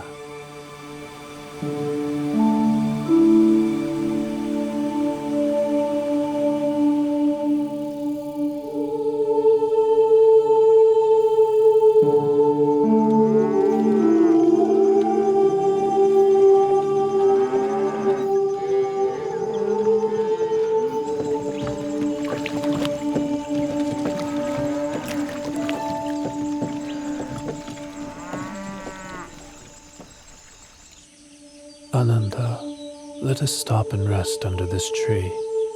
And please fetch me a little water to drink, will you? This river is drying up, and a caravan of carts has just crossed. The water is muddy and unsuitable for drinking. The river Kakuda is not far from here. Its water is clear and cool. Please, travel on a little. It's not very far. You can drink and bathe there.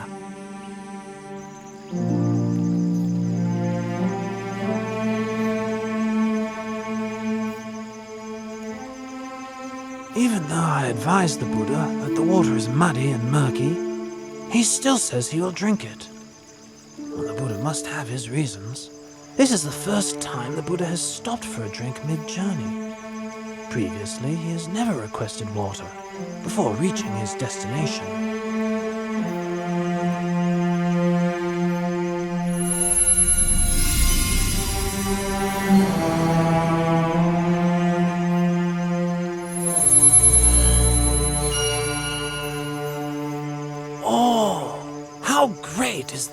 Buddha's power.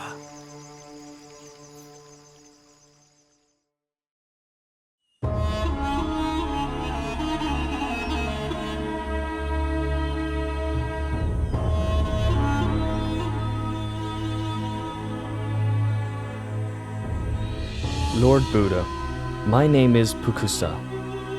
I am a son of the king of the Mala dynasty and a disciple of the late Alara the Hermit. I am traveling from the city of Kusinara to Pava. What great fortune it is to meet you. I had made the determination in my heart that I may have the opportunity just once to hear the Buddha's teaching. Listen, Pukusa. This heart is luminous, but it is obscured by incoming defilements. The uninstructed worldling isn't aware of this truth, and so doesn't train his mind. But the well-instructed noble disciple is clearly aware of this truth, and so trains his mind. Pukusa, I know of nothing which can change as rapidly as the mind. You should therefore maintain your focus on the mind. Recollect the virtues of the Buddha, Dhamma, and Sangha. Recollect your own well-practiced morality. And recall to mind those sacrifices that you have made for others. Reflect on the heavenly beings. Come to various happy states through cultivating generosity, morality, and mental development. When reflecting on these things, your heart will be free from lust, hatred, and delusion. You will therefore experience an understanding of Dhamma and the delight that comes with understanding Dhamma. The experience of delight gives rise to rapture. With the experience of rapture, the body becomes tranquil. The tranquility of the body gives rise to happiness. With happiness, the mind becomes firm and stable. This is called peace, non-suffering. The mind is ready to enter the stream of Dhamma.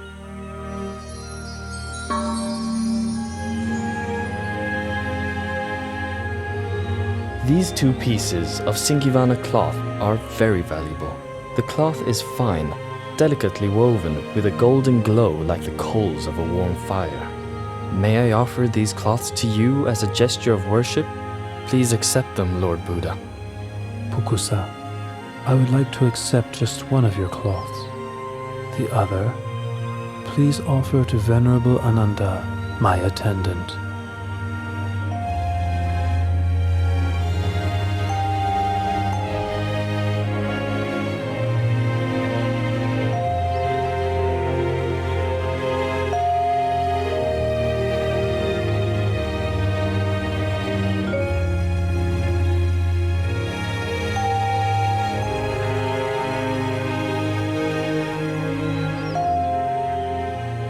Lord, these Singivana cloths are of great value.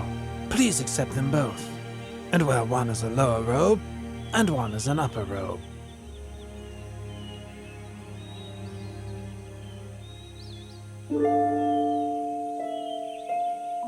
Oh, Lord, your complexion is splendid, clear and bright. What a wonderful sight. Ananda, the Buddha's complexion appears pure and bright on two occasions. One before the moment of enlightenment, and the other before the moment of parinibbana. We must quickly travel on to Kusinara.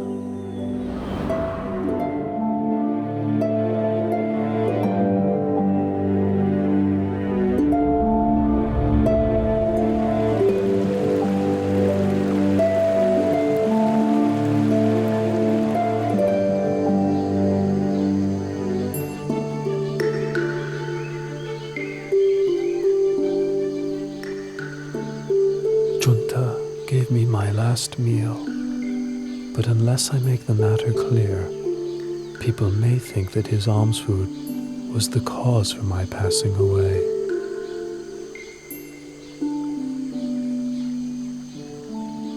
Ananda, alms food offered on 2 occasions is of special merit and will give great fruit.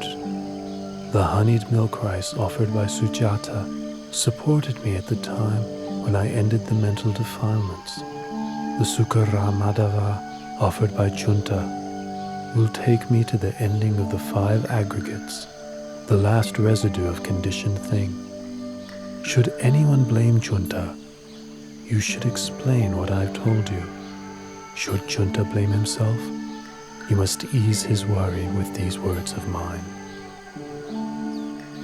The food which Junta offered to me was the final meal that sustained me.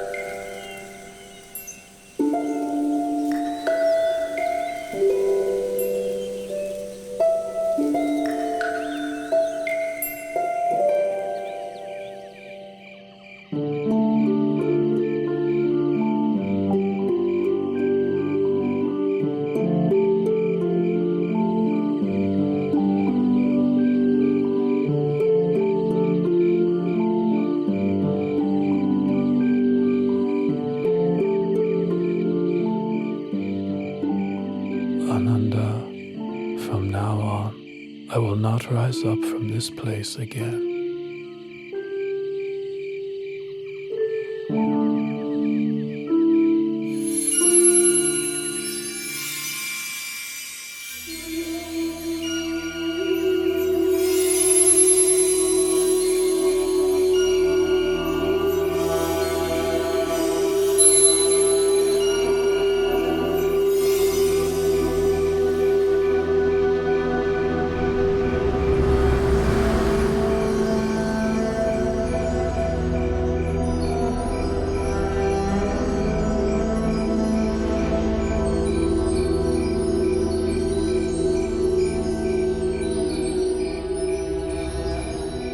Ananda, if in the future someone should offer material things of great value as tribute to me, no matter how great the value of such thing, such a tribute would not be the highest homage.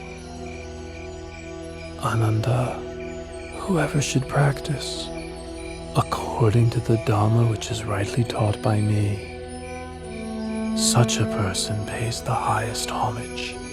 Ananda, I will pass into Parinibbana tonight. Lord Buddha, please don't pass away in a small town as Kusinara. Please travel on to a large city, such as Savatthi, Kosambi, or Varanasi. These cities have large numbers of noble, Brahmins, and householders who have great faith in you and the lessons you have given them. Ananda, do not fault Kusinara for being such a small town. In the past, it was a great capital city with tremendous wealth, abundant food, and many citizens. The sounds of singing and music were heard throughout the day and all night. Another thing, should I go to pass away elsewhere, Supada Paribhajaka would not meet with me, and therefore would miss the opportunity to attain enlightenment. If I should attain to Parinibbana in another city, a great war would break out with squabbling over my bodily relics as the cause. Here in Kusinara lives Dona the Brahmin. He is capable of quelling such disputes. He will distribute the relics of my cremated body amongst the nobles who come here from many different cities. As a result, there will be no war. These are the reasons I have made the effort to reach Kusinara. In the past, great numbers of those with faith in the Dharma would travel from every direction to seek you out listen to your teachings, and ask you questions. But from now on, all those people and myself will be deprived of the opportunity to see you and to have an audience with you. Ananda, there are 4 places which are apt for recollection of me. 1. Lumpini Park, where I was born. 2. Bodh Gaya in the state of Magadha, where I was enlightened. 3. The Deer Park at Isipatana, where I gave the first Dhamma teaching. And finally, the place of my Parinibbana Salavana Park in Kusinara, right here. Those who make pilgrimage to these 4 locations will experience disenchantment with the world and feel inspiration to follow in my footsteps. Lord Buddha, in this celibate life, one often encounters women. Some are mothers, sisters, and relatives of monks. Others are those with faith in the triple gem. How should a bhikkhu practice in relation to women? Ananda, a bhikkhu ought not to look at women at all. It is better this way. But if a bhikkhu must see women, how should he behave towards them? Ananda, if it's necessary to see women, they ought not to engage in conversation with them. It is better this way. If it is necessary to converse with women, how should a bhikkhu practice? In that case, a bhikkhu should have well-controlled mindfulness and sense restraint. He should have orderly speech and guard his mind from falling prey to lust or infatuation. The beautiful things of this world themselves are not sense desire, but the lust which arises in one's mind due to unwholesome intention, that is a person's sense desire. Once one has abandoned pleasure in unwholesome states, beautiful objects of this world still exist, but there is no way one can be harmed by them.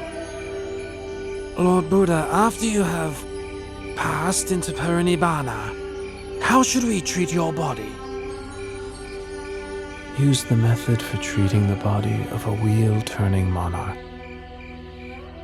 Wrap the body in 500 layers of white cloth, lined with cotton wool. Then place it in a coffin with perfumed oil. Then place the coffin on a pyre of sandalwood. Once the body has been cremated, enshrine the relics in a stupa, which is to be built at a crossroads, so that people can pay their respects there for a long time to come.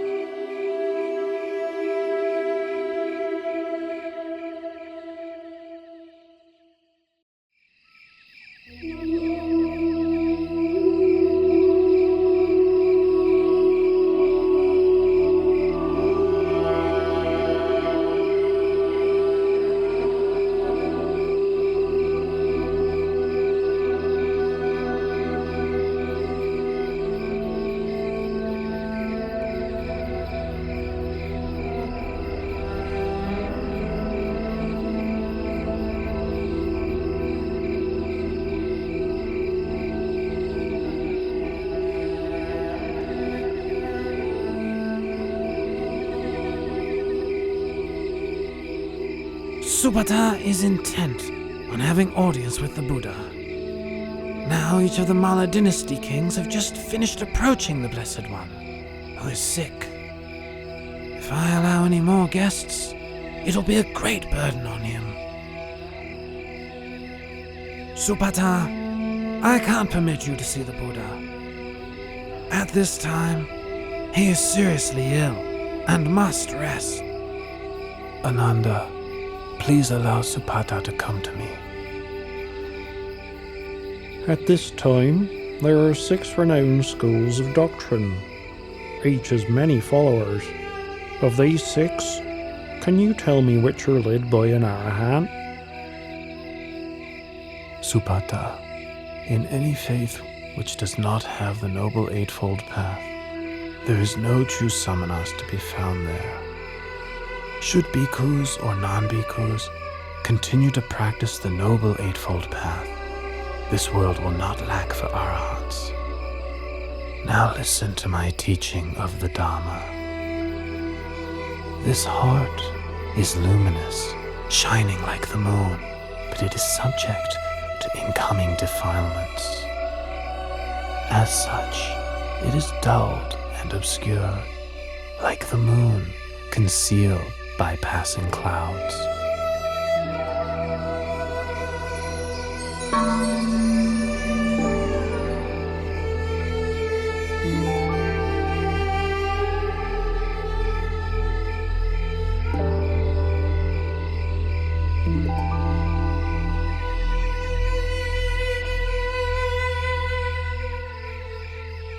Lord Buddha, teacher of the most excellent Dharma, you make right that which I've wrongly seen for so very long. Please may I take ordination in the Buddha's dispensation? Ananda, please take on the task of ordaining Supata as a bhikkhu.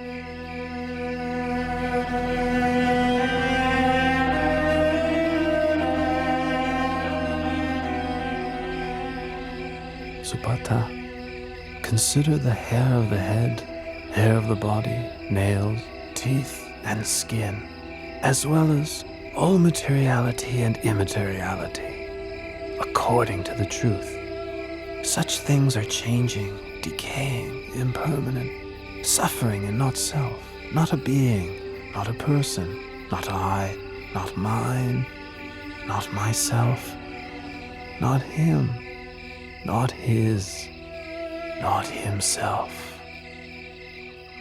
Supata, your supports for the holy life will be alms food, simple robes to cover yourself, the base of a tree for lodging, and fermented urine for medicine, following the ways of nature.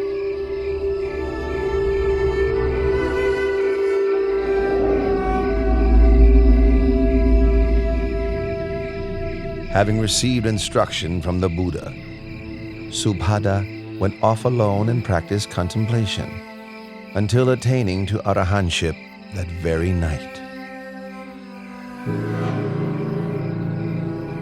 Venerable Subhada is considered to be the last disciple who attained to enlightenment while the Buddha was still alive.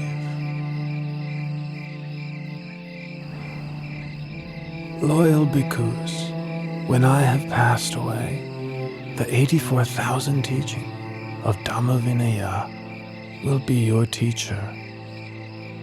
Don't think to yourselves, now that the Buddha has passed away, we'll have no teacher. Truly the Dhamma which I have taught and the Vinaya which I have laid down will be your teacher in place of me. You must take the Dhamma Vinaya as your refuge. Don't take anything else as your refuge. Even I, the Tathagata, am only the one who points the way.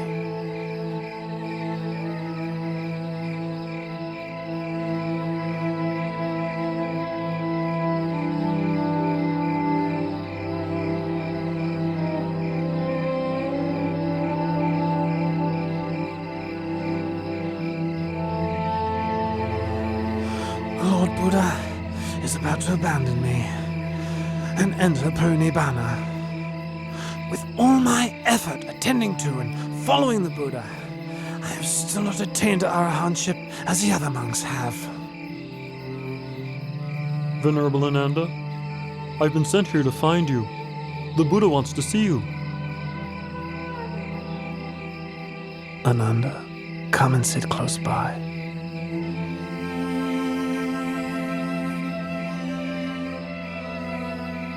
Ananda, don't be consumed by sorrow. It's natural for all conditioned things not to last. All that arises must decay, break apart, and pass away. You have traveled with and cared for me for a long time. Now you must make efforts towards your own liberation. In no long time, you will be fully enlightened.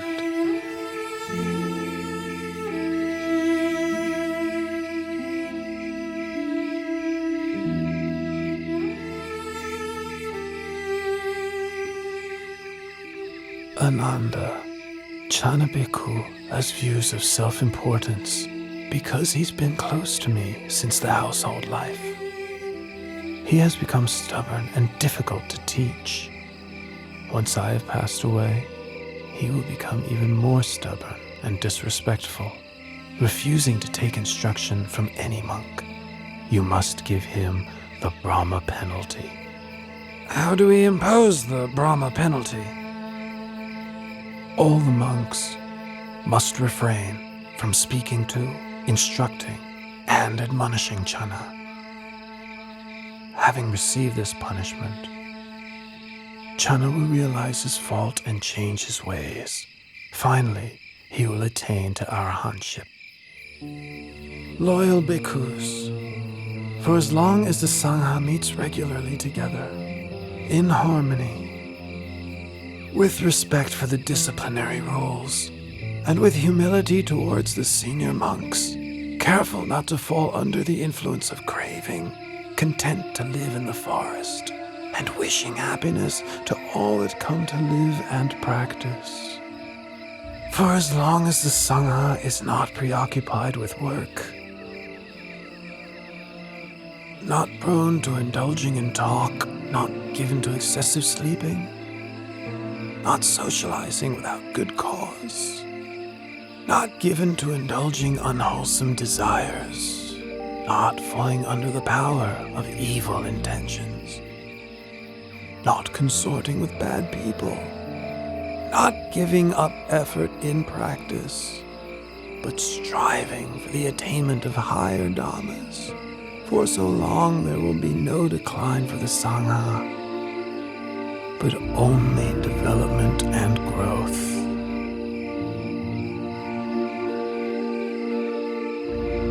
Bhikkhus, I remind you that all conditioned things are of the nature to decline and cease. Free of heedlessness, develop yourselves and benefit others to the utmost.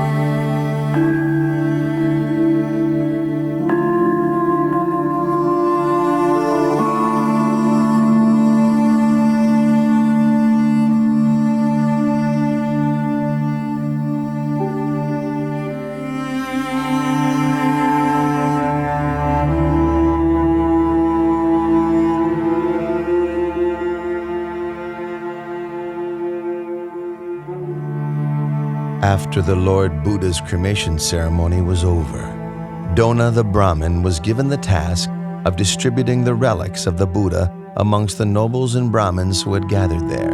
In each of the 8 states represented, a stupa, or chediya, was built for enshrining the relics, so that people could pay their respects to the remains of the Buddha. 1. King Ajatasattu of Magadha built a stupa in Rajagaha. 2. The Likhavis built a stupa in Vesali. 3. The Sakayan royalty built a stupa in Kapilavatu. 4. The Mauryan royalty built a stupa in the city of Al-Kappa. 5. The Kolean royalty built a stupa at Ramagama. 6. The Mala royalty built a stupa in the city of Pava. 7. The Mala royalty of Kusinara built a stupa in Kusinara. 8. The Brahmins of Vetadipa built a stupa in the city of Vetadipa. As for Dona Brahmin, he built a stupa at Kusinara for housing the golden urn, which had contained the relics of the Buddha before they were distributed. This reliquary is known as Tumba Stupa or Tumba Jediya. 3 months after the Buddha laid down the khandhas and attained parinibbana, Venerable Maha Kassapa led the Sangha in the first rehearsal of the Dhamma Vinaya at the cave of Satapana on Mount Vebhara outside of Rajagaha with King Ajatasattu as the royal host. After the duration of 7 months, the first rehearsal of the Dhamma Vinaya came to its conclusion.